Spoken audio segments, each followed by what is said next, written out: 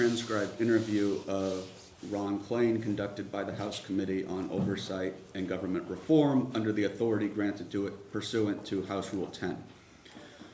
Accordingly, House Rule 10 grants the committee broad jurisdiction for the committee to conduct investigations of any matter at any time. This interview was requested by Chairman James Comer as part of the committee's investigation into President Biden's alleged mental and physical decline, the Biden White House's efforts to hide that from the American people, and any unauthorized executive action. Can the witness please state his name and spell his last name for the record?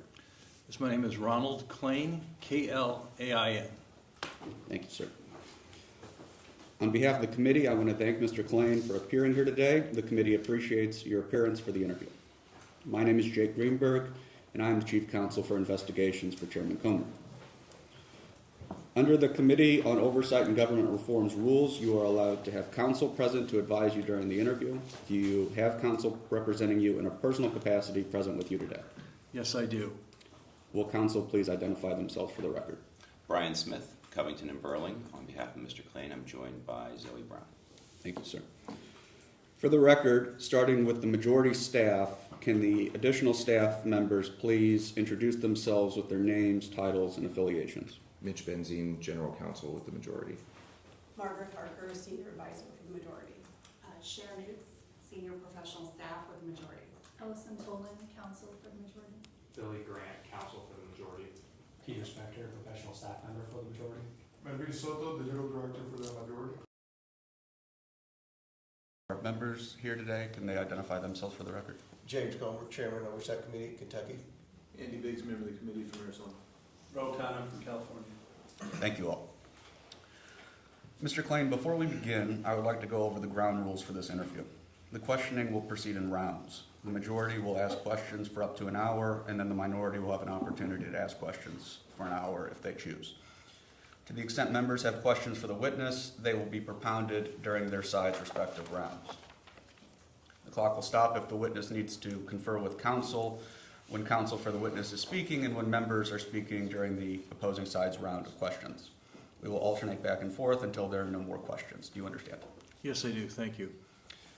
There's a court reporter taking down everything I say and everything you say to make a written record of the interview.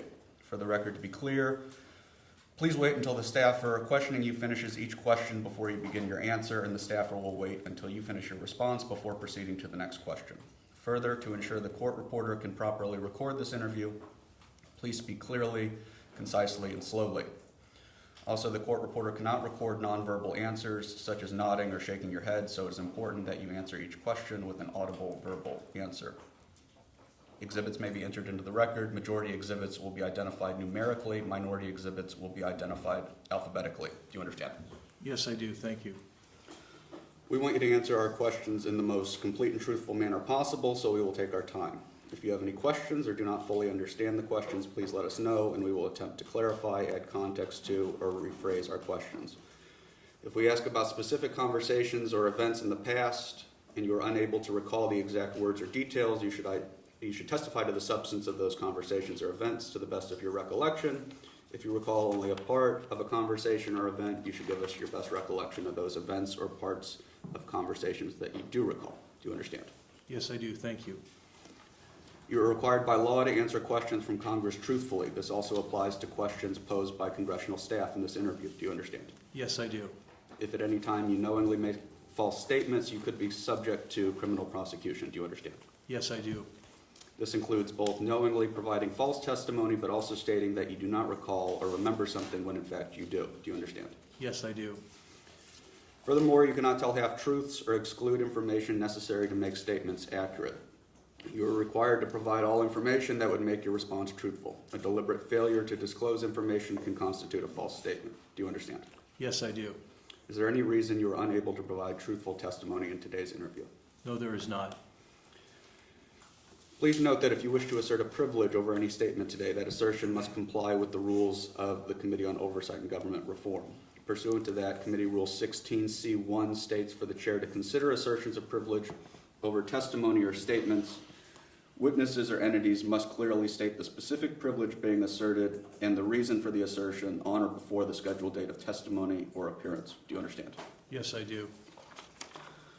I'll enter as Exhibit 1 a letter transmitted to your council dated June 24th, 2025, from Mr. Gary Lakowski, Deputy Counsel to the President.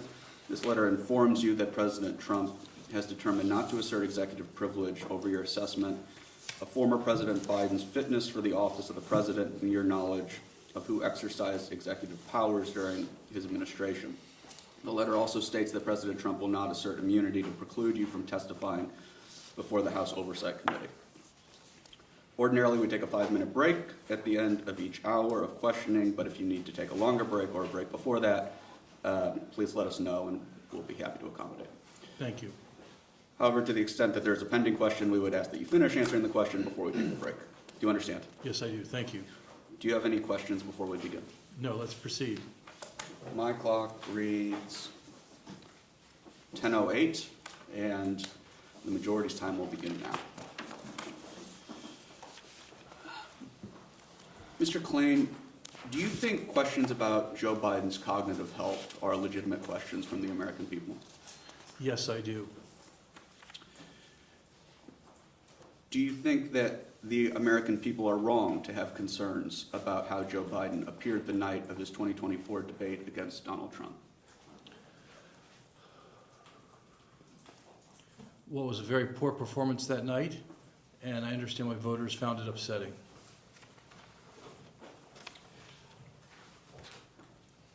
Are you familiar with Ashley Williams, Mr. Klain? Yes, I am. Who is Ashley Williams? Ashley Williams was one of the assistants to the president who worked in the outer Oval Office and, performed clerical duties in support of the president. And she would answer to Miss Annie Tomasini, is that correct? For most of her tenure there, yes. And Ms. Tomasini would report to you ultimately as chief of staff, correct? Ultimately, yes. Ashley Williams told this committee when we conducted a transcribed interview of her that, quote, "In my experience, President Biden was in command and fully executed his duties as President of the United States of America. Public speculation to the contrary, in my view, is inaccurate and ill-informed."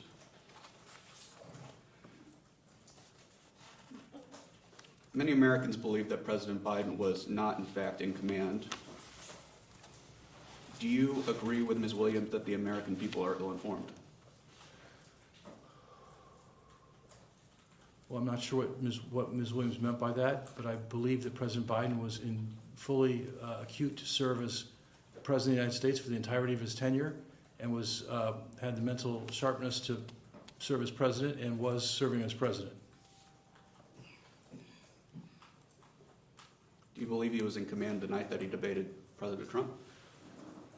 I believe he had a very poor debate performance that night. As many incumbent presidents have in their first debates, President Reagan had a very, very bad first debate with Vice President Mondale back in 1984. President Bush had a horrible debate, his first debate, when he debated Governor Clinton and Mr. Perot in 1992. President George W. Bush had a very bad first debate against John Kerry in 2004. And President Obama had a famously horrible debate, his first debate in Denver in 2012. Thank you, sir, but that wasn't my question. Do you believe that President Biden was in command the night that he debated Donald Trump in June of 2024? I believe he had a very bad debate. I don't know what in command means in the context of a debate. He wasn't being president then, he was being a candidate for president then. If President Biden showed up to the White House every day, behaving and acting as he did the night that he debated Donald Trump, would you have concerns about that? Well, I don't know what behaving and acting means. I think that the president gave very weak answers that night, but I think when he showed up at the White House, in my experience, I was chief of staff for the first 2 years. I left in February of 2023. He arrived every day and reviewed difficult issues and made decisions that reflected a sharp mind and an ability to make very effective decisions as president. So your testimony today that you haven't noticed any change to Joe Biden's mental acuity over your years of knowing him? I'm sorry, Jake, that's not what I said.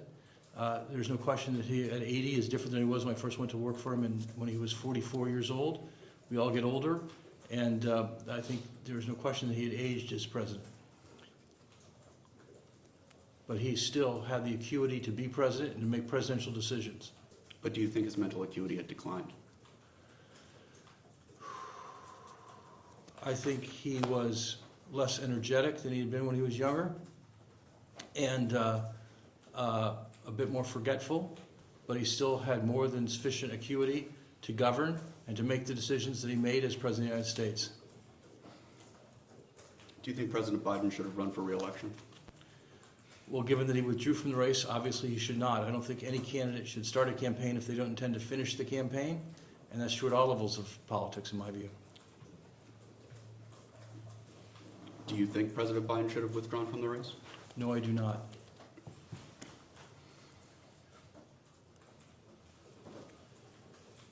Is it your testimony today that President Biden, former President Biden, is not in mental decline, in your opinion?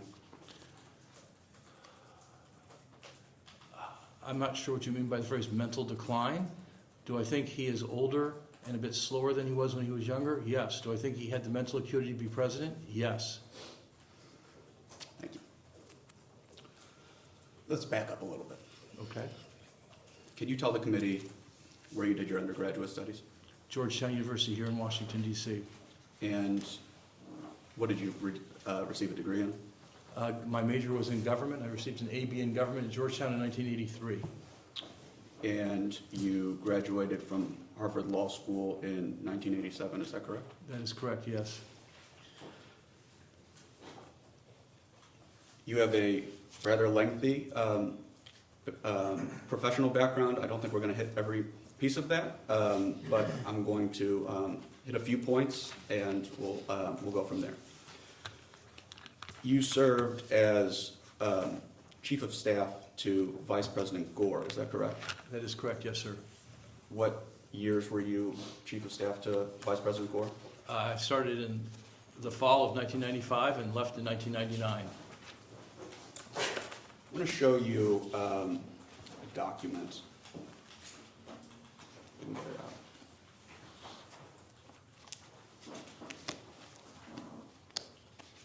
We'll mark it Exhibit 2.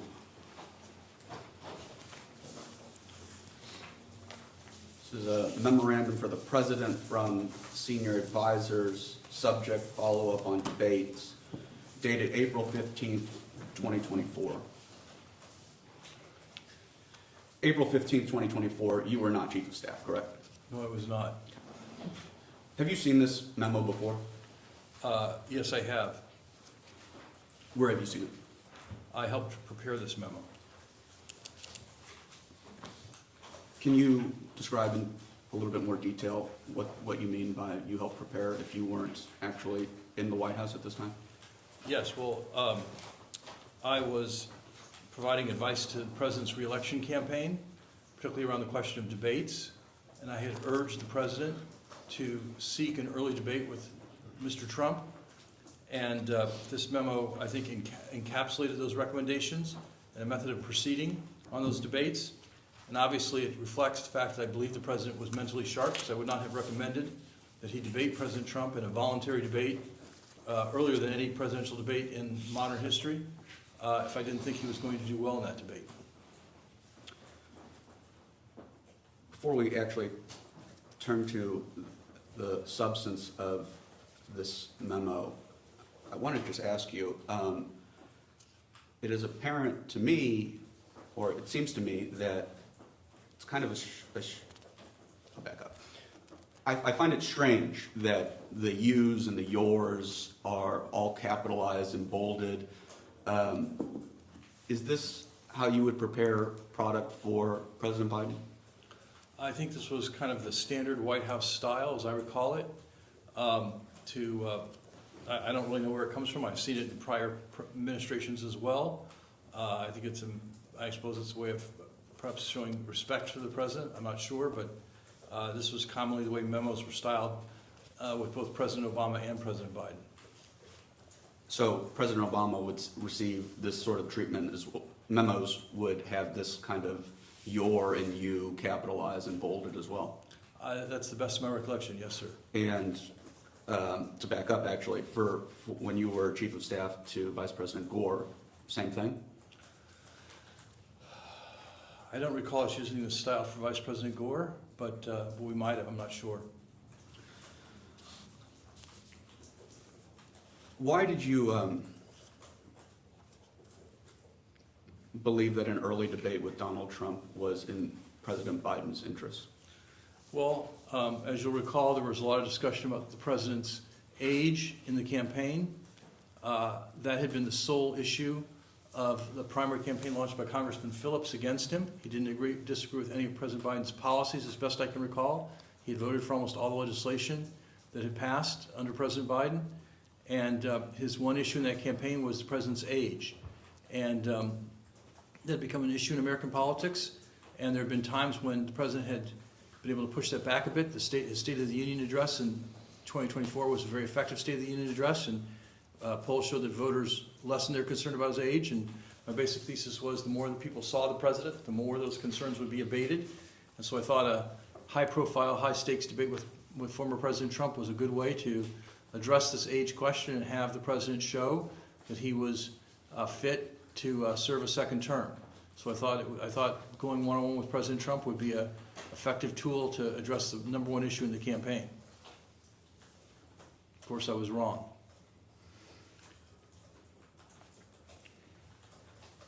You brought up Representative Phillips, his criticisms of President Biden's age. How often would conversations about Representative Phillips be brought up in conversations about President Biden's own re-election chances? I think when Congressman Phillips first started his campaign, we would often discuss it with the president. The president trounced Congressman Phillips in the primaries, including a win in New Hampshire where the president wasn't even on the ballot, and he won by 58% as a write-in candidate. So I think as the race proceeded, we talked less about Congressman Phillips, as Congressman Phillips continued to be drubbed at the polls by the Democratic electorate. When you would speak with President Biden about Representative Phillips' criticism regarding President Biden's age, how would President Biden respond? He would respond by saying, the proof of my fitness to be president is my being president, and the voters will judge me based on my performance as president. I've heard you say in interviews before that the proof of President Biden's being president is being president. Could President Biden be president and do anything, and you still find that a convincing argument? What I mean by that is I saw the president make some very hard decisions in the face of very difficult scenarios. For example,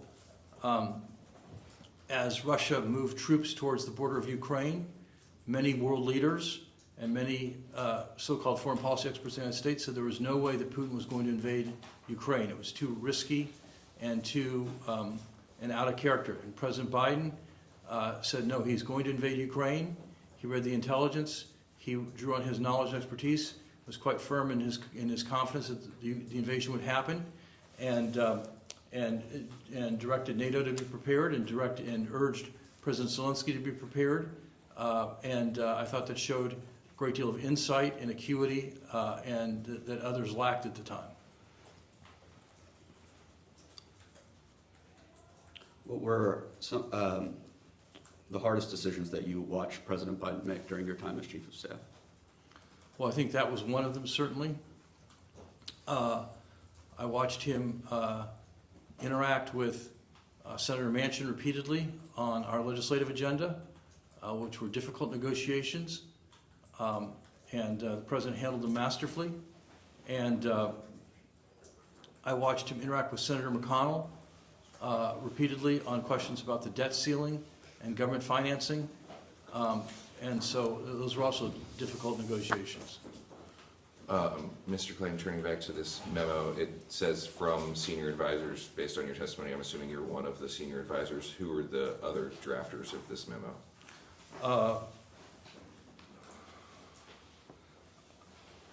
I don't recall specifically who else drafted the memo. I think it would have certainly been reviewed by Ms. Dunn and by Jennifer O'Malley Dillon, who was running the campaign, and perhaps by others as well. Would Mr. Zients have been involved in this decision? He would have certainly been involved, but whether or not he helped draft the memo, I'm not sure. And then you said that you were a big advocate for an early debate to try to put voters' questions about age to rest. Did Ms. Dunn and Ms. Dillon agree with the early debate advocacy? Yes, that's my recollection, yes. To your knowledge, for the same reasons as yourself? Yes. Were there any advisors advocating against an early debate? Not that I recall, no.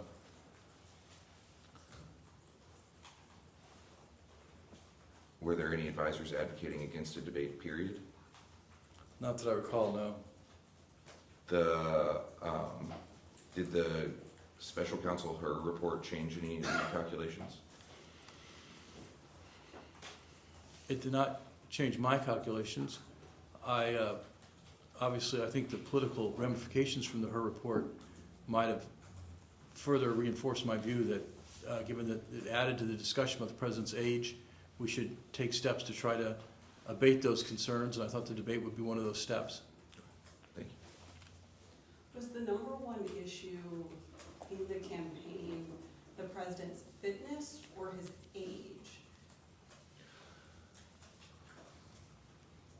I believe it was his age.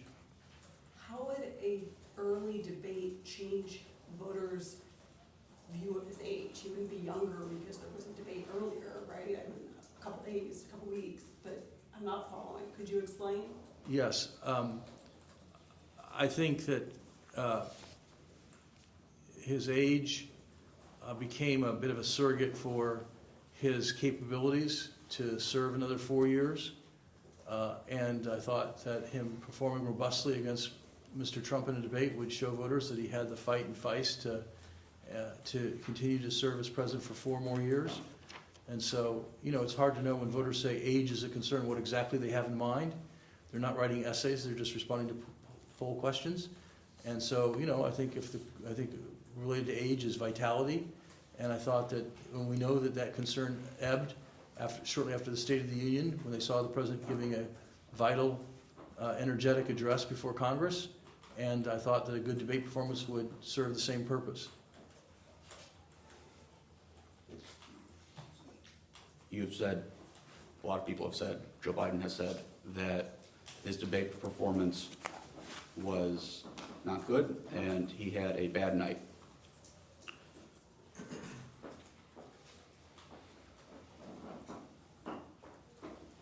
Were there other bad nights similar to his debate performance that you recall?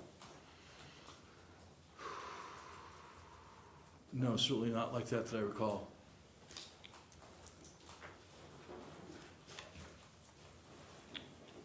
The debate occurred on June 27th, 2024, correct? Yes, You spent the week prior to the debate at Camp David, correct? yes, You were helping prepare President Biden for the debate. yes, I correct? was.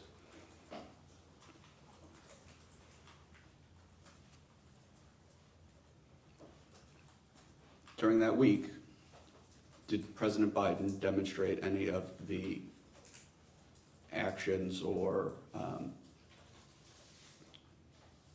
symptoms of what was happening on the debate stage on June 27th? Well, the practice did not go well. It was not quite as bad as the actual debate, but he was clearly had not reviewed his materials for the debate before we got to that week at Camp David, and he was not fluent in the arguments of the campaign. What materials should President Biden have reviewed that he did not? Well, typically for any debate, his advisors would prepare sample answers that reflected things he had said previously, but reduced to the style and format of a debate, which had required timed answers. And there were cards that had those answers drafted on them, and it was pretty clear to me he had not reviewed those cards. Who else was at Camp David for the entirety of the week before the debate? Bruce Reed, the Deputy Chief of Staff to the President, and Mike Donellan, his senior advisor. Did anyone else flow in and out? Yes, a number of other campaign aides and White House aides made briefer visits to Camp David during that period. Steve Ricchetti, Yes, I believe so. Mr. Zients, I'm not sure if Jeff ever came or not. I don't recall specifically. Jake Sullivan, I don't recall. Anita Dunn, Yes, Anthony Bernal, not that I recall, no. Annie Tomasini, Yes, Neera Tandon, I believe Neera was there briefly, but I'm not certain. Ashley Williams, I don't recall. Karine Jean-Pierre. I don't believe she was there at all. Did any members of Congress participate in debate prep? Not that I recall, no. Who played President Trump in debate prep? Bob Bauer, President's lawyer. He had played President Trump in debate prep in our 2020 preparations as well. And then you said practice did not go well. It was clear he did not review the materials. Is your meaning behind that he did not have a grasp of the facts and circumstances in the materials, or were there similar kind of missteps that you saw on the debate stage? What I mean by that is that President Biden, as been widely reported, had a stutter as a child and had managed that stutter through his political career. And one way he managed that stutter was by marking up materials he was going to deliver, speeches, remarks, with backward slashes to note what should be a single phrase. I think it's a common tactic taught to stutterers to try to manage their stutter. And so if President Biden had been through material he intended to deliver, the slashes would be all over the material. And when I looked at the cards, there were no slashes, which said to me that he had not reviewed it. And beyond that, I mean, on the debate stage, which we'll get into more, he made factual mistakes, like saying that no troops died during his tenure in foreign wars. Was he making similar mistakes like that during prep?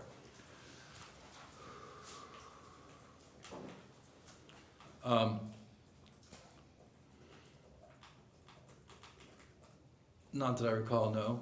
But what I'd say is I think what he meant by that was that he had ended the war in Afghanistan, and while obviously we had lost 13 members of the armed services as part of the withdrawal, there are since then no further troops had, unlike prior presidents, where this war in Afghanistan had been going on for 25 years or 20 years or whatever it was.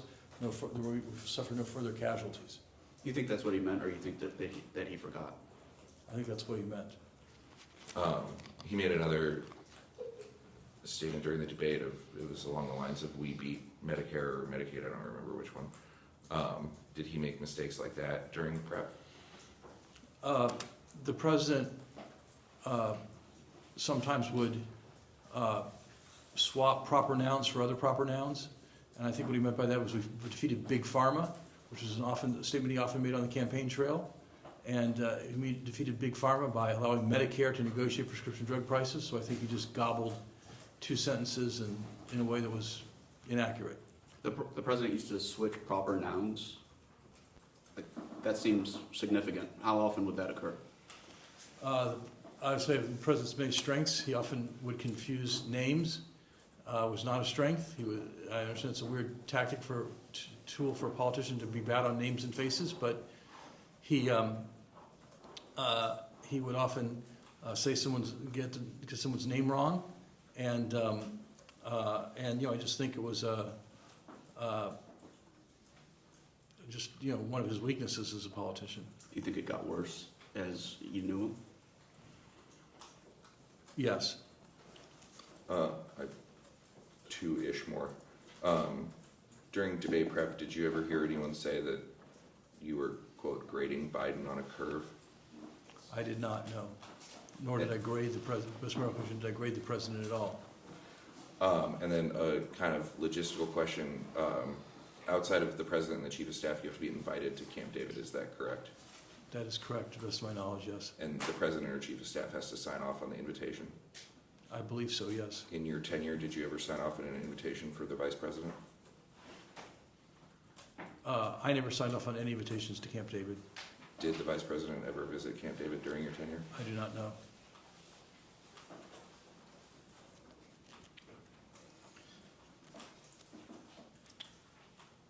provided Chris Whipple material for his book.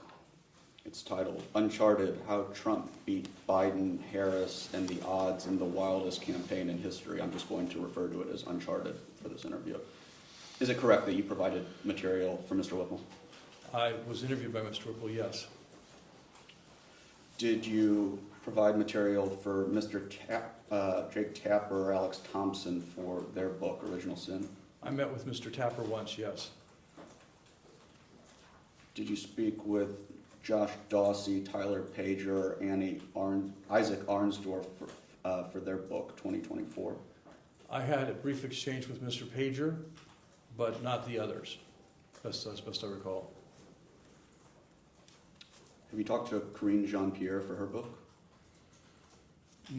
Not for her book specifically. I know Corinne, of course. I've had conversations with Corinne. Corinne used to work for me at the White House, but I did not sit for an interview for her book, no. What motivated you to sit down with these authors, these journalists, to speak about your time in the White House and afterwards? Well, Mr. Whipple had written an earlier book about the first 2 years of the Biden presidency, and the president had directed us to cooperate with Mr. Whipple for that book, and so I did. I was interviewed by him extensively for his first book. Got to know Chris, and so when Chris said he was going to write a book about the campaign, I thought it was appropriate for me to cooperate with him. And Mr. Tapper I've known for more than 25 years, and thought I would answer his questions. So, I don't know, it just seemed like the right thing to do. When we spoke to Nira Tandon, she had made reference, or she testified to the fact that she had met Mr. Tapper for what she believed was a social drink, and it turned out to be more of an attempt to get her for an interview, and she did not sit for an interview. Did Mr. Tapper explain to you when you spoke to him what he was going to be writing about? He told me he was writing a book about the 2024 campaign, and that's how he explained it to me, and I agreed to be interviewed by him about the 2024 campaign. Did you talk to Joe Biden before that about sitting for that interview? I did not know. Did you talk to Mr. Biden, former President Biden, about sitting down for interviews with any of the individuals that I've named? Not that I recall, no. When was the last time you spoke to former President Biden? I spoke to him a couple weeks ago after his diagnosis for prostate cancer to wish him well, and we had a brief conversation. And before that interaction, had you spoken with President Biden since he had left office? Yes, I believe once or twice before. What was the substance and nature of those conversations? He asked for my advice about how to staff his post-presidential life, and which former White House staffers might be willing to work for him in the post-presidency, and how he should spend his time. What did you tell him? I recommended some individuals, and urged him to work on his memoirs, because I thought he should have a voice about what this all looked like, and to begin to put together the team to build a library, because I always knew that building a library for him in his hometown of Wilmington, Delaware was very important to him. Which individuals did you recommend to former President Biden? I recommended Bruce Reed and Jeff Peck, who had been one of my reports on the Senate Judiciary Committee staff in the 1980s. Turning back, go ahead. Did you recommend Anthony Bernal? I did not. Did you recommend Annie Tomasini? I did not. They're co-chiefs of staff of the post-presidential office. Does that surprise you? It does not. I knew they were serving in that role, and I think the president was asking more about the long-term future, the next few years as he works on his memoirs and potential library, and I don't know how long Annie or Anthony intend to serve in their roles. And then you said you had a conversation with the former president after his cancer diagnosis. Was that the extent of that conversation? Yes, I called to say I was thinking about you and wishing you well, and asked him how he was doing, and he said that the disease was advanced, but he was responding to the hormone therapy, and so he was optimistic about it. I said, well, you know, a lot of people like myself are praying for you, and if there's anything I can do to be helpful, let me know. And he said, thank you, and that was the extent of our conversation. Thank you. Backing up to Mr. Whipple's book, Yes. I'm going to mark as Exhibit 3. This is a packet of pages or passages from that book that we might be referencing throughout this interview.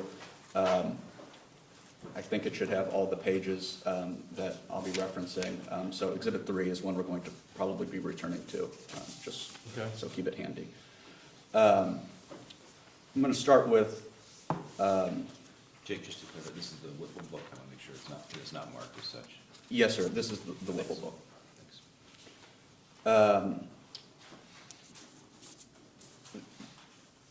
On the first page of this packet, which is page 1, introduction titled, "What the fuck happened to this guy?" Quoting you, Mr. Whipple quotes you as saying, or when you arrived at Camp David to prepare the president didn't know what Trump had been saying and couldn't grasp what the back and forth was.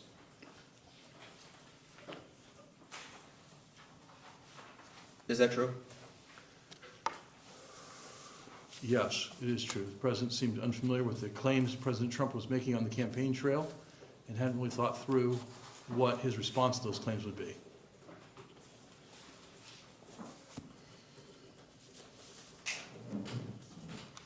And what I'm thinking about specifically there was, I said to the President Biden, President Trump is saying that the war in Ukraine is your fault because you're a weak president, and that Putin never invaded Ukraine while Trump was president. He invaded Ukraine while Biden was president. It shows your weakness. And the president said, that's ridiculous. He should ask Macron or ask Schultz if he thinks that's true.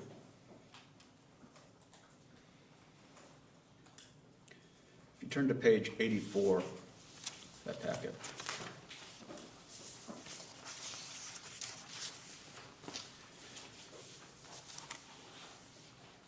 I'm going to read from the 4th paragraph down. At his first meeting with Biden in Aspen Lodge, the president's cabin, Ron Klain was startled. He'd never seen him so exhausted and out of it. Did I read that correctly?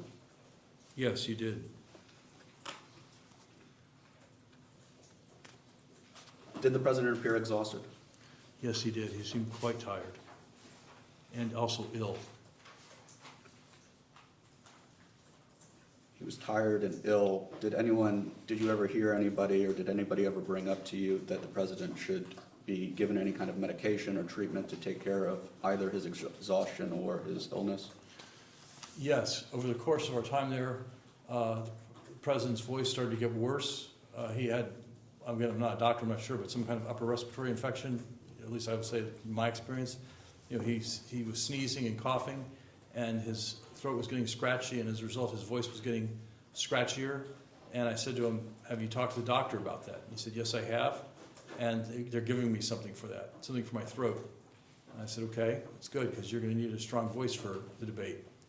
And so that's what I know about the president receiving medical treatment at Camp David. Hunter Biden has recently said that the people around President Biden gave him Ambien in the run-up before the debate. Are you aware if that's true or not? I have no knowledge of that. Was the president, all presidents maintain a pretty healthy flying schedule across multiple time zones, sometimes within the same day. Was Ambien common to assist the president in travel or getting back into the same time zone? Not that I'm aware of, no. Again, the president traveled with medical staff, medical team, and they were responsible for the president's medical treatment. Just to be clear, are you aware of the president ever being given Ambien? Not that I'm aware of, no. But I would not have any knowledge of that either way. The doctors did not consult me on what medicines they did or didn't give the president.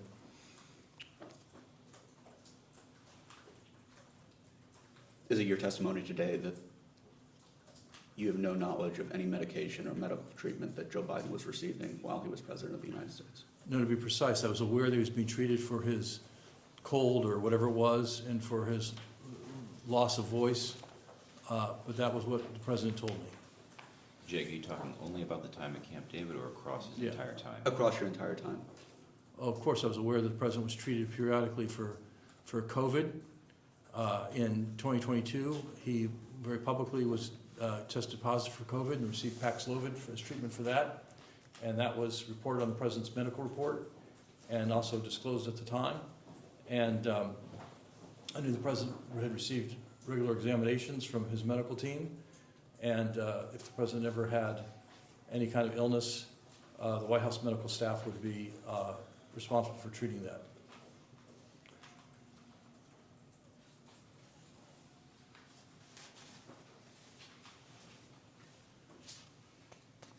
As chief of staff, were you ever made aware of any instruction being given to the White House medical staff about leaving anything out of their reports on President Biden's health? No. Are you aware of, throughout, from 2021 to 2025, are you aware of anybody who was not medical staff providing medication or medical treatment to President Biden? Not that I'm aware of, no. Just to be clear, you never heard a rumor, nobody ever told you that Annie Tomasini ever provided medical care or medication to President Biden? Not to the best of my recollection, no. Not to the best of your recollection, or no? As far as I recall, no. I never heard a rumor or report that anyone other than the president's doctors were giving the president medical treatment. Thank you. The president's doctor, meaning the physician to the president. And his team. The other doctors, the physician to the president, Dr. O'Connor, of course, had time off and wasn't always on duty, so other members of his team might give medical treatment to the president. There's a number of doctors within the Biden family. Did any of them give medication to the president? Not that I know of, no. And the only doctor I'm aware of was Ashley's husband, Howard.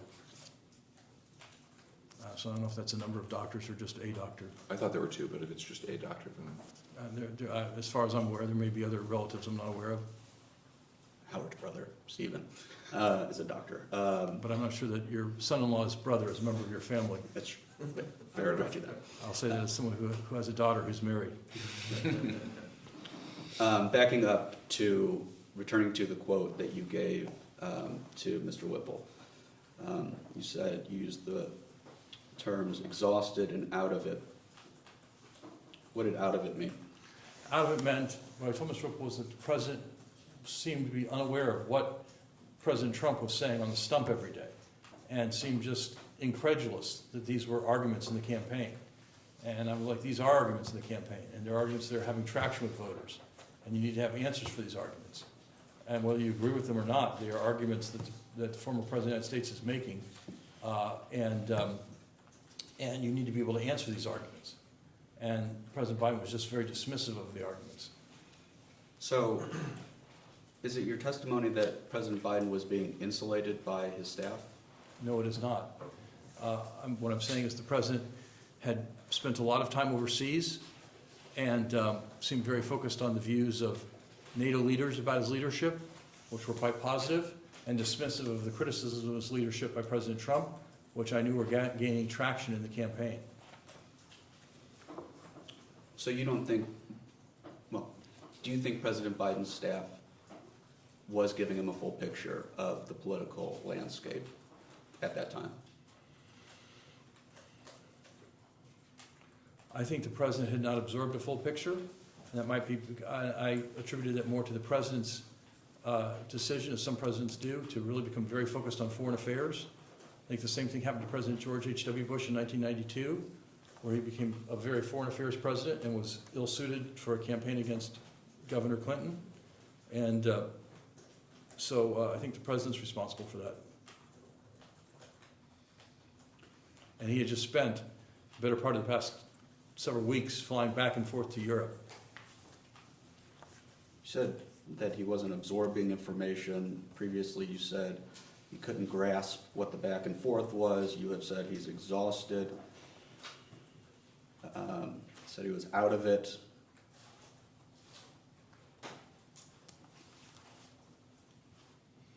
Sitting here today, do you think that he was prepared to to serve for another 4 years? I think he could have served for another 4 years. I just think he was not focused on the political challenge he had in 2024. And I think this is a common thing with presidents, where they become very focused on foreign policy. And most American voters don't care about foreign policy. They want to know about price of groceries and about presidential strength and about domestic matters. And the fact that foreign leaders found him to be a very effective leader of NATO, which seemed to be one of his top talking points, was not going to avail him in a debate, I thought. Right, but even if we accept that presidents become focused on that, other presidents have listened to advice or their staff around them to focus on those domestic issues to their benefit, to win an election. Why couldn't President Biden? Well, I don't know about couldn't, he didn't. And I don't know why President George H.W. Bush didn't either, and got beaten very soundly by Governor Clinton, notwithstanding the challenges that Governor Clinton faced as a candidate in 1992. And he was very focused on the war in Ukraine, and very focused on his relationship with NATO leaders, and he just wasn't making a effective case for his own candidacy. Did he think he was making an effective case? I believe he thought so, yes. I had earlier publicly criticized his economic messaging on the stump, and the year before I had given remarks at an economic messaging conference where I said I thought the president was too focused on bridges, and his economic message was a lot about the infrastructure bill. I thought that was highly ineffective with voters who like bridges, but I don't think they love bridges, and so I'd said that publicly before, and continued to be focused on that at Camp David, that his economic message was way too focused on bridges. How many debate prep sessions, and if there were different kinds, let me know, but how many were there during the course of this week?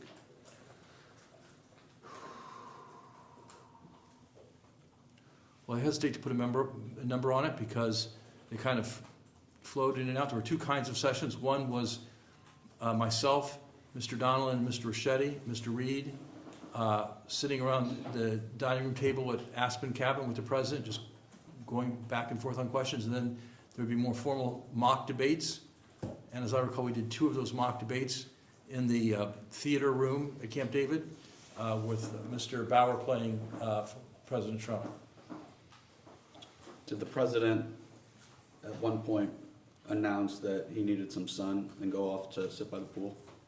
Yes, the first day we were there, we did some practice, and he said, "Look, I need some sun. I look pale, and so I'm going to go out and sit by the pool." He fell asleep. And yes, he fell asleep while sitting by the pool. Did you have to wake him up? I did not know. How long was he out by the pool? I don't know. Once I saw the president was asleep, I left Aspen Cabin and went back to my cabin. Have you ever had to wake up President Biden? When I was White House Chief of Staff, I woke him up in the middle of the night several times to deal with global crises. Yes. During the day? No, never during the day. While you're taking a break, I just had a couple quick questions. Mr. Congressman, yes, please. Refresh my recollection, when did you leave as chief of staff? February 7th, 2023. And from February 7th, 2023 till the debate time, how many times did you visit with President Biden personally where you were actually seeing him? Congressman, I hesitate to put a precise number on it because I don't want to be wrong, but I'd say, I would say probably once a quarter, every 2 or 3 months I'd go over and see him. Did you see any derogation in his performance or his mental acuity from the time you left the chief of staff, let's say to the time you got to the debate prep? Congressman, I'd say not his mental acuity. I think I noticed, not so much in my meetings with him, but when I'd seen him appear on television, that his rhetorical skills were not as strong as they had been, and his speeches were less effective, I thought. I think there was a combination of both delivery and message, in my opinion. But my personal conversation with him, I did not notice any diminution in his mental acuity. Thank you. How did the second big debate debate prep session go with President Biden?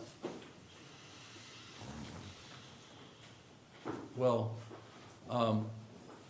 it went better than the session that he ended and went out and took a nap.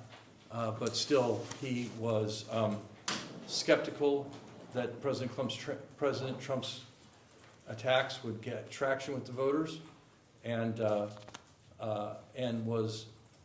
was pushing him hard to talk about priorities for a second term, because my view is elections are always about the future, not rewards for past performance, which is my political theory. And I don't think that's uniquely mine. I think that's a widespread theory in politics. And encouraged him to talk less about the number of jobs he had created and the bridges, and talk more about what he would do as president in the second term. And he reacted very negatively to that. How did he react? He said, I'm not going to make promises that I don't know if I can keep, depending on who's in Congress, and I'm just not going to do that. Do you think that was a wise political move? Obviously, I did not, because I was recommending the exact opposite. Did you notice that your advice was less heeded by President Biden during this entire week than it had previously while you were chief of staff?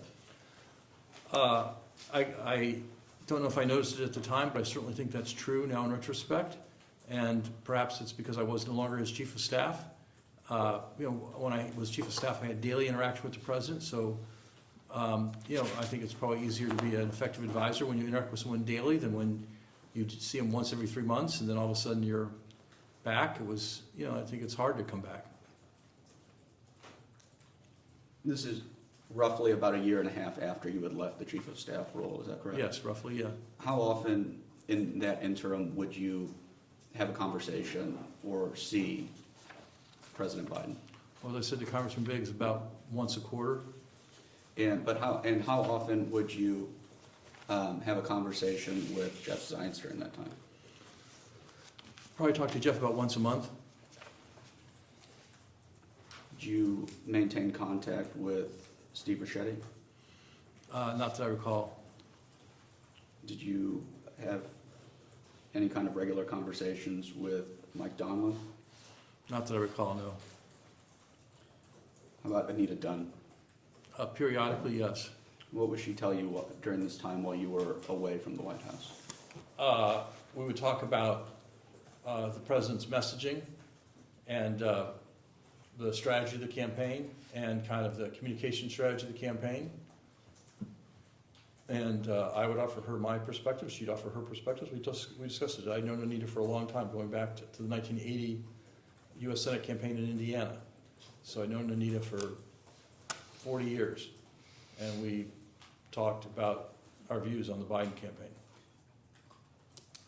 Did you believe the Biden campaign was failing at messaging? I don't think I ever used the word failing, but I thought the messaging was not very effective. Why? Because as I said, I thought the messaging was too much about the president's accomplishments and not enough about the current issues in front of the country. Inflation was a big problem, and the president was talking a lot about bridges and jobs. And I don't think bridges and jobs was an answer to inflation, and I thought the president needed a more effective answer on inflation.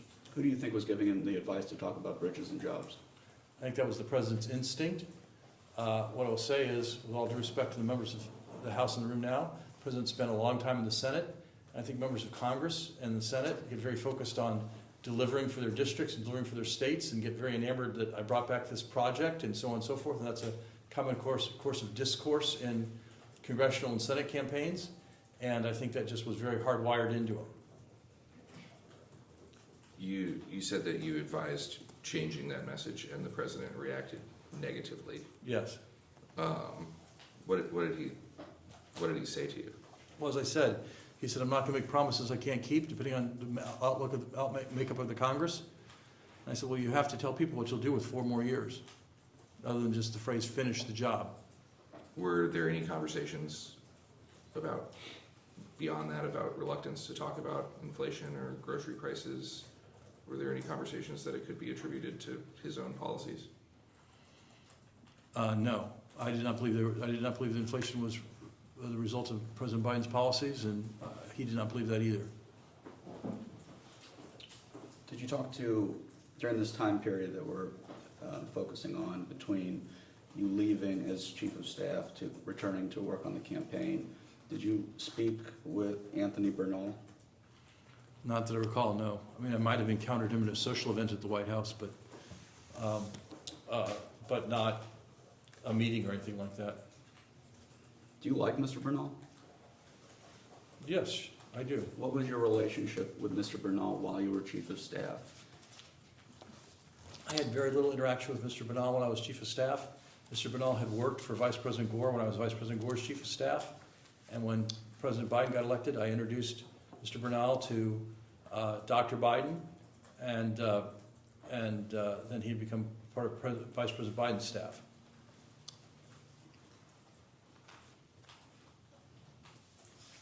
What role did Mr. Bernal hold while you were chief of staff to President Biden? He was a senior advisor to the First Lady and worked in her office in the East Wing.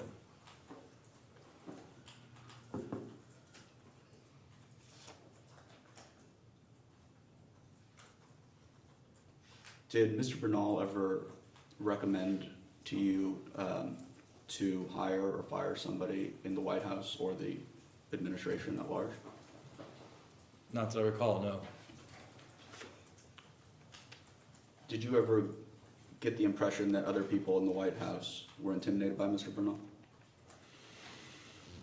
No, I did not. Did you ever say that when Mr. Bernal wanted something, that it wasn't worth fighting over and it's not worth fighting City Hall? It sounds like something I might have said, and I would have been referring to the fact that my experience was that generally when the First Ladies, in prior administrations too, when the First Lady wanted something, it was best for the staff to go along with that. That was my experience in the Clinton administration, the Obama administration, and so I carried that forward to the Biden administration. It was less about Mr. Bernal and more about the First Lady. But Mr. Bernal was the means by which the First Lady got what she wanted. Is that fair to say? Mr. Bernal often expressed the First Lady's point of view on things, yes. That was his role. Was it the First Lady's point of view or was it Mr. Bernal's point of view? I understood it to be the First Lady's point of view.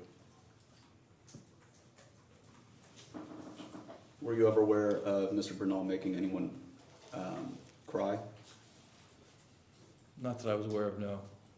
Did you ever receive complaints about Mr. Bernal's demeanor in the White House? I did not, no. What was the relationship like between Ms. Tomasini and Mr. Bernal? I'm not sure what the relationship was like. I never heard any reports on that one way or the other.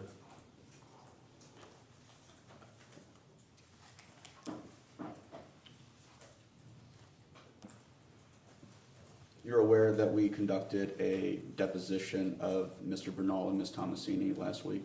Yes, I am. They pled the Fifth Amendment during their respective depositions. They both answered to you, correct? For the years 2021 and 2022, yes.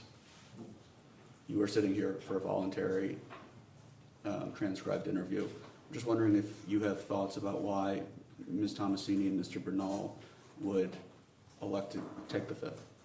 I did not discuss their appearance with them, and I do not know why they chose to exercise their constitutional rights.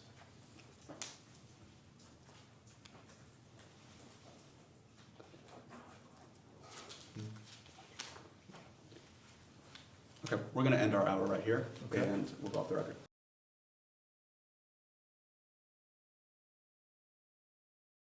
Klain, I had a few questions before I leave back for my district.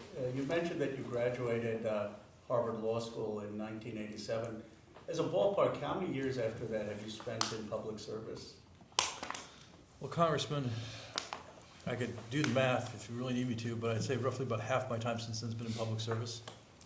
And I'm sure you had other classmates who made different choices. They went to law firms, they went to private equity, investment banks, all fine things to do. My guess is if you had chosen that, you would have made a lot more money. Is that fair? I think that's fair. I think private law practice is a very important thing too in our country, and I don't begrudge anyone that. And I have done private law practice, both as a big firm lawyer and as an in-house lawyer for a venture capital firm, and now for a major tech company. And I think people who do that also are doing something that's in the public interest too. Certainly.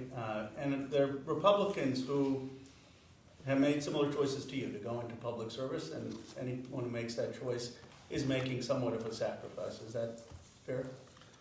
Well, I hesitate to use the word sacrifice. People are making sacrifices to the people who are serving in our armed forces and as first responders. They're truly making sacrifices. I think that the kind of public service I did as a lawyer in the government was a chance to hopefully make a difference for the better.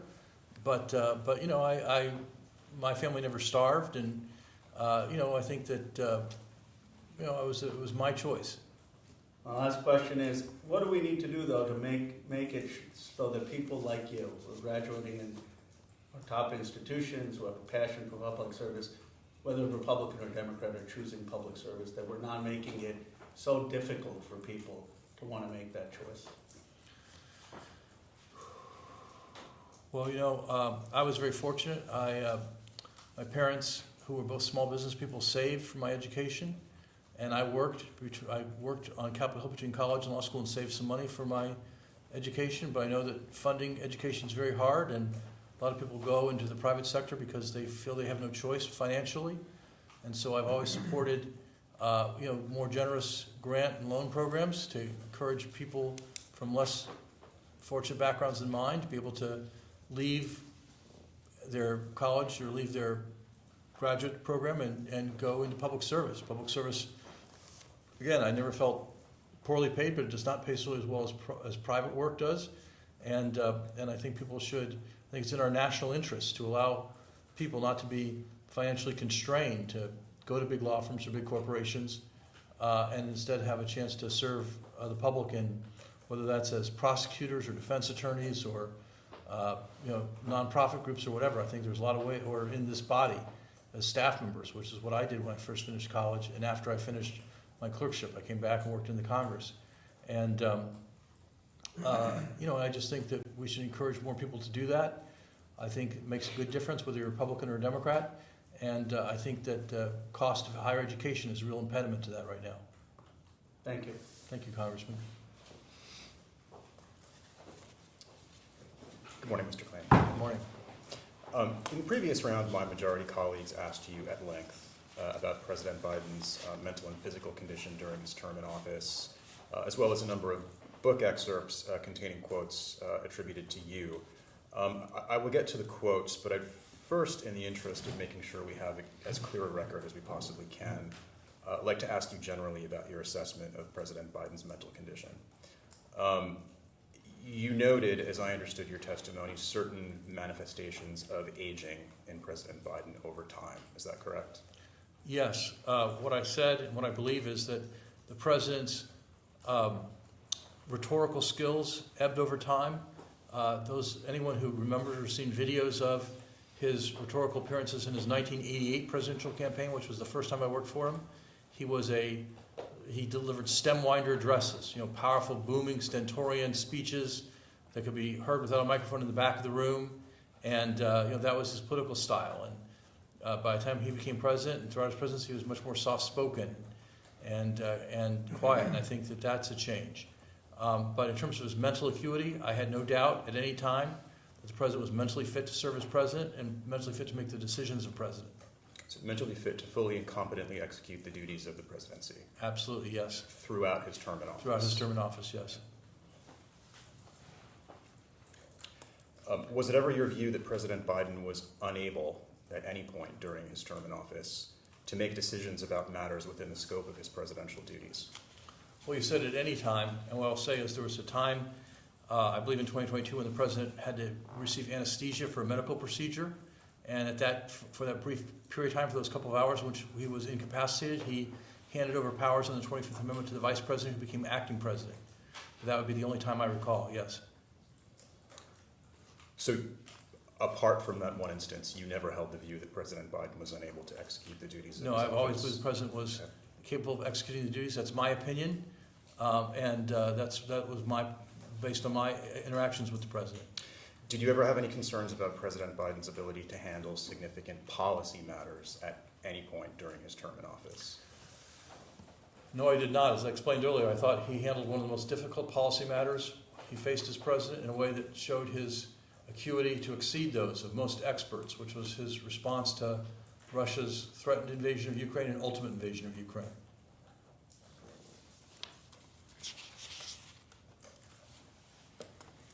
My majority colleagues asked you about certain portions of the book titled Uncharted. So I'd just like to walk through those again, just to make sure that we're completely clear as to what you did and did not mean when you spoke to the author of that book. The first quote you were asked about was in the context of the debate prep and involved the phrase, couldn't grasp what the back and forth was. And as I understood your testimony, the issue you were addressing there was President Biden's lack of preparedness. Is that accurate? His preparedness and his lack of familiarity with what Donald Trump was saying on the campaign trail and the fact that it was getting traction with the voters. So you were not suggesting by those words any inability on the president's part to understand what the Trump campaign had been saying? I was not speaking to the president's mental acuity, just the state of his then current absorption of what was going on in the campaign. And another point in the Uncharted book,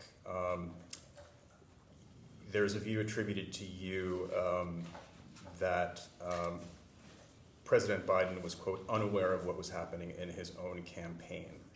And I take it again, you were referring to his lack of familiarity with the issues taking place on the ground in the context of the campaign. Is that fair? That is fair. I made that clear to Mr. Whipple. I've made that clear to Mr. Whipple in subsequent conversations after the book came out. So the words out of it are not a reference to any issue of mental acuity on the president's No, part. the words out of it are that he was very, very aware of what was being said by NATO leaders and not really aware of what Donald Trump, his opponent in the 2024 campaign, was saying and how voters were reacting to that. In your view, was President Biden the first presidential candidate to fall short in that respect in the context of preparing for a debate? No. In fact, I've prepared virtually every Democratic nominee for president for their debates going back to 1992. And so I've seen this many times before. We saw this, as I mentioned earlier, with President George H.W. Bush in the first 1992 debate when I was working for then Governor Clinton.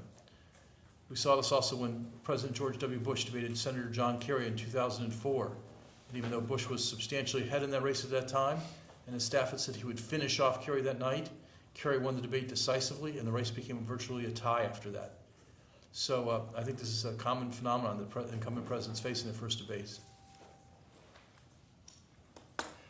I think you also mentioned during the previous round that, in your view, President Biden was excessively focused on foreign affairs at the expense of domestic policy issues. Is that accurate? That is accurate, yes, in my view. You, as you mentioned, you viewed him as comparable to President George H.W. Bush in that respect. Yes. Did you ever have a view of former President Bush as mentally infirm? I did not, no. You also alluded during the previous round to your view of President Biden's as I understood it, strong command of foreign affairs. Is that fair? Yes. He understood foreign affairs at a high level of expertise, Yes. and that was the case throughout his presidency. Yes.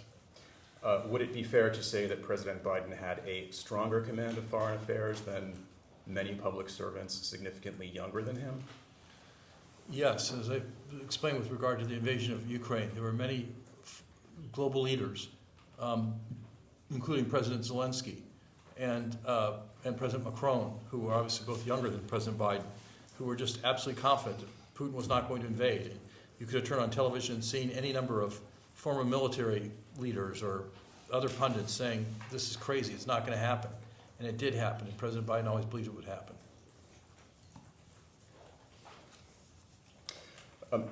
There was also discussion concerning what I understood to be a different perspective on your part and on the president's part concerning messaging surrounding the concept of bridges and jobs. I think the president, in your telling, was very focused on that message. You had a different view. So the issue there, as I understood it, was, again, a difference in perspective between yourself and President Biden. Is that accurate? That is accurate, yes. And as I said before, I think that part of his view was hardwired as service in this body, where kind of delivering pork for the district is seen as a major part of someone's job. I don't think that's what people were looking for in a president, and I thought it was an ineffective message for a presidential campaign. So if I'm understanding correctly, you did not attribute the president's view in that instance to any lack of mental capacity? No, I attribute it to habits developed over decades of service in the United States Congress. If I could turn briefly to an exhibit that my colleagues marked in the previous round, that would be the briefing memo. Yes. That was marked as Exhibit 2.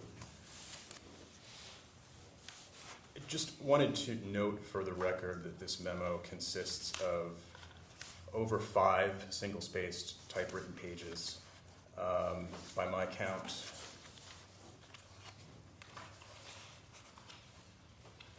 7 subheadings. It contains significant detail, for example, on pages 3 and 4, references to the Supreme Court's expected ruling in cases involving access to mifepristone, the Emergency Medical Treatment and Labor Act, and Trump's claims of immunity from conspiracy and obstruction charges related to the 2020 presidential election. Mr. Klain, you were a co-author of this memo, as I understand. Did you prepare it for someone who you viewed as cognitively infirm? No, I obviously did not. I think the memo, though not extraordinarily complex, does raise a number of complicated topics, like the Supreme Court's expected rulings on EMTALA and mifepristone and the Trump and the whole issue of presidential immunity. And as I said before, I think the idea that I or others around the president thought he was mentally infirm is belied by the fact at all that we were pursuing this extraordinary early debate, which no sitting president had ever done in American history. Is it your understanding that the co-authors of this memo held the same view? It is my understanding that the co-authors of the memo held the same view. It is a fact that no sitting president had ever debated their opponent this early in the cycle and in the history of our country. I have no further questions for the moment. Thank you. Thank you. Off the record.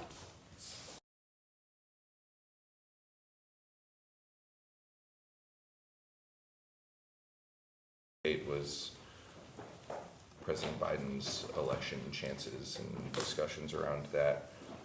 Were you involved in his decision to run for re-election in 2024? I believe it was a decision the president made. I did not offer advice either way to the president, and I certainly was involved in the planning of the campaign. I think it was reported in one of the books, and I'm paraphrasing, that everyone said that the president made his decision. It's pretty much your job to just advance the decision. Is that fair? Yes, I think that's a fair characterization of my mindset. Who were the primary staff involved in the campaign? Well, by the end, the campaign was a large entity, but I'd say in the early days, it would be Jennifer O'Malley Dillon, who had been his campaign manager in 2020, was the Deputy White House Chief of Staff, and ultimately became his campaign manager again. Julie Chavez Rodriguez, who became the first campaign manager of the 2024 campaign and was working at the White House in intergovernmental affairs. Anita Dunn, who had been the White House communications advisor and was an advisor to the campaign. Mike Donilon, who was the president's principal political strategist. I'm sure I'm leaving people out, but those seem like the major people. Just a quick question on Ms. Dunn. She kind of flowed back and forth at this time at the beginning of the campaign. Was she back at, I believe it was SKTK, or was she in the White House? Well, I don't know what exact period of time you're talking about, but certainly in 2023 she was at the White House, and then she went back to her firm, SKDK, and then ultimately, I believe, transitioned to a super PAC. Okay. Was the First Lady involved in campaign conversations? She would attend campaign meetings. She rarely offered a point of view, but she would attend and had some views. What about Mr. Bernal? Not in the early meetings, but in the meetings we had in advance of this debate, Mr. Bernal attended some political meetings, yes. What about the Vice President? She was not directly involved in these meetings, as I best recall, but certainly sometimes the President would say, let's go get the Vice President's view, see what she thinks. And what about the second gentleman? I don't recall him being involved in these meetings at all. I've only ever worked on the Hill, so my rudimentary understanding of campaigns is there's often surrogates, members of Congress, members of the cabinet. Who are the primary cabinet secretaries involved in the campaign? I don't believe any of the cabinet secretaries were involved in the campaign due to the Hatch Act and other restrictions on their political activities. So I can't think of a cabinet member who was involved in the campaign. There weren't any cabinet secretaries that you were sent out to tout accomplishments? Well, there were certainly cabinet secretaries were touting accomplishments. That wasn't about the campaign, that was about the accomplishments. Okay. Secretary Buttigieg certainly traveled a lot about these infrastructure programs. Secretary Granholm was quite outspoken about the clean energy programs that had passed the Inflation Reduction Act, but they weren't part of the campaign. What about members of Congress? I think the president's principal surrogates were actually not members of Congress, but governors. Governor Newsom, Governor Shapiro, Governor Whitmer were kind of the principal surrogates who were sent on media appearances. Certainly members of the House and Senate did make media appearances, sometimes on their own accord, sometimes at the request of the campaign, but just a number of them. My memory may be wrong. Was the now new ranking member of this committee, Mr. Garcia, the co-chair of the campaign? The campaign had a number of co-chairs. I think Congressman Garcia was one of the co-chairs, yes, sir. Right. He had been an early supporter of President Biden in the 2020 campaign. And when he was mayor of Long Beach, he had worked closely with the Biden administration on issues around the port of Long Beach. And in April 2023, when President Biden made his formal announcement, what were his polling numbers looking like? I don't recall his polling numbers at that time.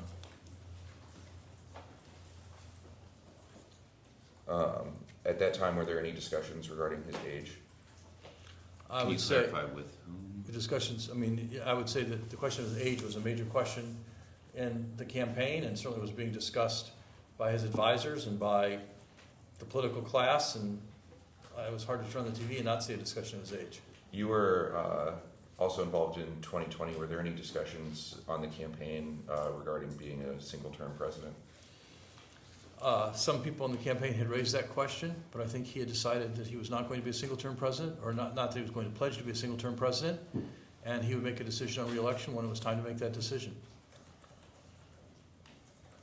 He had been a zero-term president at that point in time, so Yes. I think he also felt that proclaiming how many terms he was going to serve when he hadn't been elected to one seemed almost arrogant. Were you involved in any, prior to the debate, were you involved in any discussions of the president not running for re-election? I was involved in discussions about whether or not the president was going to run for re-election, where the question of him not running for re-election definitely came up. But I think it was clear to those of us who knew him that he intended to run. And particularly after the midterms, where the Democrats had achieved a surprisingly positive result, or a surprisingly non-negative result, I think the conclusion that he was the right person to lead the party seemed to be kind of widespread in our party. Was that kind of where the midterms, the 22 midterms, kind of a turning point in solidifying the decision to run for re-election? I believe so, yes. During the course of the campaign, how was polling data presented to the president? The president would be briefed on polling data by Mike Donelon, who was his senior political strategist, and Mike would often report on polling data to the president. Were you involved in those briefings? No, because I had left the White House at that time. Even during campaign meetings, were you ever present when Mr. Donelon would present polling numbers? Not in campaign meetings, but in meetings on legislation and issues. Mr. Donelon would often present polling data to the president as we were trying to move the president's agenda through the Congress. In Camp David, prior to the debate, did Mr. Donelon present any polling data? I don't recall him presenting any polling data at Camp David. And then, how involved were you in like kind of day-to-day campaign events? Like the president went to former Governor Terry McAuliffe's house for a fundraiser. He did various other fundraisers with celebrities and other politicians. Were you involved at all in those? I was not involved in those. I did not attend any of those events. Do you believe the polling was being properly communicated to the president at this time? To the best of my knowledge, yes. The president often trailed in the polls. In 2019, he was dead last in the polls and went on to win the primaries and win the presidency. So I think the president and the people around him took with some skepticism the idea that his current standing in the poll was how the election was going to come out. And throughout the 22 election cycle, there were a lot of polls that said the Democrats were going to get wiped out. They were going to lose the Senate. They were going to lose 50 or 60 seats in the House. It didn't transpire. So I think there's a difference between whether or not what the poll said and what the outcome was going to be. And there was a lot of skepticism in the Biden camp around polls at one time predicting the outcome. You believe the president was well informed as his what the polls were saying regarding the potential outcome? I believe he was, yes. Were there ever any we'll start in the White House. Was there ever any consideration in not providing the president with bad news? Not that I know of, no. What about during the campaign? Again, not that I know of, no. Were there any polls that you saw leading up to the debate that suggested President Biden was beating President Trump? In the weeks immediately before the debate, no, he was clearly trailing by a couple of points. What about immediately after the debate? I saw very little change in the polls immediately after the debate. What about a kind of broader question? Were there ever any polls that had President Biden leading President Trump? Early in the 2024 cycle, I believe so, but certainly not by the summer. And it was reported that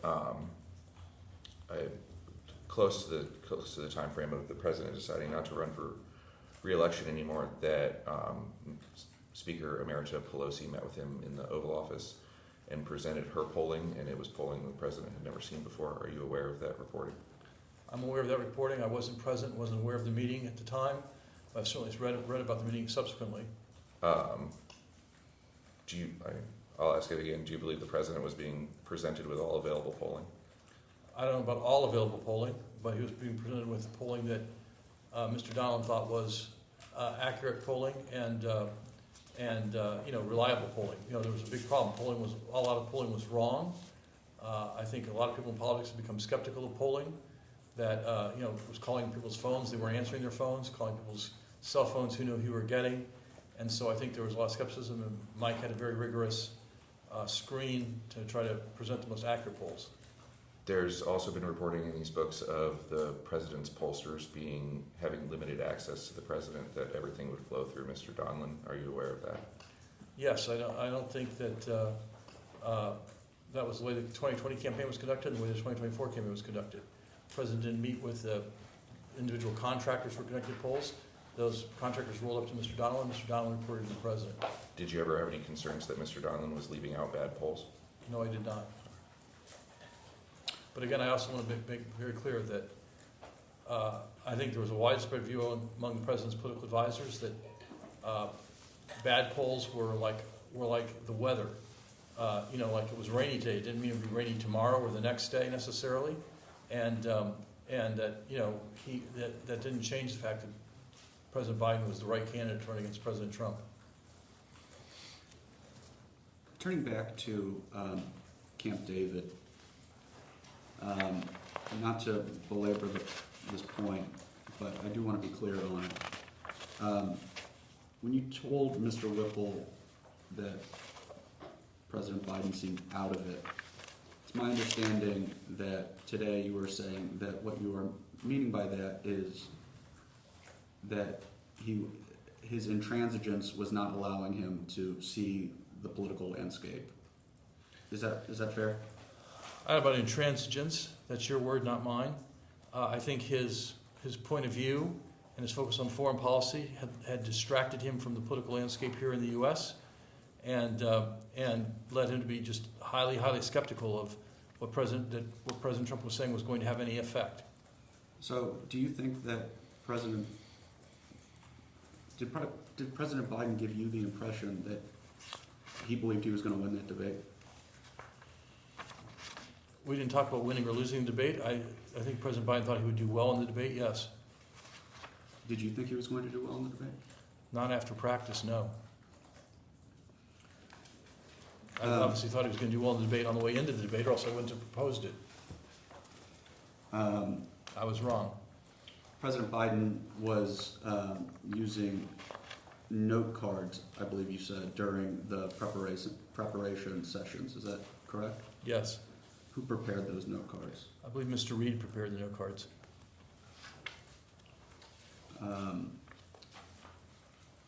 Would Mr. Reed have been responsible for preparing all of the preparation documents that you were saddened to see President Biden did not seem to have reviewed? I believe so, yes. Or those working with Mr. Reed. And do you believe Mr. Reed or those working with Mr. Reed did in fact prepare those documents? Yes, the documents. I saw the documents at Camp David. How many documents were there? The stack of cards was about this thick. I know I'm not supposed to use Sure. hand gestures because the court reporter can't say it, so let's say it's about an inch thick. And then some briefing memos that went with them. Because the president really was quite insistent on knowing the details behind the claims. So if one of the points in the memo, and one of the points in the cards was like, I created 16 million jobs, he'd want to know like what is the data behind that, like who like according to what source I created 60 million jobs, where are the 60 million jobs, things like that. So behind the cards there were memos that kind of elaborated on the factual claims. Did you ever speak with Mr. Reed about President Biden's apparent failure to review those documents? Yes, I did. What did Mr. Reed say? He said the president had been traveling, had been quite engaged in working with NATO, had been to Europe twice, and was focused on those meetings and the preparation for those meetings and the execution of those meetings. Did Mr. Reed express any kind of regret that the president was not able to review those documents? Well, I don't think regret is the right word, but I think he was aware that it was a serious lack of preparation.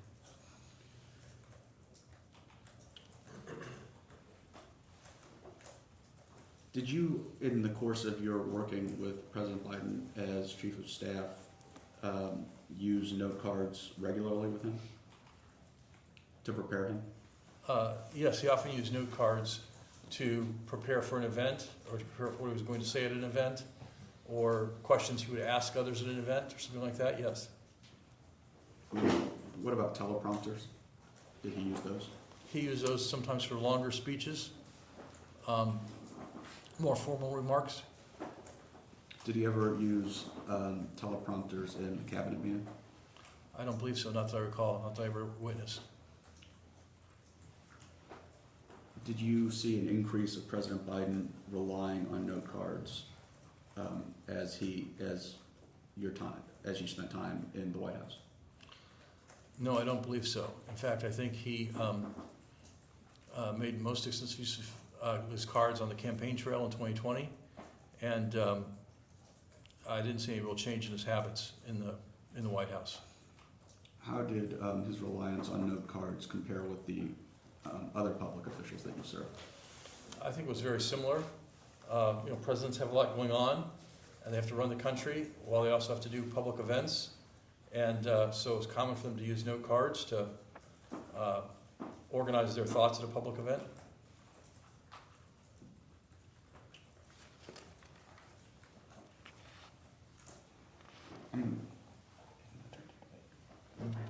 Okay, we're going to turn to the debate itself. Okay. How did you travel with President Biden to Atlanta for the June 2024 debate? Yes, I did. How did you fly on Air Force Flew on One? Air Force One with the president. Who else accompanied you? Well, Air Force One is a large plane. There are many people on the plane, but among the people advising the president on the debate, it was Mr. Donnellan, Mr. Reed, myself, and I believe that was it among the debate prep people. And it's my understanding that when you got to Atlanta, there was very little time between you getting off of Air Force One and the debate actually starting. Is that correct? I don't think that's correct. Oh, really? We went to the hotel where the president spent time with his family and relaxed a bit and showered and dressed and then left the hotel late for the debate. I see. How did President Biden strike you as you were going to the debate? Struck me as anxious about it, as he often was before big events. But he said he was ready. Back up a little bit. The group of folks that you mentioned as the debate prep team flying on Air Force One, did you fly in the president's cabin during that flight? No, we flew in the senior staff cabin, and so no, we did not fly in the president's cabin, no. Did you have interaction with the president while on that flight? Brief interaction. At one point in time, the president stuck his head in our cabin and said, "Why don't you guys come in and let's talk about this a bit?" We went into his office on Air Force One and talked a little bit about the debate. What was your perception of President Biden's preparedness at that point? I still had a lot of anxiety about it. And I will say that debating was never his strongest event, and in the decathlon that is American politics. And so I had anxiety about it, and we just chatted over some Q's and A's, and I still thought he wasn't quite where he needed to be, but then he dismissed us and went back to his work. And then rewording Jake's question a little bit, you clarified that you did not get to Atlanta in a short period of time prior to the debate. Why? But you did get to the debate stage in a short period of time prior to the debate. Why was that? The president never liked to get there early, and one advantage being the incumbent is they're not going to start the debate without you. So his view was like, I'll leave when I want to leave, and I'm spending time with my family, and the president often found that relaxing. And so when he was ready to go, we went. Had staff done a walkthrough of the debate stage by that point? I believe so, yes. Okay. And the president did not want The president did not. President generally had eschewed walkthroughs in all the debates, going back to the 2020 campaign. And so the fact that he didn't want to walk through did not surprise me, because the president had generally not done walkthroughs. Where did you watch the debate? I was backstage in a holding room. Who was with you? I don't recall who was back there with us.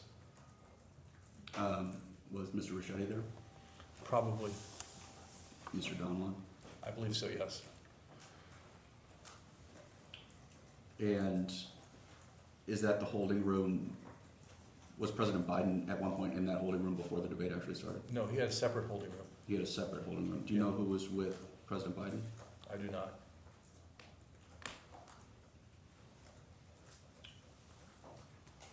Which members of the president's family were at the debate?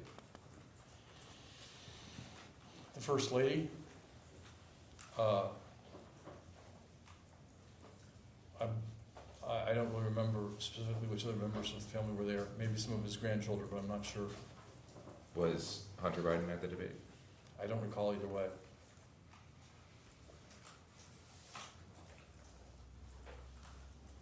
It's been reported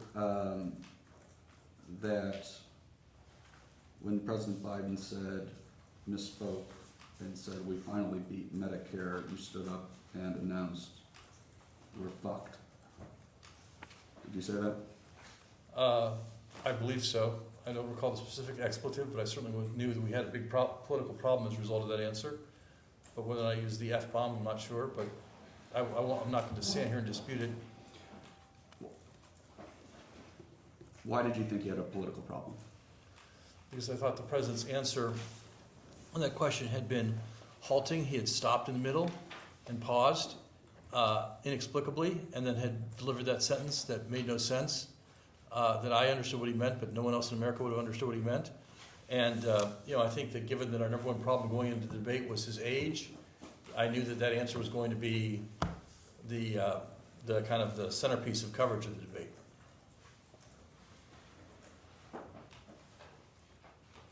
And far from what I wanted to get out of the debate was coverage that said, President Biden puts the age question to rest, and so we were going to get coverage that said, the age question is even bigger than ever. Do you think President Biden was too old to run for president again? No, I do not. Did anyone respond to your remarks?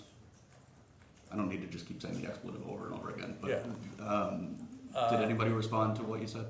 Not that I recall, no. Whatever I said, I probably said it loudly and with force, and it wasn't an invitation to debate. What was everybody else around you saying? People knew it was a very bad answer, and they were discussing that it was a bad answer, but perhaps other expletives were used by other people, I'm not sure, but it was a very bad answer, there's no question about it. Do you agree with me that President Biden struggled to make coherent points during the debate against President Trump? I certainly agree that there were times in the debate where his answers were very bad. I thought there were times in the debate where the answers were fine, particularly later in the debate. But overall, the debate performance was very weak. Do you agree with me that President Biden was mumbling or speaking very softly during the debate? I don't know about, I disagree with mumbling, but he spoke very softly. He knew he had a microphone on, and I think believed the microphone would be adequate to carry his voice. And as I said, he had developed a softer and softer voice over the course of the presidency, and I think this was a good example where that soft voice did not serve him well. Do you agree that President Biden would appear to freeze up or seem to lose his train of thought during that debate? Certainly on that healthcare answer we've been discussing, he did freeze up or lost his train of thought, however you want to describe that. And I don't recall other instances of that, though. Is that kind of freeze up something that you had seen before from President Biden? No, it is not. You never saw President Biden lose his train of thought to that degree before? No. Did you see it since, after the debate, did you see President Biden freeze up like that? Not that I recall, no.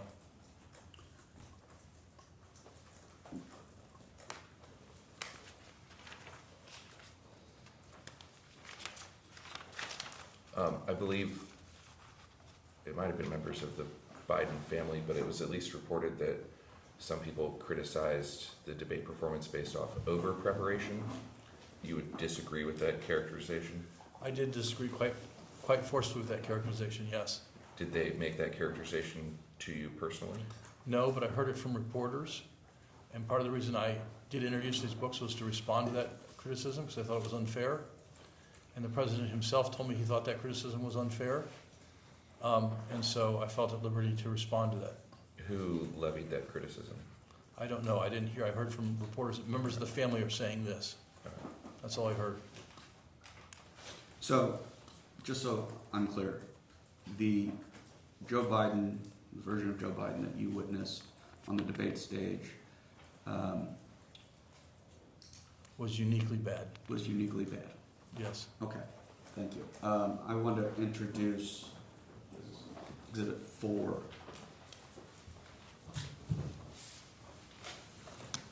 Thank you.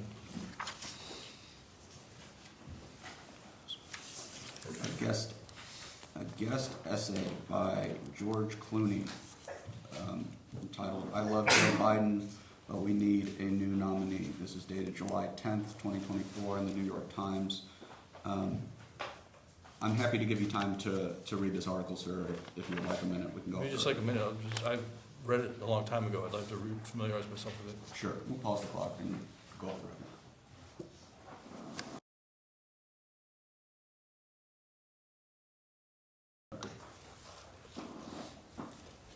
I'm going to read from page 1 of this printout, the last paragraph.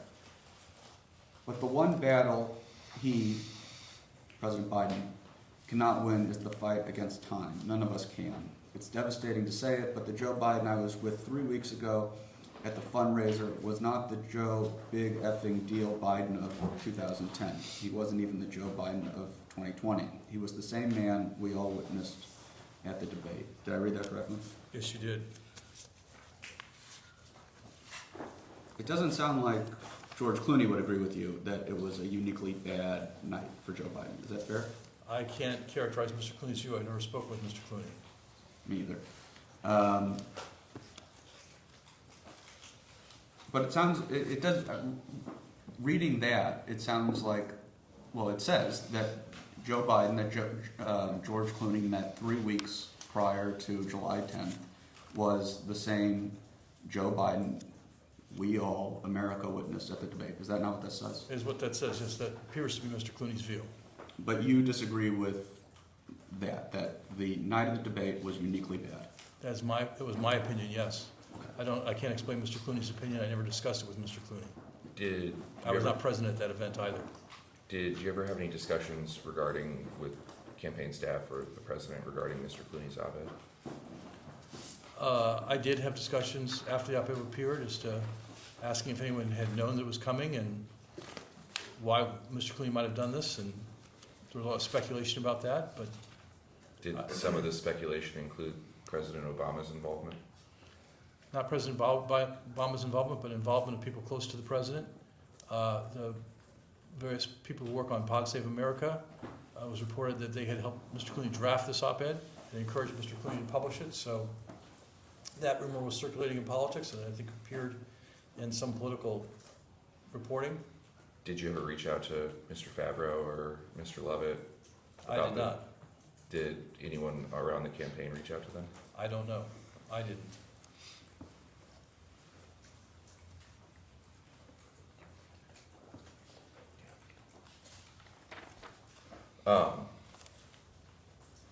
Immediately after the debate, were you part of any conversations about the president's performance? Yes. With who? With the president, with Mr. Donnellan, who was helping to prepare the president's remarks for a rally, a series of rallies the president was going to do very late that night, and then the next day in North Carolina. And I said, we need to address this.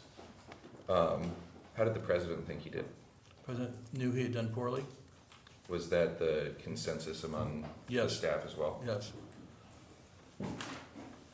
And then he went to a post-debate event prior to flying to Raleigh, is that correct? He went to 2 post-debate events. One of which, maybe both of which, but one of which the First Lady joined him on stage and said, "You did a great job, you answered every question." How was that comment perceived amongst staff? I think it was just perceived as her trying to cheer up the crowd. The first event they went to after the debate was a rally-style event in a hotel holding room where people have been watching the debate, where supporters have been watching the debate. And they were, of course, a little demoralized, and so I think the First Lady was trying to lift spirits in the room. Were you a part of any of the spin teams in the spin room after? I was not. We'll stick to kind of the immediate, prior to flying to Raleigh. Were there any conversations regarding no longer running for re-election at that point? No, there were not. Not that I recall, certainly. In the kind of a broader question, and then I'll get more specific. In the days or immediate weeks afterwards, did you receive any phone calls regarding the president's performance during the debate from donors? I did, yes. Were they concerned? Yes. What were their concerns? I received a phone call from a prominent donor in New York who told me that there would be no more donations for the president and he should drop out of the race. Was that the only phone call that sounded like that? That was the only phone call I received from a major donor, yes. I wasn't that involved with the donors. What about any conversations from, or any more one-on-one conversations with less senior staff regarding the president's performance? Was there, I'll rephrase, was there a general concern amongst the staff that the debate cost him the election?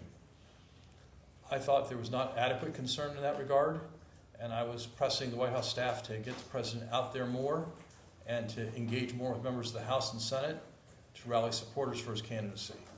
Immediately, the same kind of time frame, days, immediate weeks after the debate, did you receive any calls from members of the House regarding the debate? I didn't receive calls, I placed calls. So I don't want to be like overly persnickety here, but just trying to be as accurate as possible. I called members of the House and urged them to issue statements of support for the president. Were those calls primarily to the Progressive Caucus, or were they broader? Primarily to the Progressive Caucus, yes. Ms. Jayapal at that time? Certainly Congresswoman Jayapal, for sure. What about, did you place any calls to senators? I believe I called Senator Markey, who had been a very old friend of mine. And your first boss? My first boss on Capitol Hill in the House. He was a congressman. And I don't believe I spoke to any other senators, though. I'm not going to ask about specific conversations with congressmen, but was the general consensus the same, that the debate performance was poor? The consensus was the debate performance was poor, but there seemed to be uncertainty about whether or not the president should continue in the race or step out. So kind of mixed messages isn't the right term, but you heard both support for the president continuing to run and support for the president dropping out. I heard support for what I heard was openness to the president continuing and unhappiness about his level of engagement with members of the House. Openness and, I'm going to be a little persnickety since you were Please. too. Openness and support are different words. Yes, because I did not secure any of those members to issue a statement saying the president should stay in the race, but they didn't rule it out. Okay, So that's why I consider openness. thank you. How many members are we talking about? And I'm not holding you to a firm number. I'd say probably about 3 or 4 And none would, put out a statement, no. I'll go back to the debate, but did the Progressive Caucus ever put out a statement signaling support? Not that I know of. You just said this, but you advocated for the president to be more public-facing after the debate. Yes, and even more to meet in person with members of the House and Senate who might be inclined to support his candidacy. I'm going to separate the two and start with that. What was the reaction to more FaceTime with members of the House and Senate? The general view I got back from my House staff was that the president had a very busy schedule. He was going to stick to his schedule and it would all be fine. And I was skeptical of that. That immediate schedule after the debate included a rally in Raleigh and then a Vogue photo shoot at Camp David? Well, what I'd say is this was after the rally in Raleigh.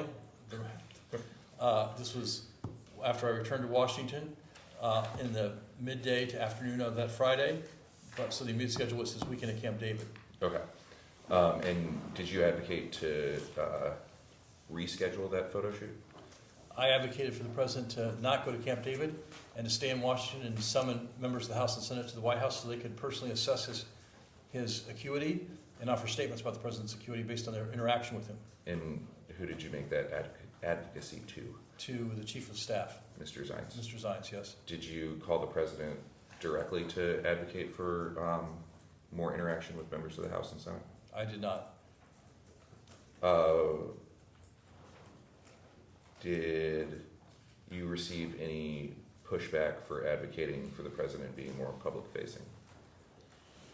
I was told that there was a plan and it would take time because the president's schedule was full, and I encouraged them to tear up the president's schedule and accelerate these things because I thought the president was in more political trouble than apparently his advisors at the White House believed. I'm actually from Raleigh, and by all accounts, you believe the rally in Raleigh was a success? I do think the rally in Raleigh was a success, but I thought it had limited efficacy in stemming our political problems because it was just a rally speech. And then getting to the trip to Camp David in particular, when you were advocating about canceling and staying in Washington, were you aware that it was a photo shoot with Annie Leibovitz? I was, yes. Who told you that? Mr. Zients told me that. And did that play a role in your advocacy of canceling that trip, that it would come across as maybe out of touch with what just happened? It wasn't so much that I was for canceling. I thought the president had more urgent business, would be the way I would put it. And the more urgent business meaning kind of trying to shore up some support on the Hill. Correct, yes. Do you know how many times the First Lady was on the cover of Vogue during the I do term? not. I'm not a reader of Vogue magazine. I'm not either. And what was Mr. Zients' reaction to trying for your advocacy to cancel that weekend? Mr. Zients, I think, had a view that I had been kind of hyperactive as chief of staff and had been, very crisis-oriented, and that I was overreacting, and that, and that I was, following my character, and his character was a more kind of corporate management style, like we have a plan, we're going to do our plan, and it'll all be fine. And so he said that this was not his approach, and it was, I was reflecting my approach, and it wasn't his approach. Did he give any inclination that that weekend was a priority of the First Lady or the First Family?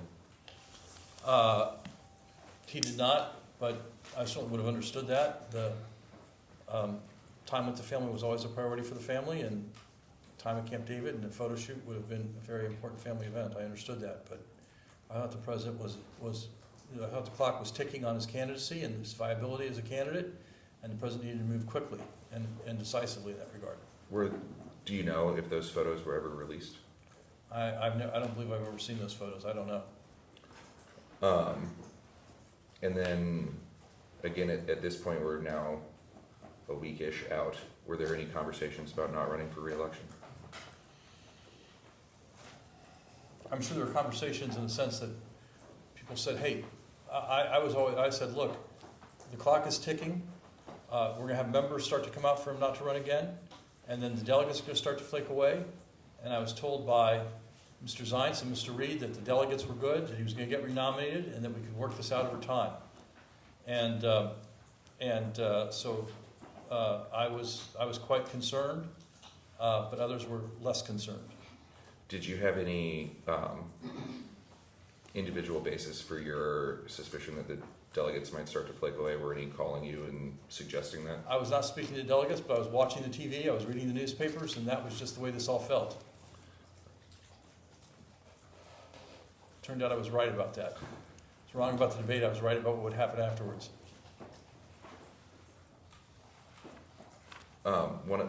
Sorry, Jake.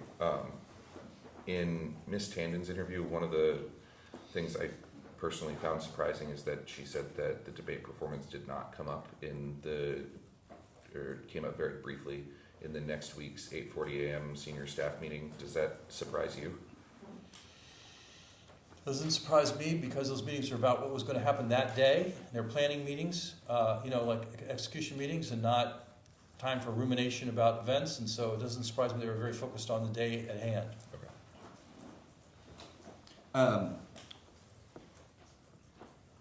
From the time that you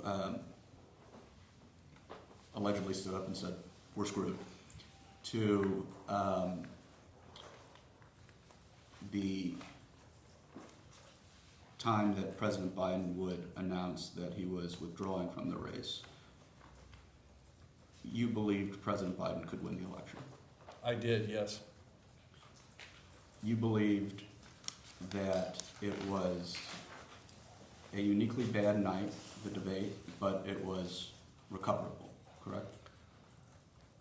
Yes, I believe something different in addition to that, which is I believe that President Trump's greatest strength as a political figure was his ability to characterize his opponent and to make his opponent seem exotic and unacceptable to the American people. I watched him do that in the 2016 campaign with Senator Rubio and a number of his Republican opponents. You know, Little Marco, lying Ted Cruz, Pocahontas, Senator Warren. And I was quite concerned that someone else substituted in at the last minute would be subject to that treatment by candidate Trump, and it would be effective. So I thought the centerpiece of the 2024 campaign was about Donald Trump, and I thought that President Biden offered the lowest target zone for President Trump compared to other alternatives. So I thought he was the most effective candidate for the Democratic Party, even if his political skills had diminished. Focusing on what you characterized, I believe, as the uniquely bad night that was the debate, I actually want to show you a video. It's audio, and it is a portion of President Biden's interview with Special Counsel Hur. I know you were not in the White House in October of 2023, but I'm going to have a few questions after we listen to this clip.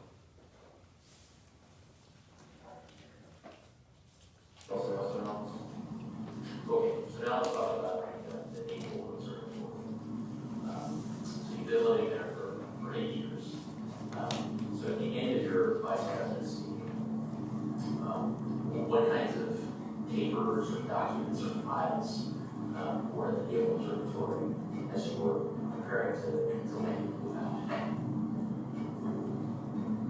Well, I'm trying to think. A lot of my speeches, a lot of the initiatives I've taken, a lot of probably some press clippings, I'm guessing.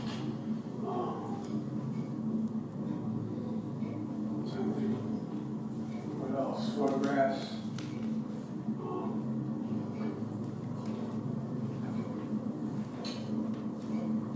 I don't know.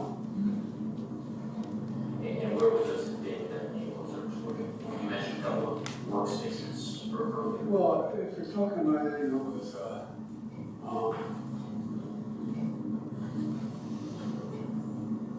substantive matter, classified or otherwise. You know, the fight in the Judiciary Committee over whether or not I was the guy who wrote the Violence Against Women Act. And it was really meant a lot to me. And so they might find stuff in the Violence Against Women Act in one section of a drawer or in the shelves of the library of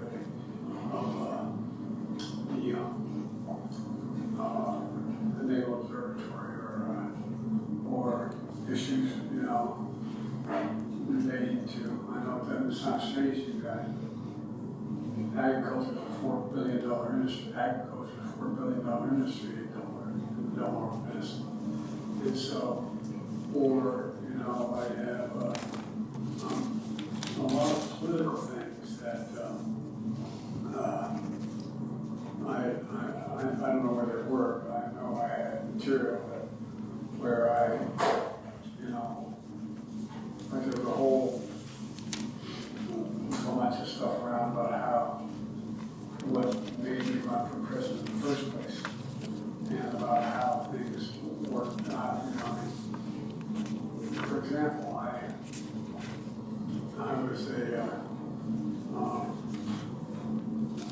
got a job.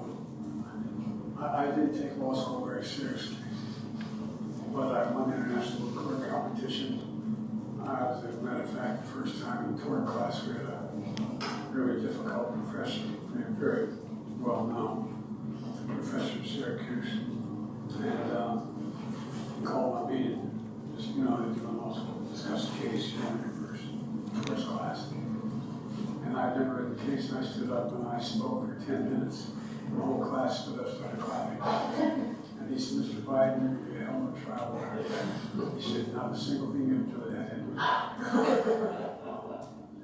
But anyway, so, in law school, I got out of law school and I got, believe it or not, odd job offers from some prestigious law firms. And I was not sure where I wanted to go out west, or where I wanted to move to Idaho, I thought. And so I was going to go out and interview in Boise Cascade. That's all I really did. But I took a job with the best-known trial firm in Delaware, in mostly civil defense issues.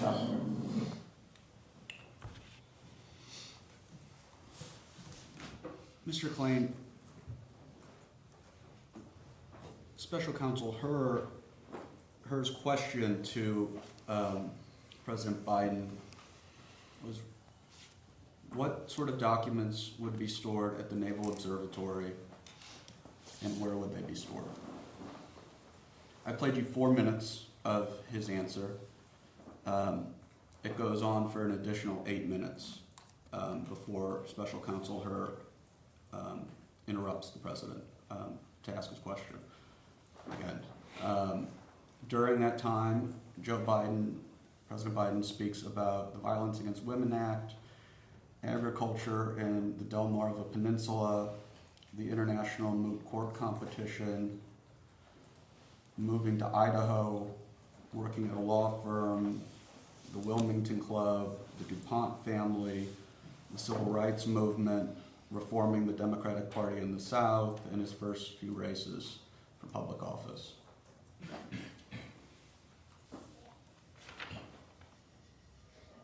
Again, was the debate against Donald Trump a uniquely bad night for President Biden?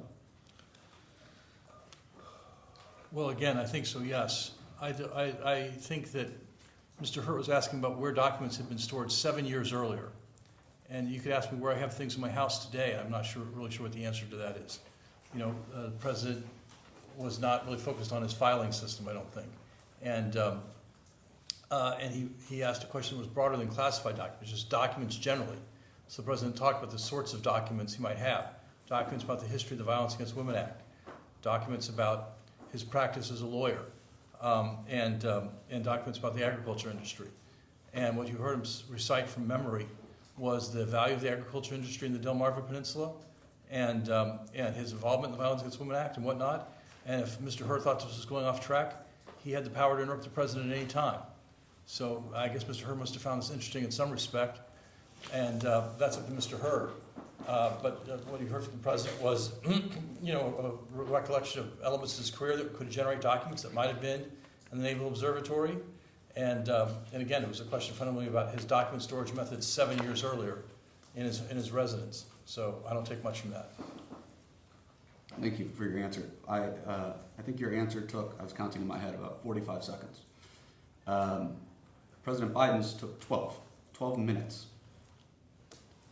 Did you have concerns about President Biden's ability to answer questions succinctly and in a coherent fashion at any time? Of course, the president being non-succinct had been a criticism of his entire career. And in fact, one of the things I'd worked with him on was the 2008 presidential debates when he was a candidate for president. And he very famously gave a debate answer where he was asked, do you think you can be brief and to the point? And he said, do you have any concerns about being brief and to the point? And he said, no. And that was the entirety of the answer. It became a big media sensation that he had a one-word answer. And so we were aware that one of his political liabilities was that he was a long talker. And so that's why when he was president, we focused on prepared speeches to try to contain the length of his speeches, because he did have a tendency talk at length and say what was on his mind. That wasn't a question of mental acuity, that was just his style. I think he believed he was a very effective communicator, and the more he talked, the more he would bring people in. And it was part of his political appeal. And, you know, and I think that as time passed, I thought that became less effective. But I don't think that's a question of mental acuity, it's just a question of presentation style. Why do you think it became less effective? Because I think our politics have changed to shorter answers and, you know, shorter clips and social media clips and whatnot. And I think these long answers he used to give on the stump in Delaware and the kind of long interactions with voters and backyards and whatnot to seem charming and witty and folksy is not the style of American politics today. But President Biden's ability to actually deliver long narrative responses has changed, don't you think? That doesn't sound, what I just played you does not sound like the Joe Biden from 2008. Do you agree with me? I do not. I think, unfortunately, what you just played is typical of the answers he's given throughout his career. They are often, certainly, he was legendary for us when he was chairman of the Judiciary Committee, of his questions being long-winded and you know, and covering a lot of ground. And this was just always his style as a politician. And so it doesn't surprise me that, you know, he continues it. During that same interview, President Biden had to be reminded when he began and separately ended his time as vice president. Are you aware of that? I am not. You haven't read reporting about the contents of the Her report? I've read some reporting about it, but I didn't study it carefully. Back in 2008, do you think the Joe Biden back then would have had problems remembering when he, for instance, started in the Senate? No, I think he would remember that when he was elected to the Senate, and I think he certainly remembered when he was elected as vice president, but whether or not, I think he would have said I served as vice president from 2008 to 2016, because those are the election years, as opposed to the fact that he started in 2009 and ended in 2017. But you know, I just think that dates were never his thing.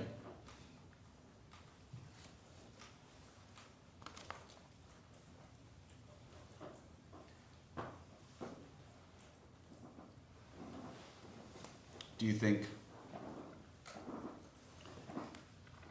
President Biden, it was unusual that President Biden couldn't remember when his son Beau died? I think President Biden does know when his son died. The question is whether he remembered, I don't know what questions he was asked specifically. I've read reporting about this, but I never saw the transcript. And so I don't know precisely what was asked and precisely what he said.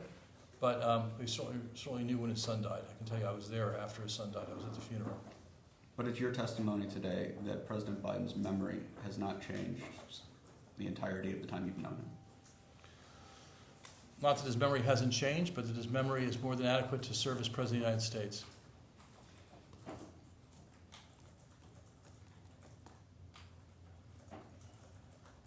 And the fact that he gives long-winded answers doesn't undermine his mental acuity. He wasn't able to give long-winded answers, though, during the debate, and he seemed to flounder. Why? Well, a debate's a very different thing. You have to give short-winded answers. There's Mark Twain's famous saying, or whoever it was, that, like, I wrote you a long letter because I didn't have time to write a short one. And, you know, I think the president always struggled with shorter answers. And the debate format really, I think they were 90-second answers. And so I think that it's always harder for him to give a 90-second answer than to give a completely discursive answer. But President Biden had been in debates before, and he was able to adapt his behavior to those debates to deliver the requisite short answer. Why wasn't he able to do it this time? He was out of practice. You know, one thing about being incumbent president is you stop debating. In the 2020 campaign, he engaged in, I think, at least a dozen primary debates, perhaps more, in the run-up to his 2 debates with President Trump. And so he just had a lot more practice debating. Debating is a practiced skill. And I think candidates of all sorts have to practice a lot. He was out of practice. And he was out of practice because he didn't engage with you during Camp David, correct? He was out of practice because he had not been a candidate for 4 years. So do you disagree with me that one of the reasons President Biden had a poor debate performance is because he didn't take practice very seriously for the week that he had to prepare for it? I disagree with your characterization that he didn't take it seriously. We did not practice enough. I agree with that. I think if he practiced more, he would have done better. How could you say that he takes it seriously when he's going out to sit by the pool and falling asleep? Well, I assume he was tired, and we all have human needs, and being tired is one of them. The president had traveled more, I think, than any president in history had traveled in a short period of time to keep our allies together in Europe. He'd gone back and forth to Europe twice in a very short period of time, and so he was tired. So he wasn't up for it? He was tired. That's different than not up for it. Well, he didn't do it, though, Mr. Klain. Why did he do it? This was a big moment, and he failed to practice for it. Because he thought it was more important to be president than to run for president. And that, I respect that. I disagreed with it, but I respect it. And he was very focused on doing his job as president and less focused on preparing for a presidential debate.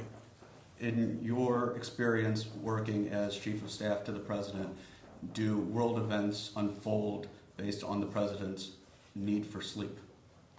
No, they don't. And the president performed ably on the world events. He had gone to Europe twice. He had rallied our NATO allies.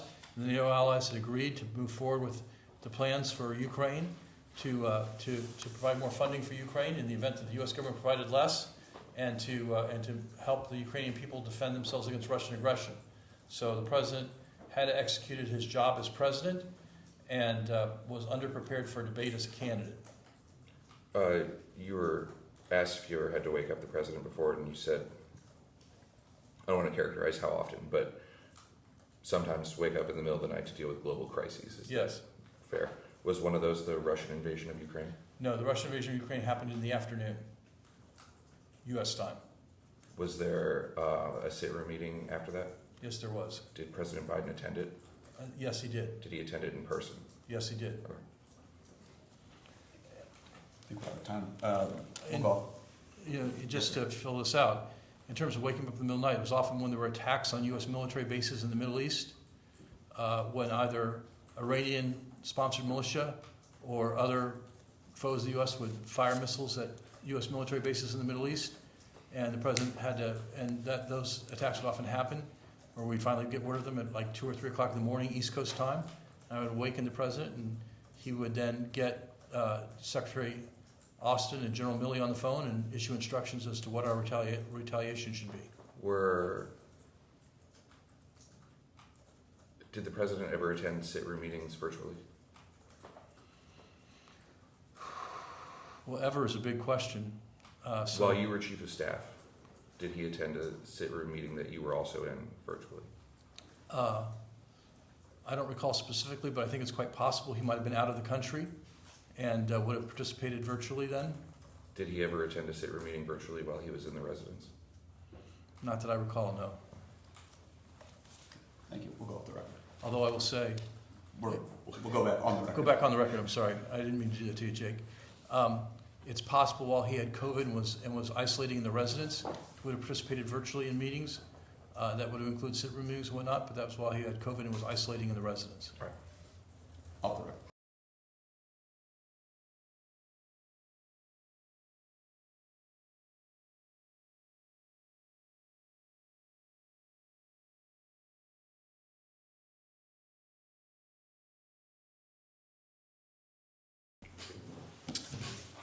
Mr. Klain, just a few questions for you. In the previous round, you were asked at length about the President's 2024 debate and your reaction to his performance. I just want to make sure that the record is clear. As I understand, the President's performance did not change your view that he should remain in the presidential race. Is that correct? That's correct. I thought it was a bad performance, but I thought it was a debate. Presidents have bad debates, and they continue. Ronald Reagan had one of the worst debates in history in 1984, and he won 49 states afterwards. So I thought the president should continue in his campaign.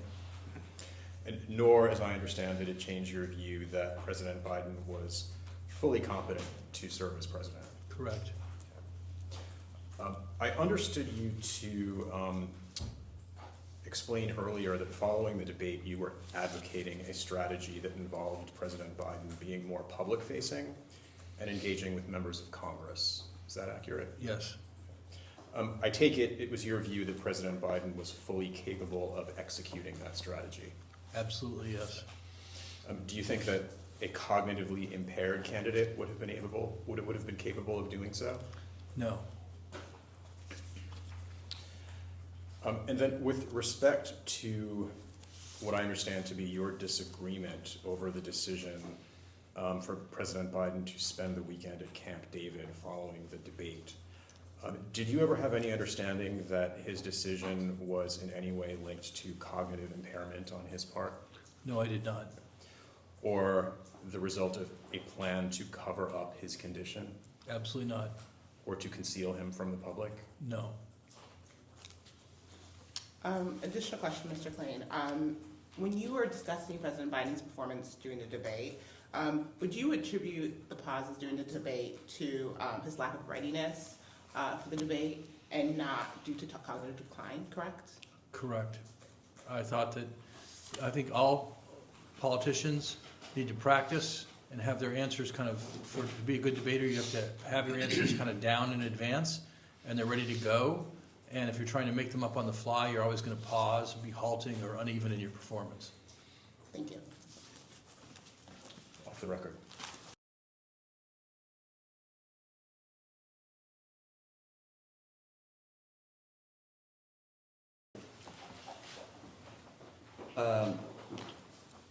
Mr. Klain, let's talk for a couple minutes about Hunter Biden. What is your relationship with Hunter Biden? I know Hunter. I've known him for a long time. I don't really have any kind of personal relationship with Hunter and don't know. He's an acquaintance, I would say. When was the last time you spoke with him?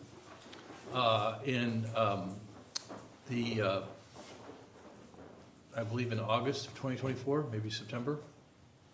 What did you talk about? It would have been August because we talked about his father's candidacy and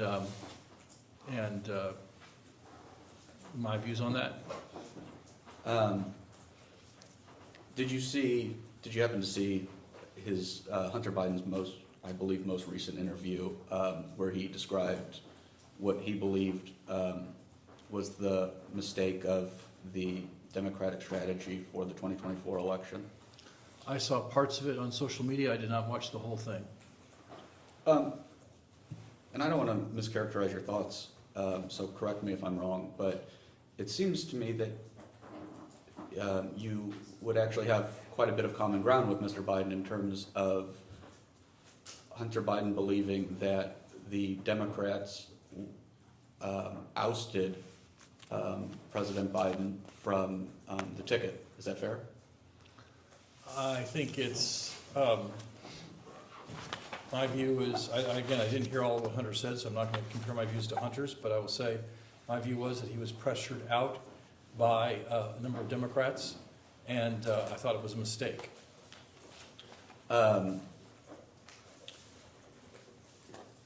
You previously, while you were serving as I believe you previously solicited funds from Hunter Biden's company Owasco. Is that correct? I solicited funds from Hunter for the Vice Presidential Residence Foundation. As you may know, we don't fund the Vice Presidential Residence the same way we fund the White House Executive Residence. And so vice presidents, going all the way back, Democratic, Republican vice presidents have set up foundations to help support the expenses of the residents. And when I left Vice President Biden's service as Chief of Staff, I went on the board of that foundation and agreed to help raise money for that foundation. I did reach out to Hunter to ask if he would make a donation in support. What was your understanding of what it was Hunter Biden did for a living at that time? At that time, I believe that Hunter was a lobbyist, but I wasn't sure about that. But I was just calling people who were friends and family of the president to try to see if they'd make donations to this foundation. It's a hard foundation to raise money for because people don't really want to donate to couches at the vice president's residence.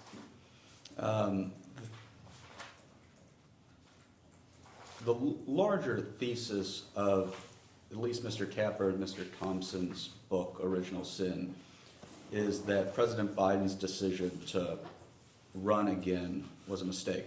I believe that is what they called the original sin, in part due to an increasingly apparent cognitive decline of President Biden. You disagree that President Biden was in cognitive decline, correct? I do. I'm also surprised this committee's made so much reliance on Mr. Tapper's book, because I hear the President of the United States every day say that CNN is the most fake news in the world, and that CNN is the worst of the fake news, and this is CNN reporting. So I don't understand why this committee gives so much weight to CNN reporting. Well, Mr. Thompson's also on that book, and put a lot of stock in what Mr. Thompson has to say. My question is that one of the reasons that Mr. Tapper and Mr. Thompson point to for the acceleration of President Biden's decline is the increasingly fraught legal peril that Hunter Biden was finding himself in. Did you ever have discussions with President Biden about Hunter Biden? Well, again, ever is a broad word, but certainly over the course of my knowing the president, I've certainly discussed with Hunter Biden at some point in time. Did you have discussions with President Biden about congressional investigations or potential congressional investigations into Hunter Biden? Not that I recall, no. You don't recall any conversations regarding Hunter Biden's business practices with President Biden from 2021 to 2023? Not that I recall, no. Did the president seem distressed by discussions whenever Hunter Biden came up in discussions? No, I don't think he was distressed whenever Hunter Biden came up in discussions. He obviously was worried about his son, worried about his health, and worried about his grandchildren. Do you recall other people having conversations in the White House about Hunter Biden and potential congressional investigations into Hunter Biden's business practices? Yes, I do. What was the nature of those conversations? We had a discussion, I had a discussion with Ms. Dunn about whether or not the White House would try to persuade Democratic members to advocate for Hunter in these potential hearings, and what role the White House would play, if any, in defending Hunter or offering a point of view on these investigations. And Ms. Dunn is married to Mr. Bauer, is that correct? Yes, she is. Did there come a time when there was disagreement in the Biden camp, well, between Mr. Bauer and President Biden regarding Hunter Biden and a strategy regarding Hunter Biden? Not that I personally observed. But are you aware of one? I've read reports of that. What have you read about? That Mr. Bauer took the view that the White House shouldn't put itself in the middle of this dispute about Hunter's business practices, that Hunter was an adult and had done what he had done. And is it your understanding that President Biden disagreed with that? I don't know what the president's point of view on that was. Is it your understanding that that people in the White House disagreed with Mr. Bauer? Not that I'm aware of, no. So was there a disagreement at all? I don't think that was Hunter's point of view. Did Hunter advocate for the White House to come to his defense in front of Congress? I don't know that firsthand. I just know that if Bob was offering this view, it must have been in contrast to something else, and I'm just supposing, probably shouldn't speculate that that point of view is Hunter's point of view or his attorney's point of view. Did you ever have conversations with Hunter's attorneys? I had some conversations with Abby Lowell, yes. What was the nature of those conversations? After I left the White House, Abby called to say they were trying to raise money for Hunter's legal defense and asked if I would make a donation. Did you? I did. How much did you donate? Donated $5,000. Abby Lowell's former firm, I believe, is suing Hunter Biden for unpaid legal fees. Are you aware of that? I'm not aware of that, but the sense I got from Abby was that Hunter was very behind on his legal bills and that his firm was pressuring Abby to drop the representation because he wasn't getting paid promptly and adequately, and so it sounded like a pretty difficult situation. Are you aware of anybody else in the White House donating money for Hunter Biden's legal defense? I'm not aware of who the donors were. Again, I had left the White House when I made this donation.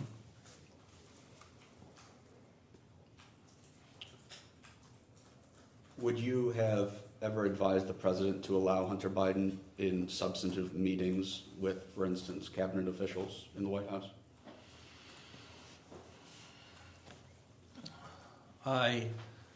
The question never came up, and so I never offered the president advice on it. If President Biden walked up, approached you and said Hunter Biden is going to show up in this meeting, would you have advised that? I can't speculate on what I would have said. Again, it never came up, and so I never offered advice on it. Did you view Hunter as a political liability to the president? I didn't think Hunter's problems were that relevant to the president politically. I know they mattered to the president personally, but I never thought they were that relevant to the president politically. I thought voters were going to decide whether or not Joe Biden would be the right president for the next 4 years based on what he would do for them, not what members of his family had done. Were you involved in any conversations surrounding Hunter's trial? Not that I recall, no. You don't recall whether or not President Biden wanted to testify at Hunter's trial? I don't recall that, no. Do you recall if the First Lady wanted to testify at Hunter's trial? I don't know. Do you feel like the president enabled Hunter? I'm not sure what the word enabled means. I think that the president, loved his son, but this son was an adult male and, fully grown adult and did what he wanted to do. I don't think the president was concerned about his health and concerned about his grandchildren, but I don't think the president was involved in Hunter's businesses or anything like that. And so, his children don't always listen to their parents.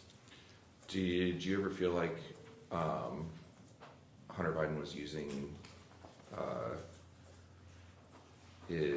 was manipulating the president in any way? Not that I'm aware of, no.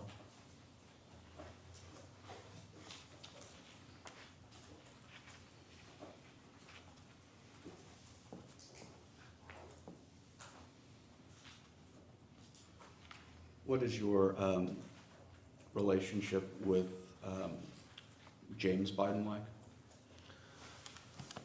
The president's brother. Yes, I've met the president's brother on a number of occasions, but I really don't have any active relationship with Jimmy at all. Any other members of the Biden family have you interacted with?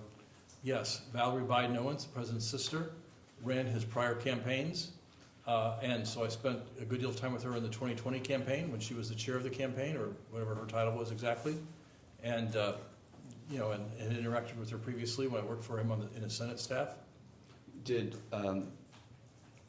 Ms. Owens, the president's sister, ever raise to you concerns about the president's age or his health and how that might be perceived in a campaign? No, she did not.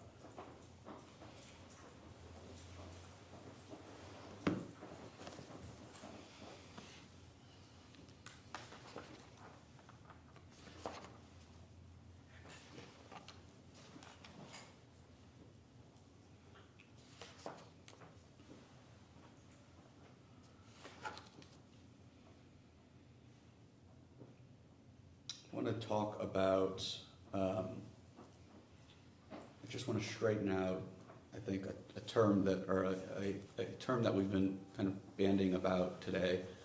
And I want to drill down on the term age. And you have pointed to age as a serious concern in the Biden campaign, how age was perceived, and that was something that you were pushing back against, and that was, I believe, one of the maybe the motivating factor for doing the debate.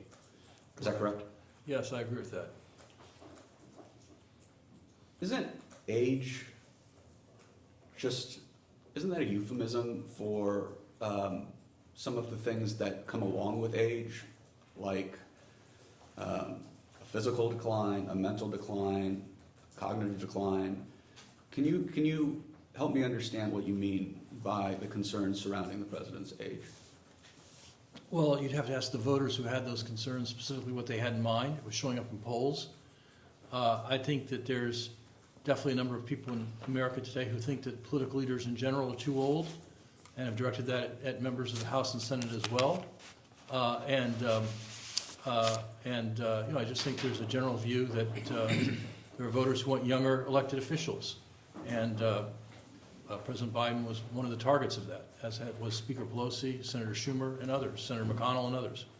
I'm gonna introduce as Exhibit 5 an article from USA Today dated June 30th, 2024, entitled "More than 70% of voters say Biden doesn't have mental cognitive health to serve," new poll says. Yes. If you'd like to take a minute to read this article, I'm happy to go off the record. Just in a second.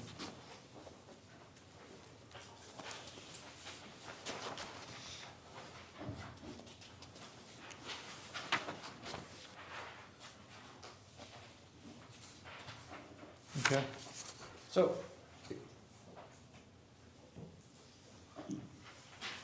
you said I would have to ask the voters about the concerns about age, but it seems that that work was actually done for me. And that when the voters would talk about age, they were talking specifically about mental and cognitive health. So is it fair to say that that's what you were pushing back on?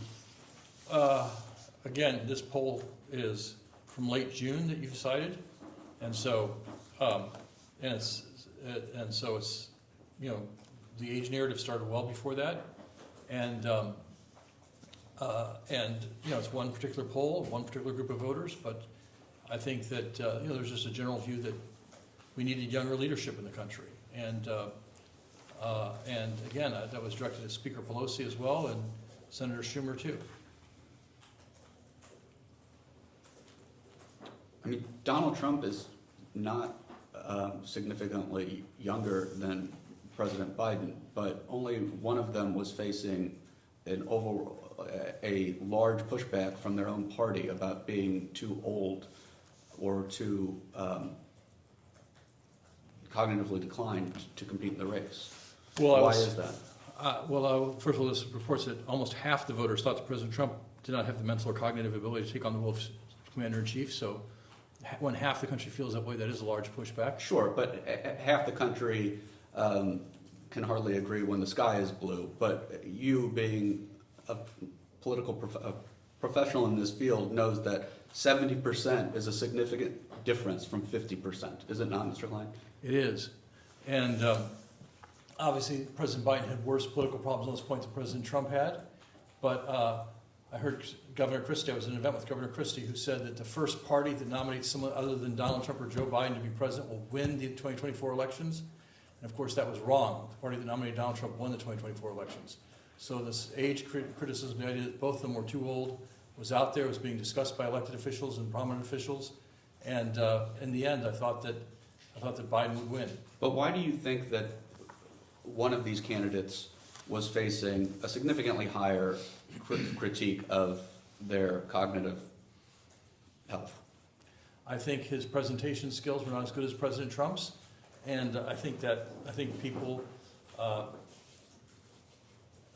read too much in that and assumed that meant some kind of cognitive problem. But his presentation skills were on display in the 2020 election, were they not? Yes, they were. Why had they declined since then? Well, I'm not sure why they had declined. I certainly have said earlier that I thought his... But I'm sorry to interrupt you. Please finish the answer. I said earlier in this interview that I thought his political and presentation skills had declined since the 2020 election, but I found his cognitive skills still quite acute. Okay,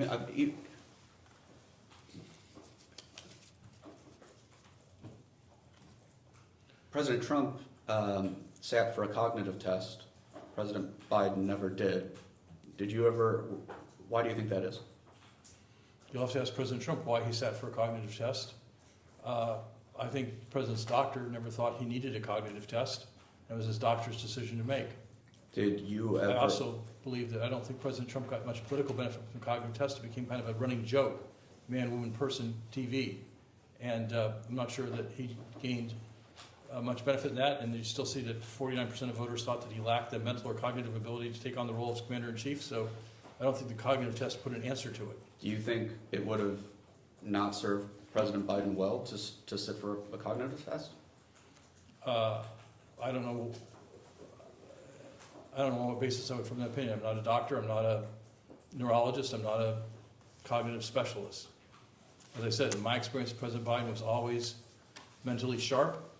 I thought his political skills and his communication skills had atrophied. Mr. Klain, do you have any knowledge of President Biden's political advisors weighing in on whether Dr. O'Connor should have performed a cognitive exam? I'm not aware of that, no. Do you have any knowledge of President Biden's political advisors weighing in on any of the health care that President Biden should have or did in fact receive? Not that I'm aware of, no. Did you ever weigh in on President Biden's medical care? Only to tell Dr. O'Connor he should do whatever he thought was medically necessary and right.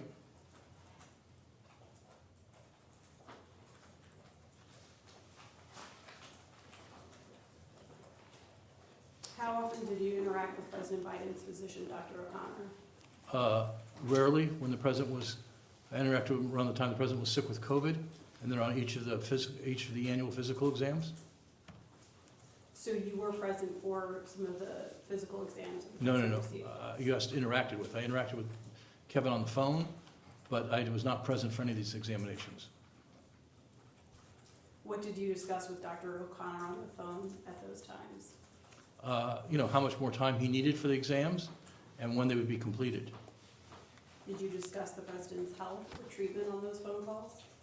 I told Kevin always that how to treat the president was his call, and I just needed to know if the president was going to be away from the White House and for how long, and if they were going to use anesthesia on the president. Do you have any knowledge about amphetamines such as Adderall or Vyvanse that President Biden was given during his term in office? I'm not aware of that. Do you have any knowledge about the medical care that President Biden received in the weeks and days before the 2024 State of the Union? I was not at the White House at the time, so I have no knowledge of that. Do you know if in the weeks or days before the 2024 State of the Union, White House staff or campaign staff discussed the need to medically treat the president so that he would be able to deliver his address to the nation? I'm not aware of that, if true. Do you know if in the weeks or days before the 2024 State of the Union, President Biden took amphetamines or any stimulants, I'm not aware of that, if true. steroids? Not that I'm aware of. Thank you.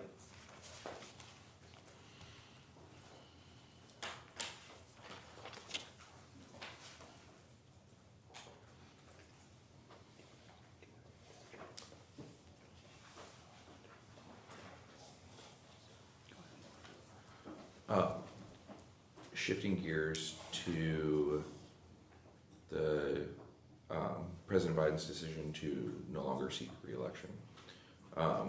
Were you with him in Rehoboth that weekend? I was not, no. When did you learn of his decision to not seek re-election? I learned of his decision when Jeff Zients called me at home briefly before the official announcement was made and told me the president had decided to withdraw. Did he tell you why? He did not tell me why. Leading up to that decision, there were a lot of efforts to, I guess, inform that decision. Meetings with governors, like you said, there was a meeting with the Progressive Caucus at some point. It might have even been that weekend, and various other things. Were you involved in setting any of those up? I was not. And then you said, when I asked about certain surrogates, that governors Newsom, Shapiro, and Whitmer were large surrogates on the campaign. Is that fair? Yes, it is fair. Did It's my recollection, yes. Did any of them call you regarding President Biden's decision to drop out? No. Did any of them call you regarding the President Biden's debate? I spoke to Governor Shapiro before the debate, but not after. Okay. Okay. And then did any of them call you in between the president dropping out and 25 minutes later endorsing Ms. Harris? No. Did you have any discussions with those three about possibly running for president? Governor Newsom had come and seen me at the White House while I was still chief of staff in 2022 to inform me that he was not going to run for president, and they wanted to be a supporter of President Biden's reelection. And we discussed that in 2022, but that was the only discussion I had with any of them about their potential presidential candidacies. And then Mr. Zients called you. Did he say whether or not he agreed with the president's decision to drop out? He did not say.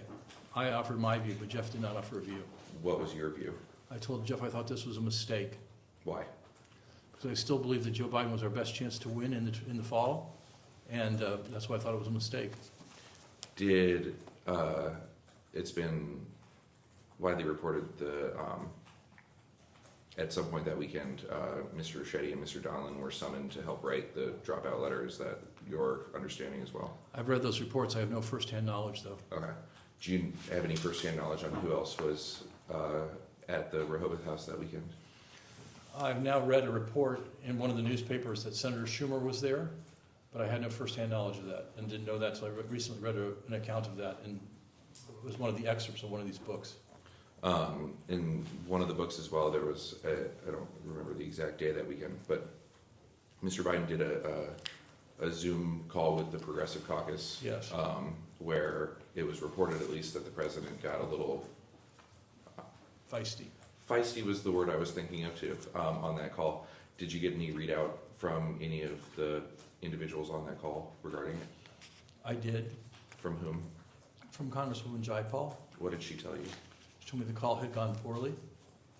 And at that point, they still had not issued any letter of support for the president's reelection. Yes. Did she explain why the call went poorly? She said that the president said that he was the only true progressive on the call, and that the Progressive Caucus was just a Gaza caucus, and was just focused on opposition to the president's policies in the Middle East, and didn't really care much about climate change. And that members had found that, if not offensive, not an effective way to persuade them to support the president.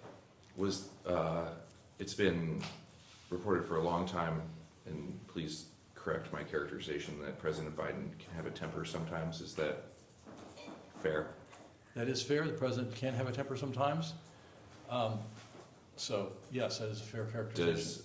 Did the readout that you got from Congresswoman Jayapal match your experience with President Biden in the past?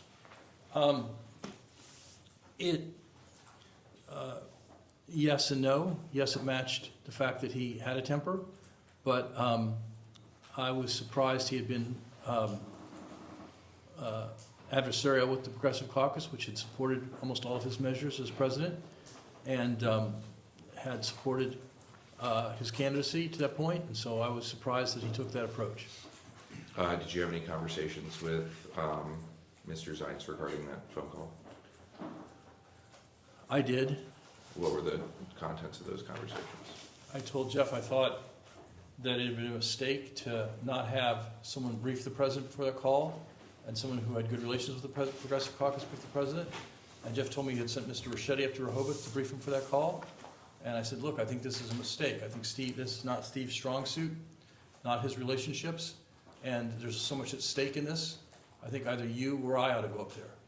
So you were aware of the Progressive Caucus call prior to it occurring? Yes, I was. And advocated for yourself to go to help the president? Or someone, yes. Did you talk to Mr. Ricchetti after that phone call? Not immediately after, but in the days afterwards, yes. What were the contents of those conversations? I said, Steve, was this as bad as it's been reported? And he said it was pretty bad. I said, well, did you brief him? He said, yes, I briefed him. I said, well, did you tell him that his goal was to win over the Progressive Caucus? He said, well, yes, I did. He was just fired up about this Gaza thing. I said, okay. Was Mr. Ricchetti, did you get the sense that Mr. Ricchetti was surprised at the outcome of that call? Well, at this point in time, the president had withdrawn, and so we were all kind of dealing with the aftermath of that and less focused on the specific call and more on, like, the president was no longer running for re-election. In the call that you got from the Congresswoman, the readout from the caucus's call with the president, at that point, did she give any inclination of whether or not they were supporting the president's bid for re-election? She said they were not inclined to put out a statement supporting his bid, and I said, well, we need to have more interaction here. I think that one bad call shouldn't change a long relationship, and I urged her to keep an open mind. She said she would keep an open mind, but made no commitment. But at that point, did not say that she was not supporting the president, is that correct? Didn't say she was not supporting, didn't say she was supporting, just said she was willing to consider other inputs. Were you, I can presume the answer to this question, were you involved at all in the letter the president sent announcing his withdrawal? I was not. I first saw the letter after it was publicly released.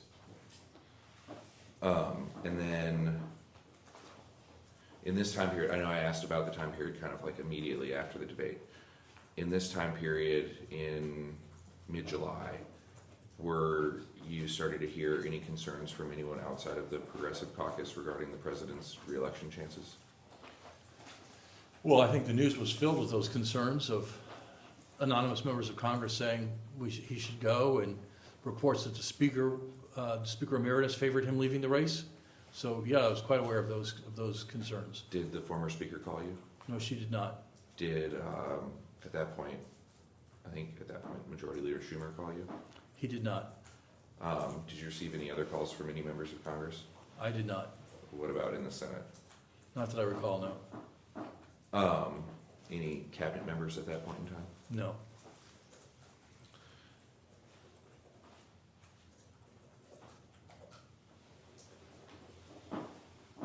After the president announced that he was withdrawing from the race,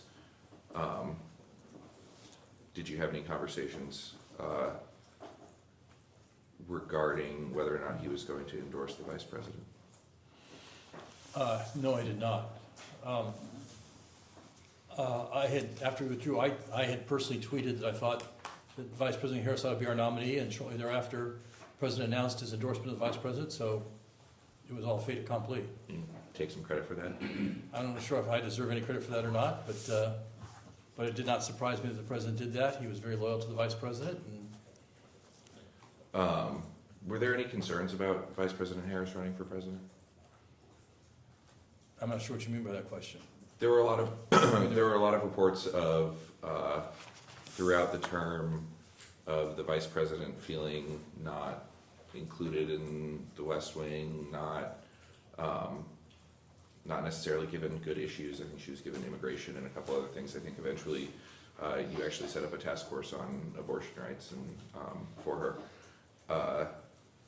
But then also reports that the president himself did not think the vice president could win against President Trump. Did you hear anything like that? I did not hear anything from the president on that. It was the case that Vice President Harris had run for president and had not, obviously won, had not made it to the first primary.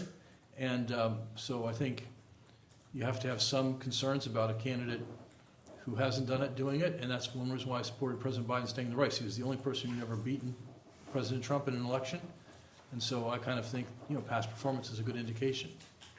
And then there was a lot of talk from former President Obama, from, various people that you have mentioned today, the Pod Save America guys, all sorts of people, about a more open process, a rushed primary process. My not being an expert in DNC internal workings, my understanding is that would have been rather difficult. Is that yours as well? Well, of course, primaries are set by state law, and you would have needed states to set up such primaries. And many of the state legislatures were controlled by Republicans, and it wasn't clear to me that Republican legislatures were going to create and fund additional primaries. We had run a primary process. President Biden had won the primaries on the Democratic side, and the idea of going to states and asking them to spend public funds to set up an additional primary in August, who would show up, not clear, struck me as more kind of political theater than actual reality of how this worked. Did anyone with the vice president approach you about working on her campaign? No.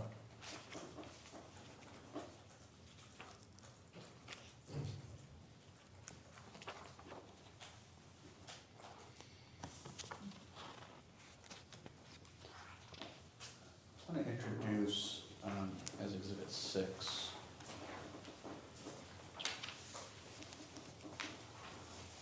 Wall Street Journal article by Annie Linsky, among others, entitled "How the White House Functioned with a Diminished Biden in Charge."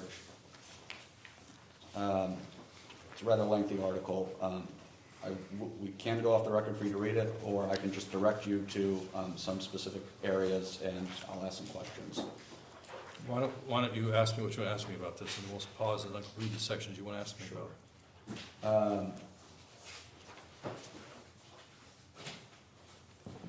On page 3, I'm going to read the second paragraph from the bottom. It's under the subheading called Good Days and Bad Days. I'll read from the article. Biden, now 82, has long operated with a tight-knit inner circle of advisors. The protective culture inside the White House was intensified because Biden started his presidency at the height of the COVID pandemic. His staff took great care to prevent him from catching the virus by limiting in-person interactions with him. But the shell constructed for the pandemic was never fully taken down, and his advanced age hardened it. Did I read that correctly? Yes, you did. Do you agree with that reporting? I do not.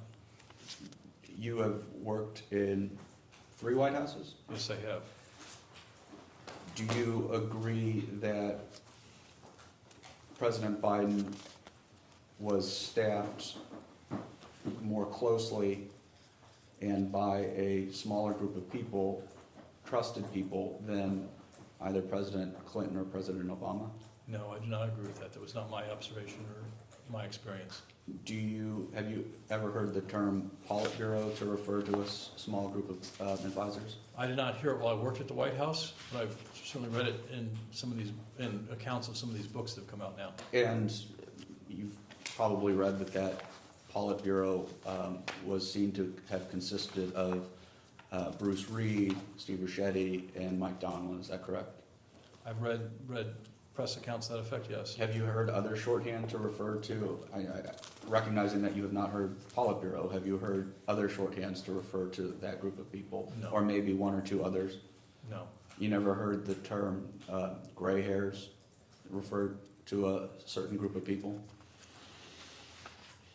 Not that I recall, no. You never heard the term poobahs to refer to a certain group of people? Poobahs, no. And I'll continue reading from the article. The structure was designed to prevent Biden, an undisciplined public speaker throughout his half-century political career, from making gaffes or missteps that could damage his image, create political headaches, or upset the world order. I read that correctly? Yes, you did. You missed one word, but it's not consequential. I'm sorry. That's embarrassing. You disagree with that reporting? I disagree that there's some structure that restricted people's access to the president, at least during the 2 years I was there as chief of staff. Do you concede that Annie Tomasini, Anthony Bernal, Ashley Williams created a sort of cocoon around the president? I do disagree with that, yes. I'll keep reading on the next page. The system put Biden at an unusual remove from cabinet secretaries, the chairs of congressional committees, and other high-ranking officials. It also insulated him from the scrutiny of the American public. I find that internally inconsistent with the earlier paragraph in the article, right under Good Days and Bad Days. It says the president's slide has been hard to overlook. So if it's been hard to overlook, she must, whatever she thinks about all this must have been transparent to the public. Do you concede that, do you agree that that the president had good days and bad days? I'm not sure what that means, but I think the president, as I said, the president, as far as I know, was mentally acute to govern at all times. And I also disagree the president had an unusual remove from cabinet secretaries. I don't think there's a president in history who's met with his defense secretary as much as President Biden met with Secretary Austin. But there are other members of the cabinet, correct? There are other members of the cabinet? Do you know if other members of the cabinet ever expressed frustration at not being able to see the president or not? I'm sure they did. I don't recall specifically, but cabinet members always complain they don't have enough access to the president. Every White House I've ever worked in, that's been a complaint of the Secretary of the Interior or the Secretary of whatever, that don't get to see the president enough. Do you know if other cabinet members have spoken to the media about their lack of ability to contact the president?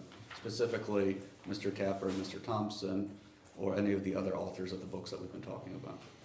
I'm not aware of any such communications, but I haven't read the books.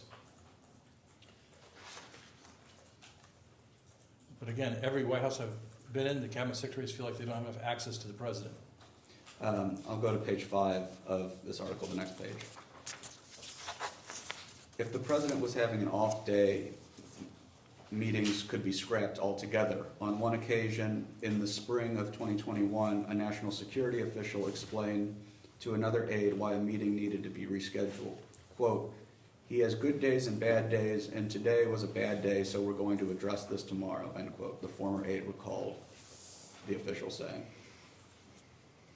2021, spring of 2021, you were Yes, chief I of was. staff. Do you remember this incident? I do not. Is it your testimony today that meetings were not scrapped because the president was having a bad day? A meeting might have been scrapped because the president had a highly negative reaction to the proposed recommendation coming in on the meeting. So I can imagine, a meeting where the proposal from the relevant cabinet agency was let's do X, and the president read the memo in advance and said this is ridiculous and this is wrong, and someone said, well, we don't want the cabinet official to get yelled at, so let's do this meeting another day when he's not in a yelling mood. But I think temperament's different than acuity, of course. Did you notice a change in the president's temperament over the time that you've known him? He became more subdued as he got older and less inclined to snap at people.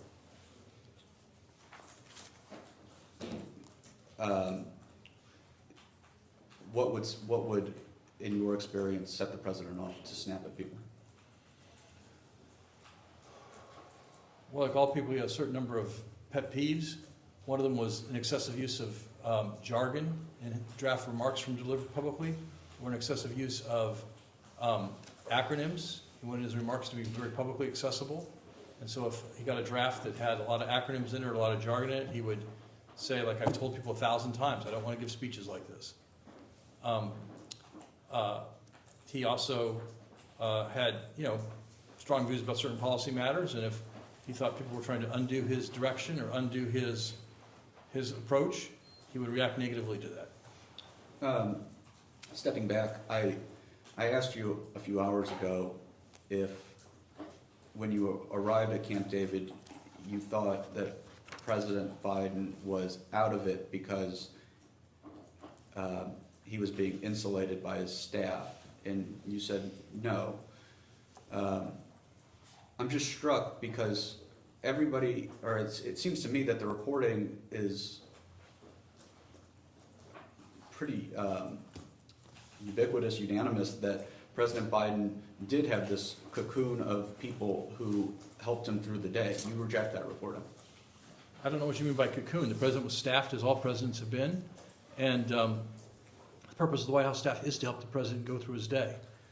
He was less insulated from a wide variety of point of views than President Obama was, who had 6 specific senior advisors who met with him every single day for long stretches of time, and every decision went through that group.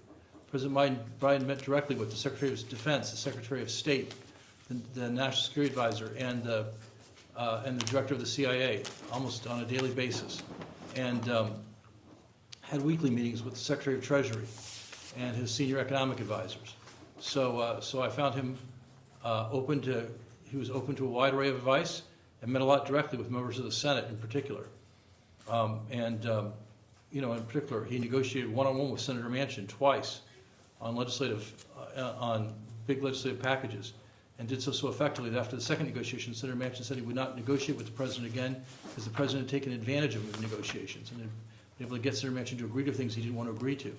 So that sounds like someone who's very sharp on the top of their game, when you can get your negotiating opponent to agree to things and the negotiating opponent says, no more, I can't do this anymore.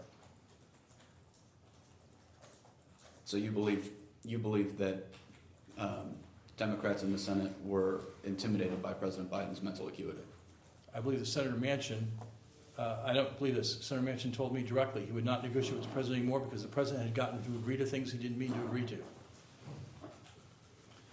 Most of the Democratic senators supported the president's policy and didn't need to be persuaded or negotiated with, but Senator Manchin disagreed with our approach on some issues, and the president agreed, negotiated with him one-on-one twice at great length.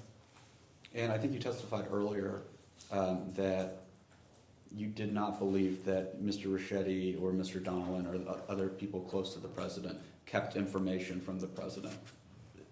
Is that correct? That is my understanding based on what I knew. I was not working at the White House in 2023 and 2024, so I had limited access to information about that, but that was my understanding or belief. Do you believe that it would have been negligent for Mr. Ricchetti or Mr. Donnellan to withhold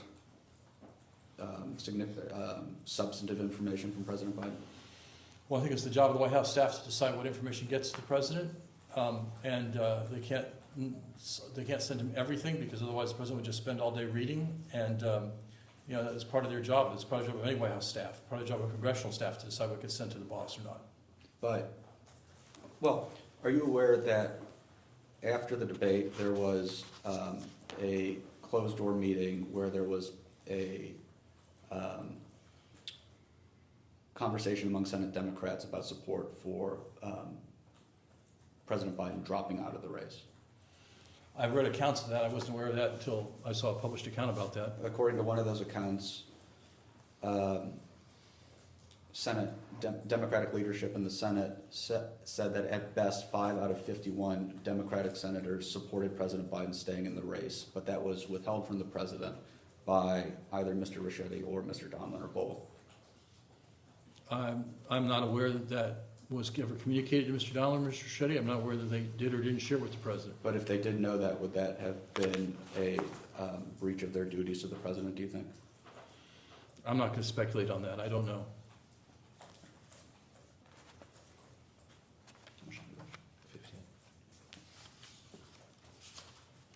Also, I do want to add one thing here. I read in one of the excerpts of one of these books that Senator Schumer had the view that President Biden should drop out, but he explicitly said not because of his mental acuity. He just thought that he was too far behind in the polls to catch up. And so a view that the president should drop out might not be a view about his mental acuity, it might just be a view about his political viability. Well, why was his political viability tanking, in your opinion?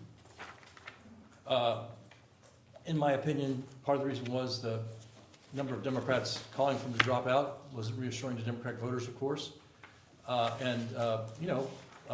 Inflation remained a challenge, and I've always thought President Trump's a very effective candidate. You mentioned earlier that President Biden met frequently with Secretary Austin. Is that correct? Yes, correct. Are you aware of the reports that in December of 2023, Secretary Austin had underwent prostate cancer surgery and later was in the ICU following the surgery and didn't let the White House know about that for many weeks, and that this occurred while military attacks in Iraq and Syria that injured U.S. service members happened? I have read that account. I had no firsthand knowledge of it. I was not at the White House in late 2023. Does that seem unusual given what you said earlier about how frequently President Biden met with the secretary? It is unusual based on that, yes.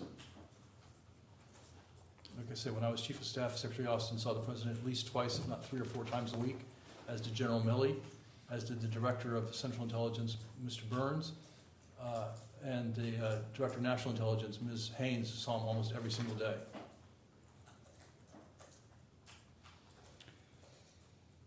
Did both CIA Director and DNI were elevated to cabinet positions at the beginning of Biden's term? I believe that DNI was elevated to cabinet status at the beginning of the term. I don't believe Mr. Burns joined the cabinet until 2023. Okay. DNI Haynes, you said, met with President Biden almost every day? Almost every day. She almost always attended the presidential daily brief, which the president took every morning, every weekday. That was going to be my question, if she was the daily briefer. She was not the briefer. A briefer would accompany her, but she would attend the briefing. At that time, did Odie and I have office space in the executive office building, or was she commuting in from McLean every day? I don't know how she got there or where she had been before she got there, but, you know, she was in the Oval Office. What's our time? 10. Yeah, we'll stop there for now. Okay, thank you.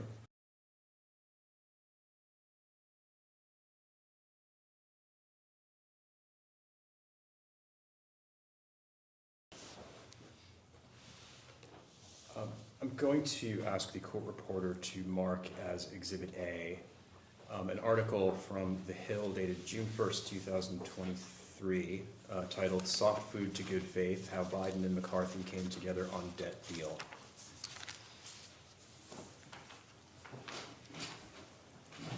Mr. Klain, this is an article that describes a meeting between President Biden and then Speaker McCarthy concerning a deal to raise the debt ceiling.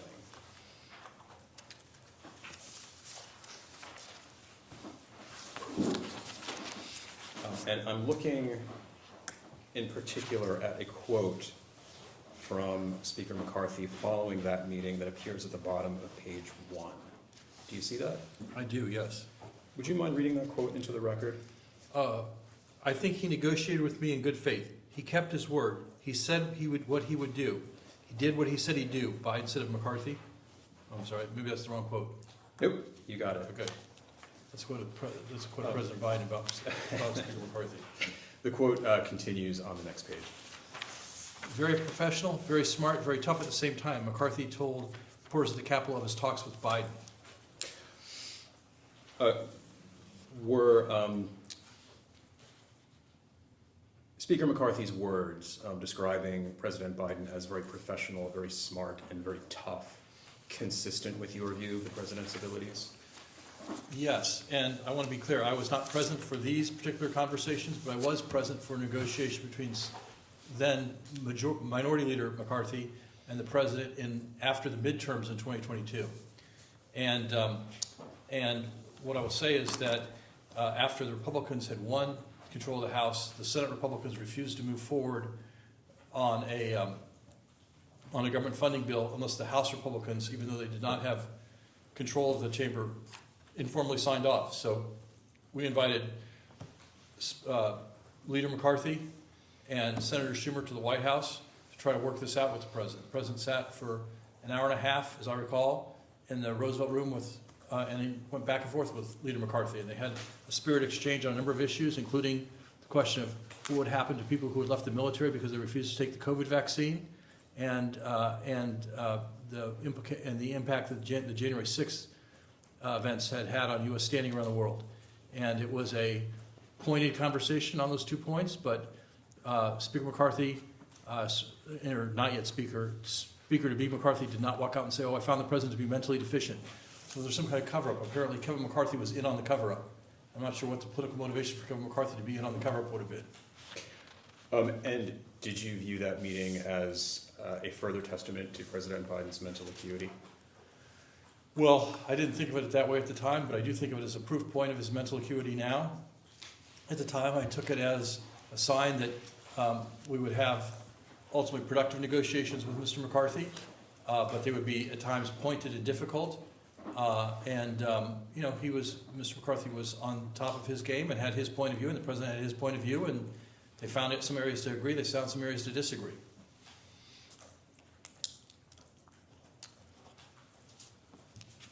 I appreciate that.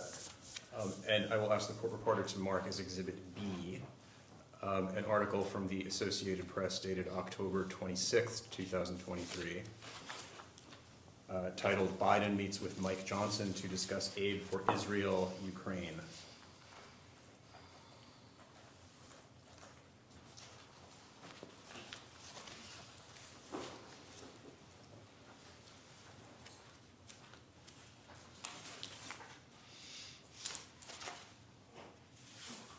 And again, Mr. Klain, I understand that this meeting took place after you left the White House, but I did want to focus on a quote from Speaker Johnson, which appears in the middle of page 2.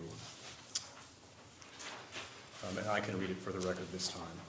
Quote, "It was a productive meeting," unquote, Johnson told reporters back at the Capitol. Do you see that? I do, yes. And then, quote, "I enjoyed my visit with the president," unquote. Were you aware of that meeting when it took place? I was not aware of that meeting except by press accounts afterwards. But again, it appears that Speaker Johnson was in on the cover-up as well. And once again, immediately following this meeting, did Speaker Johnson, to your knowledge, either publicly or privately, ever raise any concerns about President Biden's mental acuity? Not that I became aware of, no. Did he ever call you He certainly didn't call me. I've never met or spoken with the Speaker. or anyone else in the White House, for that matter? Not that I'm aware of, no. Off the record.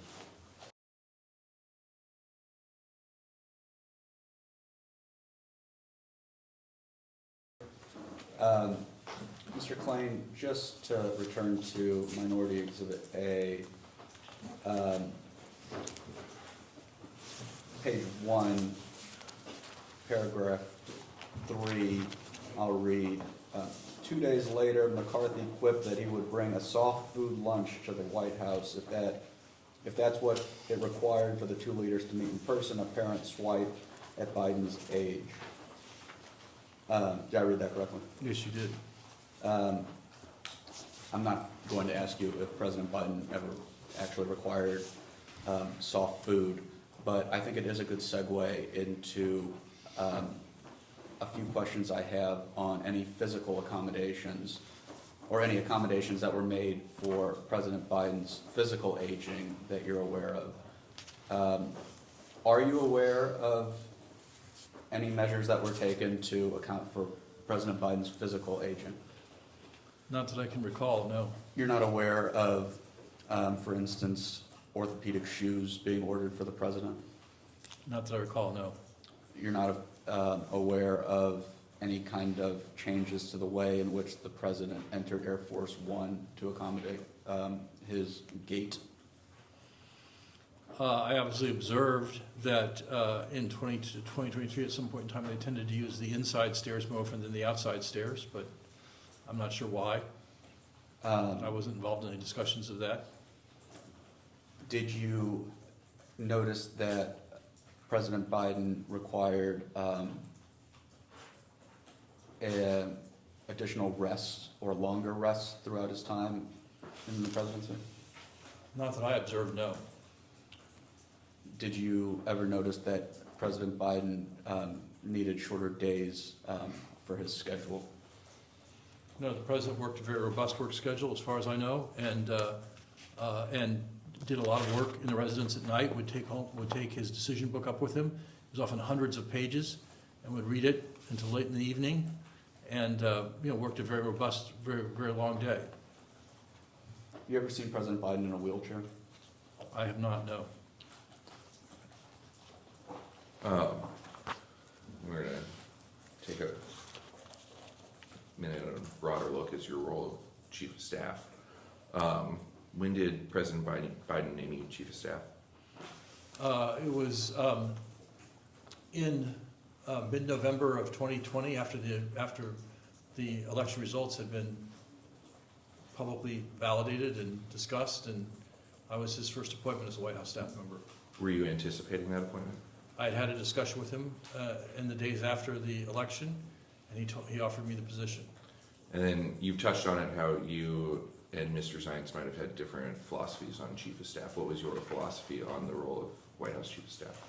My philosophy was it was the job of the Chief of Staff to make sure the President heard from a wide variety of voices, and it was my job to oversee the staff in the West Wing in executing the President's agenda and to kind of develop the political and legislative strategies to achieve enactment of the President's agenda on Capitol Hill. And we've gone through this with other witnesses, but the somewhat, maybe funnily, the Chief of Staff's office is not the closest one to the Oval Office. Is that true? That is true. There's 3 or 4 in between, and maybe like the President's study and dining room as well? I don't know about 3 or 4, but a couple offices in between, yes. Okay. Who had the offices in between you and the Oval? Well, the closest office to the President was Mike Donnellan, and then adjacent to Mike Donnellan would have been Steve Ricchetti, but Steve had no way to get to the Oval Office except to walk through the auto office he and I shared and walk down the same hallway I'd walk down. So that he was physically close to the president unless he dug a tunnel. He couldn't get there any differently than the path of the chief of staff office. And the chief of staff office is historically the chief of staff office, the corner in the west As wing. far as I know, it's been the chief of staff office for a long time. What, just understanding, I mean, our day-to-days here are wildly different every day, but what's kind of the normal business day of the White House chief of staff? Well, as you suggest, the days can change a lot, but in general, I would be at the White House around 7:30 in the morning to read the presidential daily briefing, so I could read it before sitting in the briefing with the president. So I wasn't encountering it the first time, so I could listen to questions being asked and really focus on that. And then I would hold a very senior staff meeting at 8 a.m. and a broader meeting at either 8:20 or 8:30 or 8:40, depending on how long the first meeting went. And then I would be in the Oval Office at 9 to meet the president and to discuss with him pending issues of the day. And then I would usually stay for the presidential daily brief with the national security advisors at around 9:30 a.m. And then I'd go back to my office after that, most days, and work on whatever pending matters we had, meet with other staff members, help develop recommendations for the president on policy or legislative matters. And then would often go down to the Oval Office around while the president was having lunch to have an informal chat with him about matters. And then would return to my office and meet with other administration staffers in the afternoon. And then would usually go down to the Oval Office again around 5:30 or 6 o'clock to see what the president's observations about the day had been. And would you then leave the White House for the day? No, then I'd usually go back to my office and hold other meetings to prepare for the next day and follow up. And most nights I left around 8:30 or 9 o'clock. And when did the president head to the residence most nights? I would say it varied, because often there would be social events at the White House the president had to attend, or social events outside the White House the president had to attend. But usually if there weren't, he would go up to the residence around 6:30 or so. Who was at the senior, the 8 o'clock meeting? The very senior staff meeting.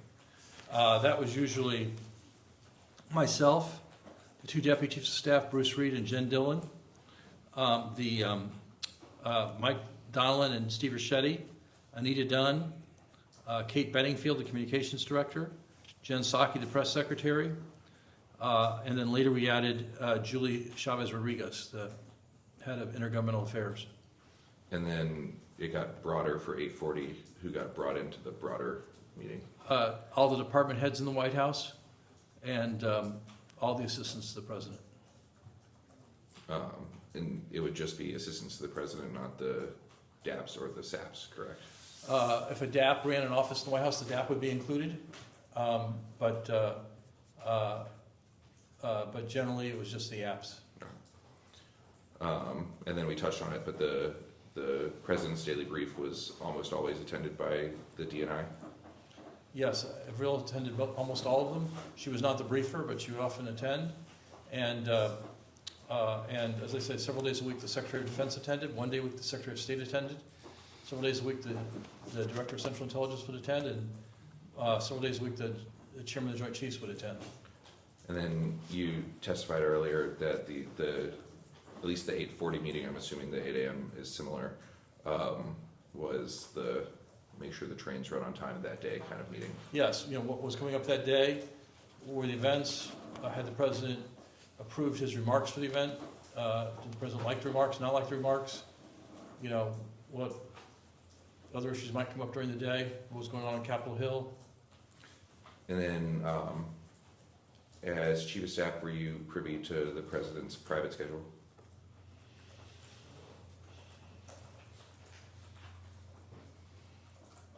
If I had wanted to see it, I could have. Sometimes I looked at it, sometimes I just didn't. Why would you not want to know what the president is doing that day? Like the president's private schedule would be like who he was having dinner with that night, and I really... Or just the difference between the schedule that the White House posts and the actual schedule. If there were any private meetings during the day, I would know about those. Yes. It was reported that the president's schedule would often include desk time or POTUS time. Are you aware of those? Yes. And generally, what did they mean? What was meant by desk time or post time was the president would be in the Oval Office, and he had no meetings scheduled during that time, so if he wanted to read papers, he could. If he wanted to invite in members of the staff to discuss issues on his mind, he could. It was unscheduled time, so the president could do the work of the presidency without just attending meeting after meeting after meeting after meeting after meeting. And then as chief of staff, did you have any involvement in the production or editing of White House transcripts? No, not White House transcripts, no. Did you have approval of White House transcripts? No, not Can you that I recall. clarify which transcript you're talking about? Like the president gives a press conference, the White House produces Yeah. a transcript of Thank it? you. No. Not that I recall, no. Were you involved in setting up cabinet meetings? Setting them up, no. The Office of Cabinet Affairs would set up those meetings, but I would participate in the preparation for those meetings and in the president's review of the topics of the cabinet meetings and the conduct of the meetings. As has been mentioned, you served in 3 different White Houses. How did the pace of cabinet meetings in the Biden White House compare to the others? I think the president found the cabinet meetings less useful. And because the thing about a cabinet meeting is you have 25, 26 people there, whatever the number is, and most of them are irrelevant to the topic you're discussing. So the question is, why should you drag the Secretary of Interior out of her office to sit there and listen to a discussion about the war in Ukraine? Or why should you drag the Secretary of Defense out of his office to sit there and listen to a discussion about the National Park Service? And so the problem is that the cabinet covers everything, and most cabinet meetings cover specific subtopics. And so I think the president found them, a waste of time for many cabinet members. And, he preferred to meet with cabinet members individually as opposed to having all of them sit in the room and have to listen to other people talk. You preferred one-on-one or one-on-two kind of Yeah, meetings? smaller meetings, yes. On the staff level, who would usually attend cabinet meetings? Well, the head of cabinet affairs and her deputy, and then the head of legislative affairs, the head of most of the major White House offices would attend. And then you said that you were involved in not necessarily the setting up, but the topics of discussion Yeah. at the cabinet meeting. What did that look like? Usually, the secretary for the cabinet would, head of cabinet affairs of the White House would propose topics to the president. The president would listen and say, that's a good topic, or the topic's going to bore most of the people there. Let's talk about this instead. And then ultimately, the president would agree on. The president would set the topics for the meeting, and then we would go over with him what questions he wanted to ask the cabinet members about those topics, and whatever briefing materials he wanted in advance of the cabinet meeting. Were the questions decided upon beforehand? Were there ever any unscripted questions? There were sometimes unscripted questions, but the president generally wanted the cabinet members to know what questions he was going to ask them so they could be prepared to answer. He didn't view it as like a stump session. He viewed it as a chance for them to report on important things they were working on. And so he wanted them to know, I'm going to ask the Secretary of Transportation about our progress on airline passengers' rights, so that the Secretary of Transportation came prepared to answer about that. Was the White House involved in coordinating the Secretary's answer? No, the Secretary would provide, whatever answer he or she deemed to be the best answer to the question. Were there ever teleprompters in cabinet meetings? Not that I know of, no. How did President Biden use note cards during these meetings to stay on track? He used either note cards or a briefing book, yes. Would it be more akin to a script, or would it be more akin to remember to call on the Attorney General? It would be more akin to a series of notes, like the next topic will be crime, combating crime in America, call on the Attorney General, and this is the question you prepared for the Attorney General. And then there would often be close to the public parts of cabinet meetings. Is that Most of what I'm describing was close to the public. okay? The public facing that we see now too, of the pool spray in the cabinet room, would be less involved than the private. Is that fair? Yes, usually there was a chance for the president to deliver remarks on whatever the issue of the day was. So if the issue in the news that morning was something that happened, the president would give brief remarks on that, and the cabinet meeting would proceed to be whatever the cabinet meeting was about. Did you ever get any concerns from cabinet secretaries regarding the scripted nature of the meetings? Not that I recall, no. Most appreciated knowing in advance what the president was going to ask them so they could be well prepared. Moving on, you mentioned the briefing books. Our understanding is that there's a briefing book and a decision book. Is that fair? Sometimes they were separate, sometimes they were the same. Okay. Would describe the briefing book first.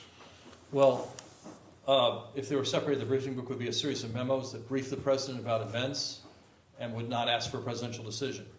The decision book, when it was separated, were memos that had at the end an option for the president to make a decision. And it would be yes, no, or needs more consideration? Usually those were the options. Okay. Sometimes there would be multiple options, like yes, or yes plus add $100 billion to this proposal, or, you know, cut it in half or whatever. But, you know, the options that were submitted to the president. Were those options were submitted to the president? It wasn't his doodling in, is that correct? He could doodle in, and sometimes he did. He would say, I don't want to do this, I want to do that instead, or whatever. But you know, there were memos that were carefully prepared, usually after a meeting with the president, and after discussion with the president, and after then discussion with the staff to lay out the options before the president. If there were options presented that weren't yes, no, or needs more discussion, like you just said, yes, plus up $100 million, or no, but do this, Yeah. who decided on the qualifier? Those would come out of usually an interagency process at the White House, or had been presented to the president previously. So we might have had a meeting with the president on his child care plan and had a discussion where he might have said, hey, I think this is just too expensive, or it's not big enough, or whatever. Come back with an option that's more robust, or an option that sends more money to the states, or an option whatever. And so someone then would prepare that option that he requested. And if the briefing book and decision book were separate, the president would receive the briefing book the night before the meetings it was being briefed upon? Yes. And then was there a formal timeline of decision books, or was it on an as-needed basis, or, this is a terrible compound question and I apologize, or would it be, you know, we need this decision today, this decision tomorrow, this decision a week from now, kind of separated? Well, it varied. Obviously, some decisions were on a timeline, some decisions were just as needed. And so I don't think there was any set practice on that. When memos were ready to go to the president, they went to the president, and the president decided. The president would take it upstairs every night and read the memos and make his decision, or say, I need more information, or I want to have another meeting on this, or I want to see these people who I haven't seen yet, or whatever his reaction was. And then briefly, the process for the president making a decision, the expertise level in the White House would write the memo with the potential decisions in it. Staff secretary would compile them, go through Oval Office operations, get to the president. President initials the memo in the card, gets back to the staff secretary, gets back to the policy experts. Is that an okay summary? I think that's a very good summary. I read all the memos that went to the president, so I'd add that to the process. But basically, that is a good description of the process. When would you read them? At what stage in the process? I would read them when the staff secretary had finished, and when they were ready to go to the president. At that point, did you have the ability to take decisions out of the decision book? No, I would read them and then say, I might say, like, oh, this particular person's point of view wasn't adequately described, or that the president had asked for an additional option, and why isn't the additional option in the memo? Or, you know, the president's going to want to know, does this particular option have support on Capitol Hill, and how big is the support, and is it bipartisan? So I would often direct questions back through the staff sec to the people who prepared the memos, or sometimes directly to the people who prepared the memos of things I thought the president would want to know in the memo, want to see in the memo. To your recollection, were there any situations where you didn't use this formal process? Yes, there were times when the president made decisions orally, where he'd have members of the cabinet or senior advisors in the room, and they would brief different options, and the president would say, I want to do X, and that would be the decision. Would you then document that decision? I think there were times when we documented those decisions. There were times when those decisions were just the decision. I remember a couple in particular. Which ones? What I remember most vividly was the decision to have a vaccine mandate for the armed forces, where Secretary Austin came into the Oval Office and explained why he wanted to be able to issue such a direction. And the president asked him a few questions, and the president acceded to the secretary's recommendation. I I used to do the COVID investigation on the Hill, so I'll refrain from asking any, diving too deep into things that we don't need to.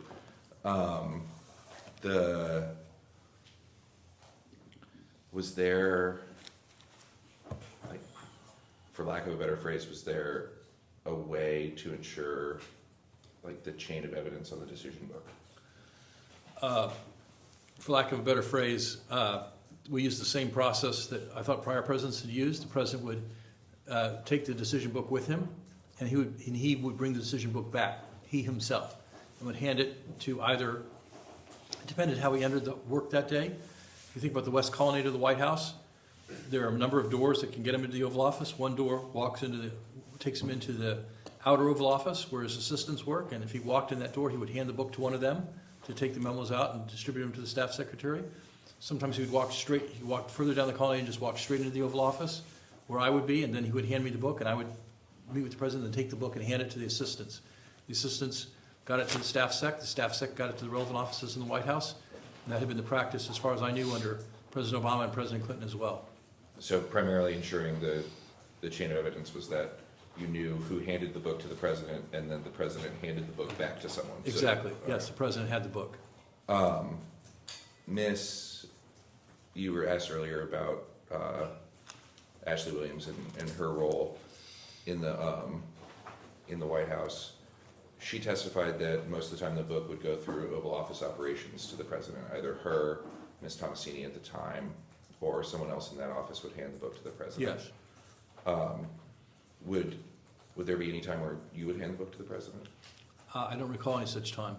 So primarily through Oval Office ops would Yes. be fair. And then she also said that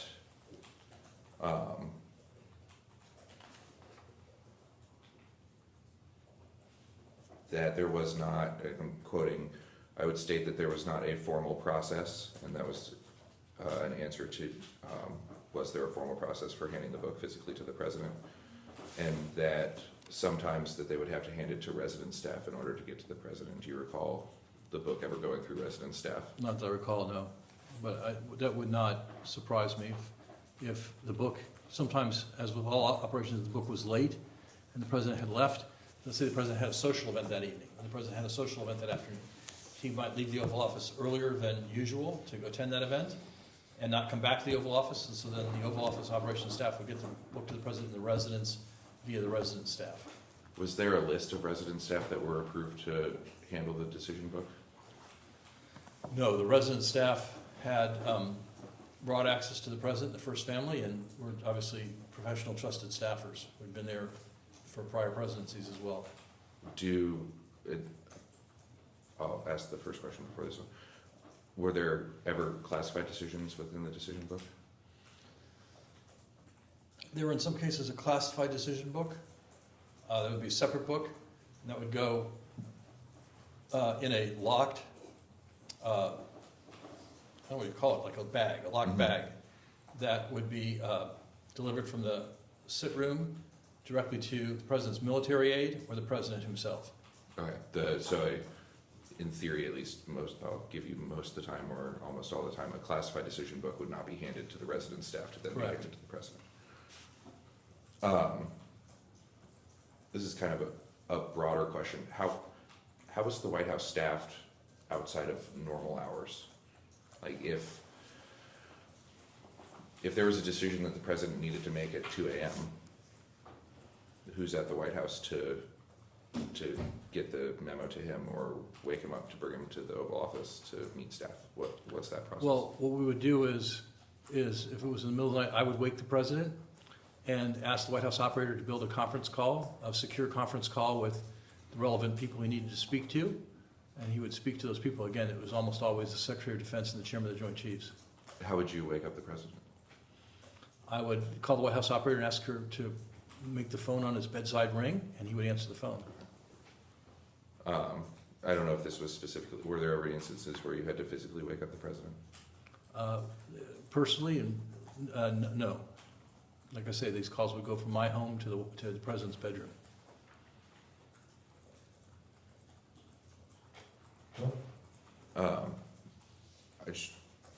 you mentioned the one decision, and I promised I wouldn't ask about it, but I'm gonna ask about it.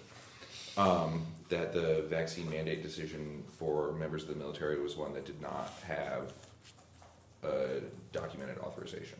Is that correct?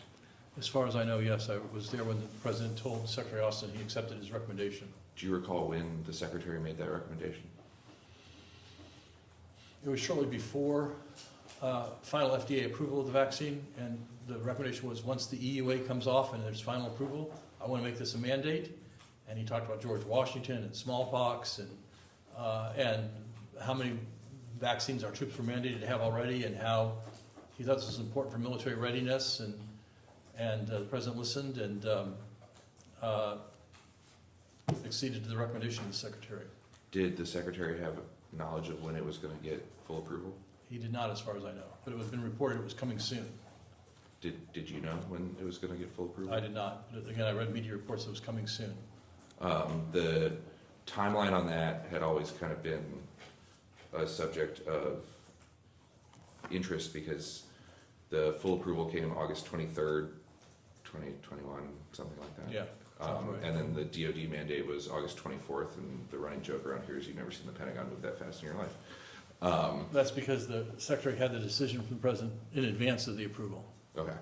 There would be a pathway for the Pentagon to mandate the vaccine without a full biologics approval. Was that ever discussed?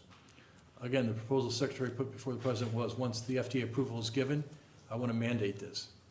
And we never discussed whether it would be possible to mandate it earlier than that. That was just his proposal. Were you a part of any discussions with the FDA regarding the biologics approval? I was not. What other decisions can you recall that were made without a written record by President Biden?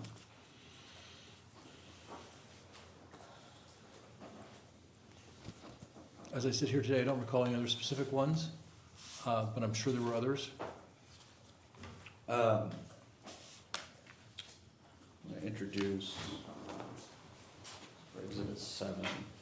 As that's being passed around, was Mr. Zients with you when the secretary made that Yes, he recommendation? was. Was Secretary Becerra? No, he was not. Was, I'm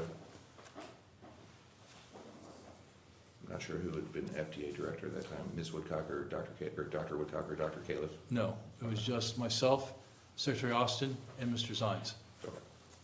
And the president? And the president, of course, yes. You're asking about staff, but yes, and the president, of course. Exhibit 7 is a New York Times article entitled "Donald J. Trump and his allies have begun investigations to support their claims that Joseph R. Biden Jr. was incapacitated and his staff conspired to take presidential actions in his name." Have you read this article before? I have, yes, I have.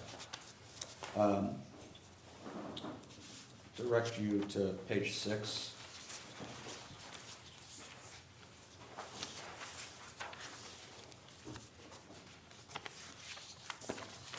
I'll read. Hey, Jake? Yes, sir. The title on the page 1 doesn't seem to match the title at the top of the header pages. Am I missing something?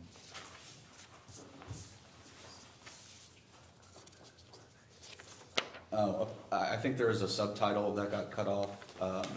It's the same article, though. Okay.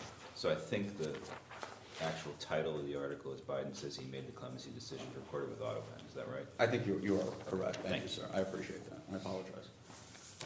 On page 6 of this document, I will read,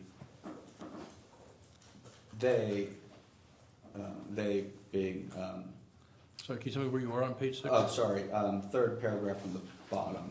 The paragraph from the bottom. And it's talking about emails that were reviewed by the authors of this article. I will read. They also show that use of the Autopen was managed by Mr. Biden's White House staff secretary, Ms. Feldman. She wanted to receive written accounts. Maybe it's just me, but I don't see where you are. I'm sorry. I really don't either. Page 6? It's 6, third paragraph from the bottom. What's the beginning of the paragraph? They also show that use. No. No, mine starts with even after Mr. Biden made that decision. Okay. We'll go off the record.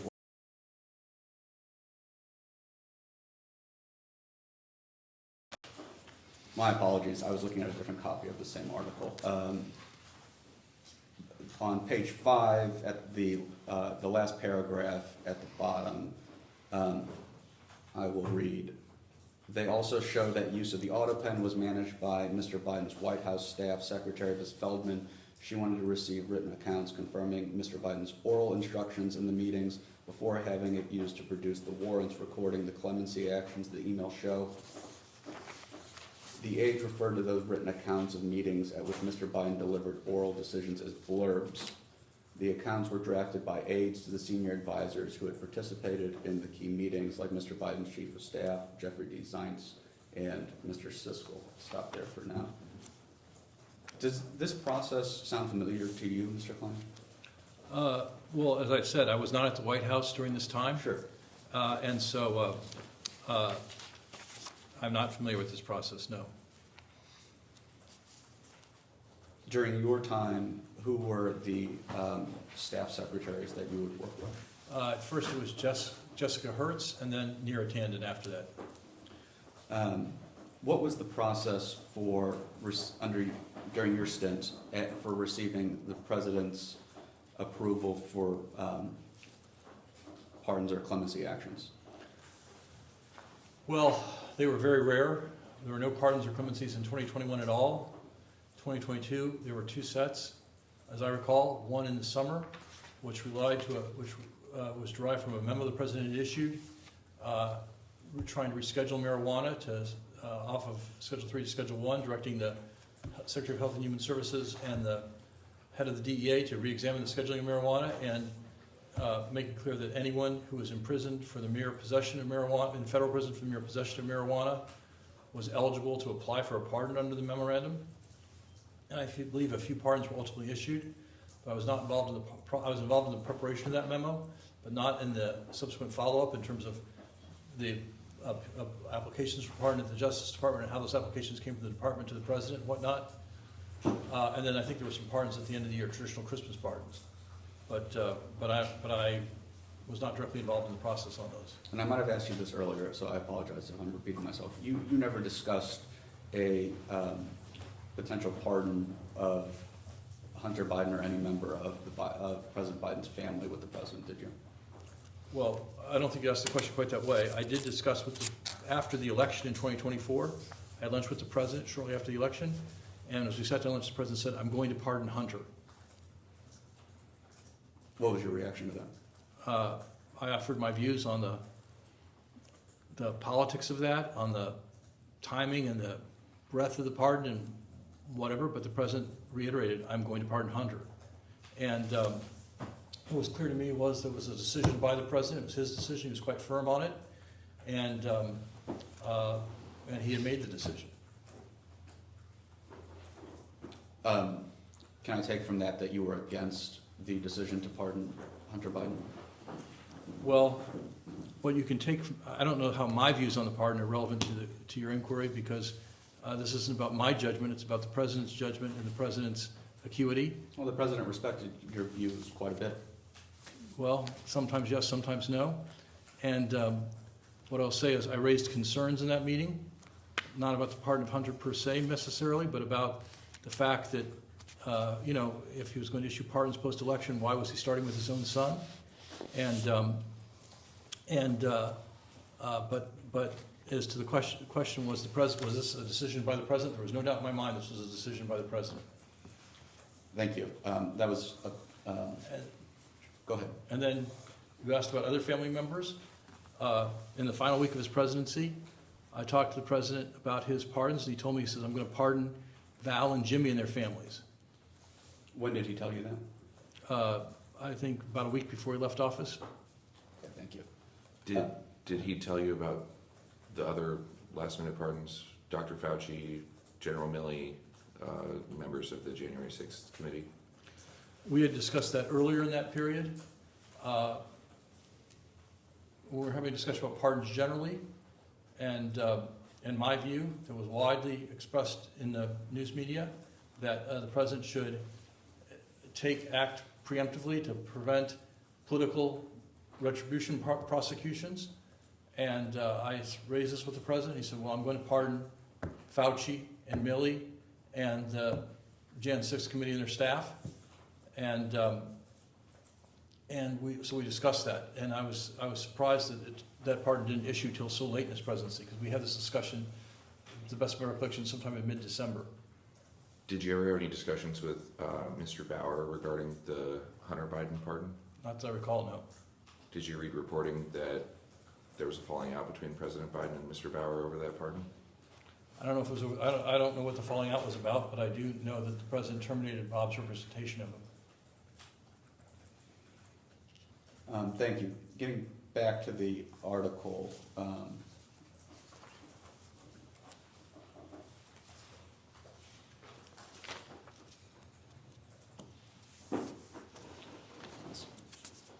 me a minute.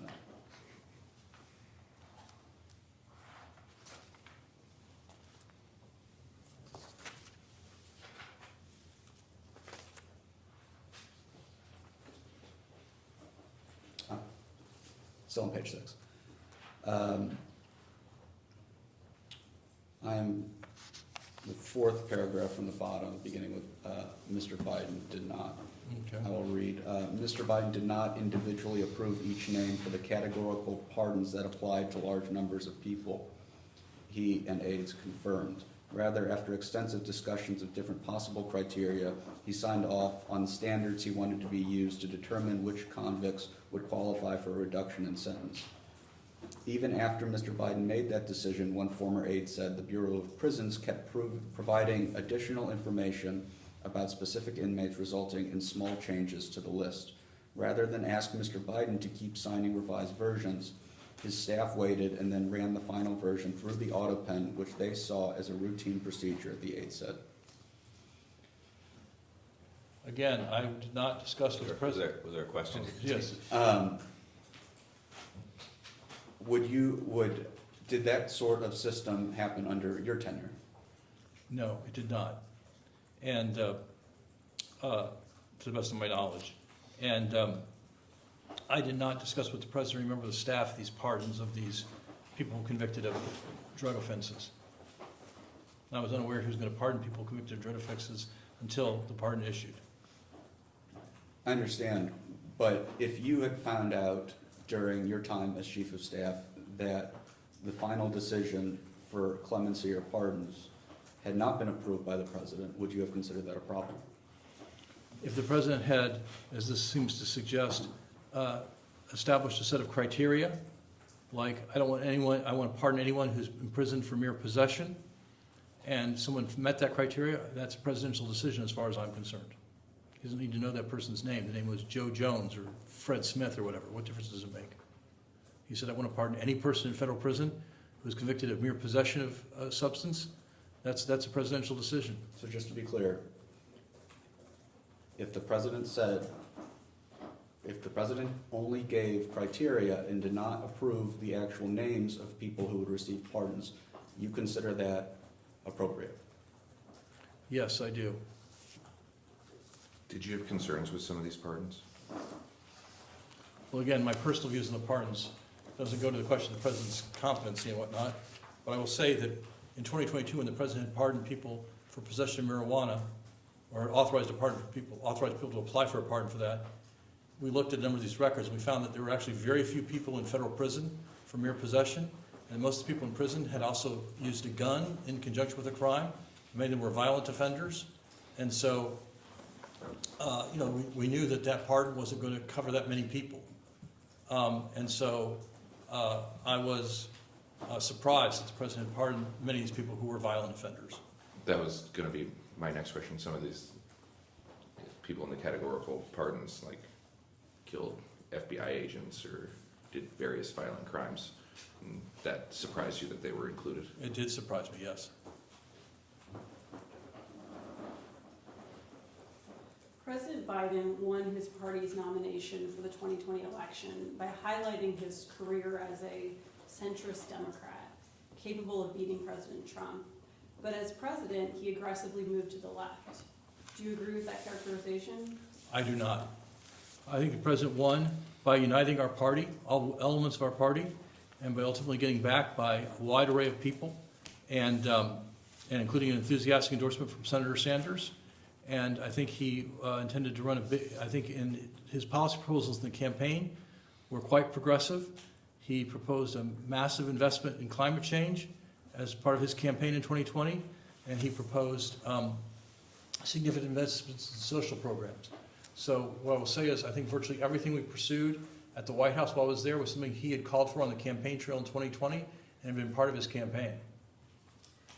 A January 2022 NBC article entitled "Klain Under Scrutiny as Biden Struggles" reported, "The main criticisms of Klain, whether from current or former Biden staff members or those who consider themselves allies of the president, flow from a single idea, that Biden has strayed from his core brand as a pragmatic, empathetic politician who won the Democratic nomination as a moderate willing to compromise. They see Klain as the person responsible for that." Is NBC wrong there? I believe they are. I mean, they may well have had people said that to them. I think that observation is incorrect. Were you not a critical conduit for the Biden White House with progressives? I did communicate with progressives. The Progressive Caucus at that time was the largest caucus in the Congress. It was the largest caucus in the Congress, and so I thought if you wanted to pass the president's agenda, you needed the support of the largest congressional caucus. That was, I thought, a very pragmatic approach. Were you behind the push to hire Ms. Tandon to the White House? I did recommend Ms. Tandon to the president. Ultimately, the president decided to nominate Ms. Tandon to be director of the Office of Management and Budget. That nomination was not successful, and the president made her staff secretary then when Jess Hertz left. How much of your work in the Biden White House involved engaging with progressives? It was a part of my work. It was also part of my work to engage with Senator McConnell and Republicans in the Senate and moderate Democrats. How much of your work in the Biden White House involved engaging with progressives specifically? Well, I don't know how you would quantify it. I worked very hard, a lot of hours. Talking to progressives was part of that. Talking to other members of House and Senate were part of that too.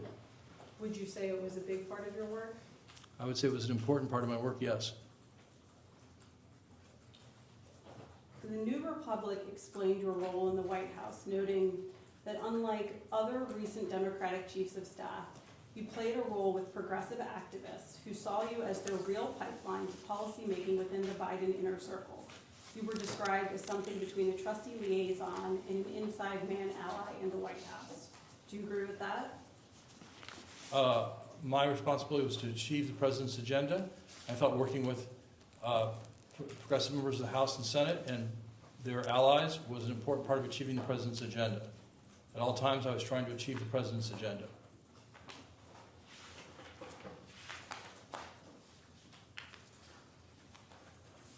Throughout his tenure in the White House, President Biden enacted many policies that the American people would consider far to the left. Those policies and executive actions touch on the border, the COVID vaccine mandate, gender identity ideology, climate change, and social justice. Did President Biden knowingly implement these policies that were departures from the longstanding Democratic Party's policies? I'm not aware of longstanding Democratic Party policies on COVID vaccines or some of the other things you mentioned, but the president did make all those decisions and did implement all those policies, yes. Did you speak with President Biden about these policy changes? I assume so. Some of them yes, some of them no. Do you really believe he understood that after many years of telling the American people that he was a centrist, that President Biden understood he was making decisions that would move his presidency the furthest to the left of any in U.S. history? I think the president understood, and he campaigned in 2020 on the idea that the country needed bold solutions. He used that phrase himself repeatedly. He had an agenda that he called Build Back Better. It was something he designed. I was not involved in that. And the idea was obviously not just to simply restore our policy to where we were before the pandemic, but to take it in new directions. And that was what he ran on. And when he won, we tried to get that passed by the Congress. I ask these questions because many Americans, given their own observations of President Biden's cognitive decline, wonder who really made these decisions. Thank you. The president made the decisions.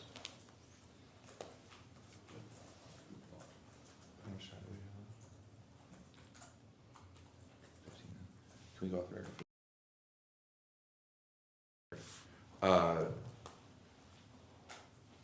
Mr. Klain, I'm going to ask a broad question that's yes or no right now, and then we can dive into details if there are any yeses. And it's between 2019 and present, have you had any communications, meaning in-person calls, texts, anything, with the following list of people regarding President Biden's ability to be president of the United States? I'm cutting out health and age because I'm sure we've run into, we talked about a cough drop or something. So ability to be president of the United States. First Lady Biden, No. Hunter Biden, No. Ashley Biden, No. Naomi Biden, Not that I recall, no. Valerie Biden Owens, Not that I recall, no. Vice President Harris, No. Second Gentleman Emhoff, Not that I recall, no. President Obama, No. President Clinton, No. Secretary Clinton, Yes. Mr. Zients,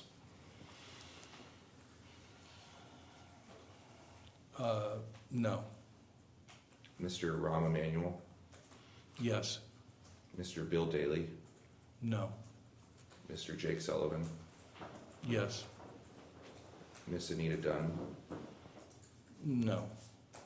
Mr. Mike Donlin, Not that I recall, no. Mr. Bruce Reed, Not that I recall, no. Mr. Steve Ricchetti, I would have discussed with Steve the political fallout of the debate, but Steve did not express to me the view that he thought the president was incapable of being president. Miss O'Malley Dillon, Same answer for Ms. O'Malley Dillon. Mr. Bernal, No, not that I recall. Miss Tomasini, No, not that I recall. Miss Tandon, Same answer I gave for Mr. Ricchetti and Ms. O'Malley Dillon. Miss Ashley Williams, No. Dr. O'Connor, No. Miss Bedingfield, Not that I recall, no. Miss Saki, Same answer I would give for, that I gave previously, that I would have discussed with Jen the political ramifications of the debate, but not a view by herself or myself that the president was incapable of governing. Mr. David Axelrod, Similar answer. I had a spicy conversation with Mr. Axelrod after he was quoted in the New York Times saying the president should step aside. Miss Jean Pierre, Not that I recall, no. Speaker Emerita Pelosi, No. Senator Schumer, No. Leader Jeffries. No. I think I've asked this 1,000 different ways, but any other sitting senator, No. any other sitting member of Congress other than the ones that we've already discussed? None beyond the ones we've already discussed. And then what about any member of the cabinet? No. You said yes to Secretary Clinton. What were the nature of those conversations? Secretary Clinton was present at this event I did in Aspen, where I was, where a number of people were saying that President Biden should step aside. And afterwards, she took me aside for a conversation and said, look, he's got a big political problem. You need to find a better way to address this than you did. I said, I understand. She did not say to me she thought the president was incapable of governing. It was all about politics. But she said that, the sentiment in the room was a common sentiment among donors, at least, and among politically influential people, and Biden campaign was doing an inadequate job of addressing it. And again, if I mischaracterize your testimony today, that sounds similar to how you felt at the time? That it was a political problem, not a governing problem? Yes. You said yes to Mr. Emanuel. What were the nature of those conversations? Well, one of the people who was most outspoken in that Aspen meeting about the president's age was his brother, Ari, who'd been President Trump's agent. And Ari had heckled me essentially from the stage. And so I called Rahm to say, what the fuck's going on with your brother? And he said, well, Ari just thinks Biden should step aside.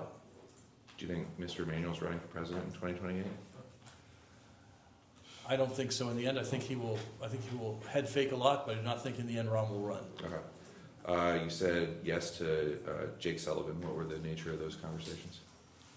In the summer of 2024, after the debate, the NATO summit was here in Washington, and there was public reporting that the president's performance at the NATO summit had been uneven. So I called Jake to ask him if that was true or not. And Jake said the meeting had been a difficult one, that the allies weren't all aligned, and that the president had sometimes been effective, sometimes ineffective in getting them in line, but in the end, the president had gotten the job done. The allies had agreed on a plan for going forward on Ukraine. The allies had agreed to make more of a contribution if the U.S. pulled back, and it ended well. And the meeting was a tough one because people disagreed, not necessarily, or was there further discussion regarding President Biden's ability to conduct that meeting? We discussed Jake's view that the president had not been as effective in getting the allies to agree as he had been in the past. And part of that, I think, was just the allies were tired of the war and tired of the expense and concerned that President Trump was going to get reelected and would have a more contentious relationship with NATO, and they were pressing the president quite hard on that. Did Mr. Sullivan express to you that the lack of effectiveness from the president in that meeting had anything to do with the president's ability to conduct his job? No, he did not raise any concern about the president's ability to govern. He did raise the concern that he thought that it would be hard for the president to get reelected. Can you explain that a little bit more?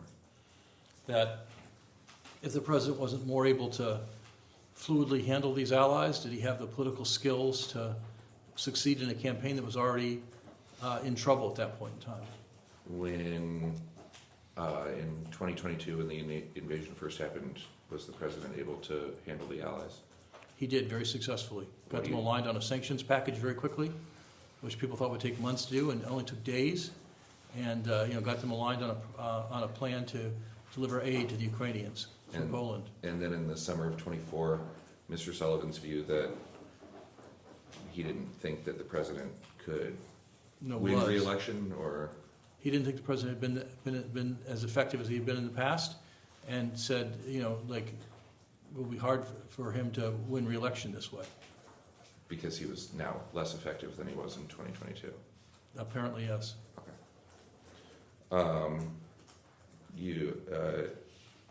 I think I know what you're referring to, but you said that you had a spicy conversation with David Axelrod after he tweeted something. I forget what he called the president, but he called him a bit of a name or something. Well, so in the 2019 campaign, David Axelrod had said that Biden looked like Mr. Magoo on the debate stage. That was it. And so that started an ongoing dialogue between David and I about whether or not the president was a good candidate for president. And of course, ultimately the president prevailed in the primaries, prevailed in the general election in 2020. And so I told David he was wrong. And then in sometime in 2022, Axe basically said Biden's too old and someone else should run. And I called up David Axelrod and I said, I think you're wrong again. And we had a debate about it. We'll debate about it. Can I ask a version of that question? Has anyone ever communicated to you that they believe President Biden was unfit to serve as president? Has anyone ever communicated that to me? Not directly. I've certainly read, some of these things we've been talking about today, but no one has called me and said that to me personally. Has anybody ever communicated to you that they believe President Biden was in mental decline or cognitively impaired? No, not that I recall. You would draw a distinction between what Mr. Sullivan said, that if he's not very effective, it would be hard for him to win re-election, to Mr. Sullivan was not saying that he was cognitively declined. Correct. It was just a decrease in effectiveness in the intervening 2 years. Communications, yeah. My last question is, have you, outside of your family and your counsel, have you discussed this interview with anyone else? I've discussed this interview with my employer to tell them why I would not be at work today, and why there are press accounts that's coming to see this committee staff, but I have not discussed the answers I was going to give with anyone other than my counsel. Thank you. Go for it.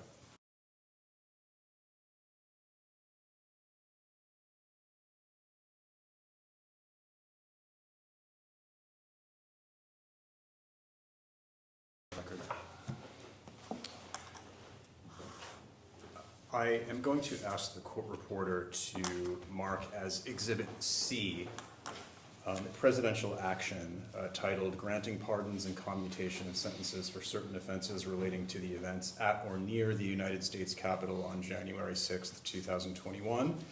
issued by the White House on January 20th, 2025.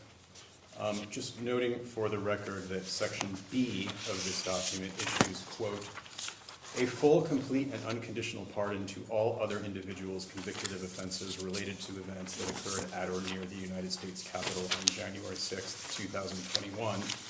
I'll also note for the record that the number of people reportedly covered by this grant of clemency exceeds 1,500, and that none of those individuals are named specifically in this presidential action memo. I'm also going to ask the court reporter to mark as Exhibit D an NPR article dated January 30th, 2025. It is titled "Criminal Records of January 6th Rioters Pardoned by Trump Include Rape, Domestic Violence." And I'm also going to note on the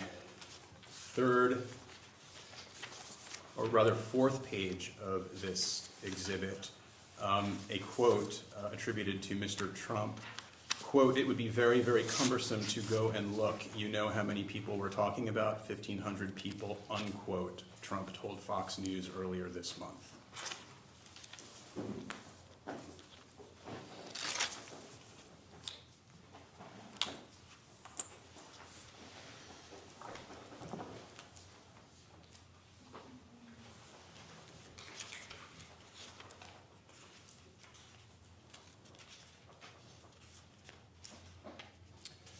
Mr. Klain, you were asked a number of questions in the previous round about the decision-making process or processes within the White House during your tenure there.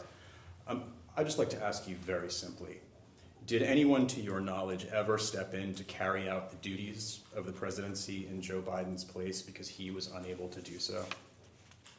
Well, if you ask ever. Apart from the one episode under which Mr. Biden underwent anesthesia. Apart from that, no. Thank you.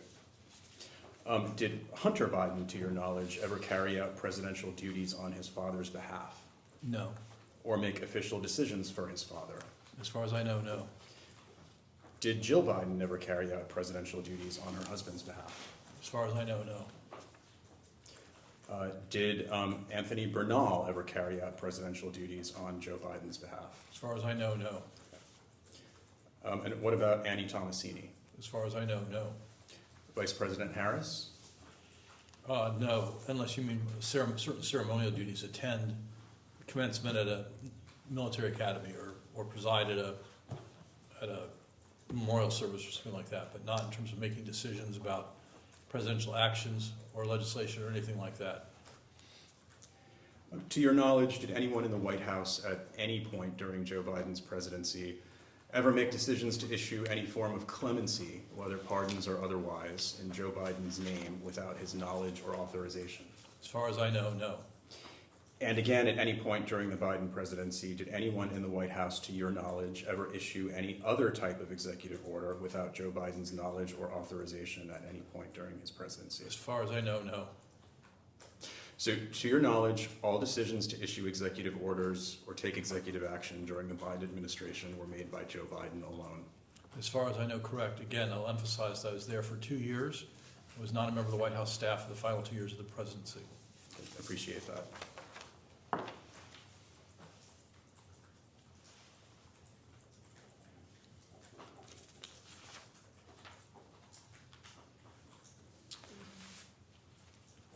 I will ask the court reporter to mark as Exhibit E a June 4th, 2025 letter to you, Mr. Klain, from Chairman Comer asking for your attendance at today's transcribed interview.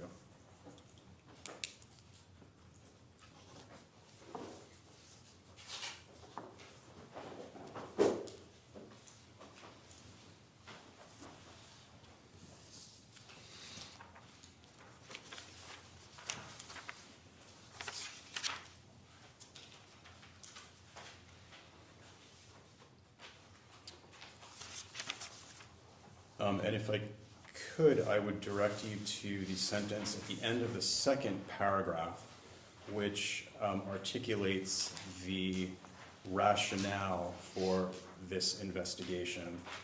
and I'll just read it into the record. If White House staff carried out a strategy lasting months or even years to hide the chief executive's condition or to perform his duties, Congress may need to consider a legislative response. Do you see that? I do, yes.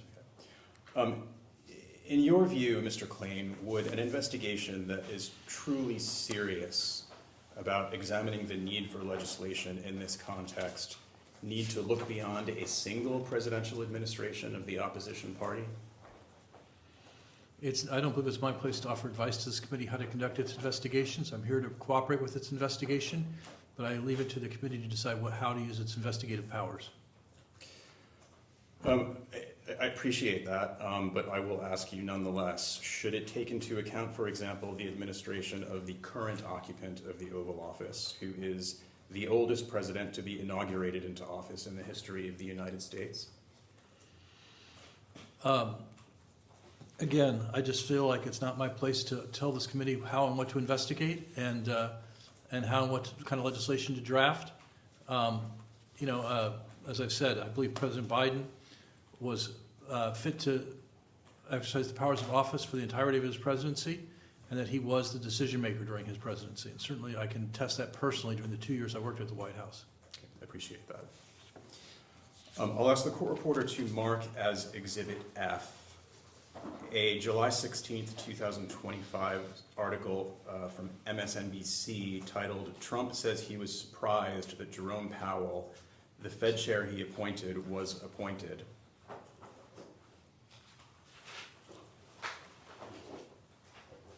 And reporting President Trump's comment that he was surprised, quote unquote, Powell had been nominated to be chair of the Federal Reserve. Quote, "I was surprised he was appointed," Trump said. "I was surprised, frankly, that Biden put him in and extended him."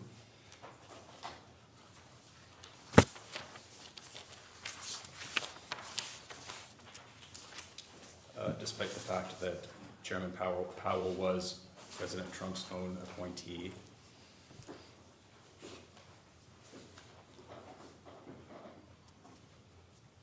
I will also ask the court reporter to mark as Exhibit G an article from The Independent dated February 24th, 2024, titled, "Trump Agrees with Putin That Biden Should Be President."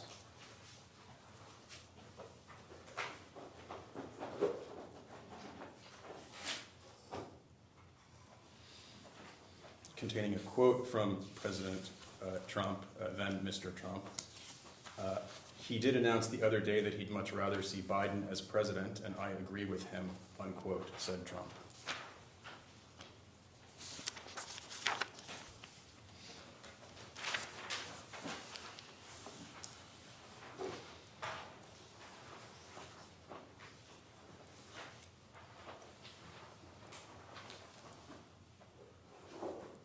I will ask the court reporter to mark as Exhibit H an article from Forbes dated February 25th, 2024, titled, "Trump's Weekend Gaffes. Mercedes, quote unquote, for Melania, accidentally endorses Biden," and more. The top line reads, "Former President Trump appeared to refer to his wife Melania Trump as, quote unquote, Mercedes to some watching his speech at the Conservative Political Action Conference on Saturday." It also notes on the second page, "It would not be the first time Trump has confused two people, including his wife, during a deposition for the sexual abuse lawsuit brought by E. Jean Carroll. Trump misidentified the columnist as his ex-wife, Marla Maples." And I will also ask the court reporter to mark as Exhibit I a January 20th, 2024 article from the New York Times titled, "Trump Confuses Haley and Pelosi, Accusing Rival of January 6th Lapse." And reporting in the first paragraph, "Former President Donald J. Trump on Friday appeared to confuse Nikki Haley for Nancy Pelosi during a speech in New Hampshire, accusing Ms. Haley of failing to provide adequate security during the January 6th, 2021 attack at the Capitol, and connecting her to the House committee that investigated it."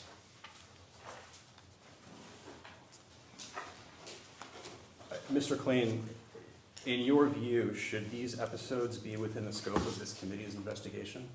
Well, again, as I've said, I don't think it's my place to tell the committee what it should or shouldn't investigate, but I think they simply illustrate that all political figures occasionally misspeak, and I have no doubt about President Trump's mental acuity. I just think, like, you're out there, you're talking a lot, you make mistakes, it happens, it's human nature. I think every parent's had the experience of sometimes calling one of their children by their other child's name, and I assure you, I know all my children, I know their names, but I've sometimes have called my son Mike Danny and vice versa. Understood. And I will ask the court reporter to mark as Exhibit J. As well as contemporaneously Exhibit J and Exhibit I. Exhibit J is a press release from the Oversight Committee titled Chairman Comer Expands Investigation into Biden Mental Decline Cover-Up.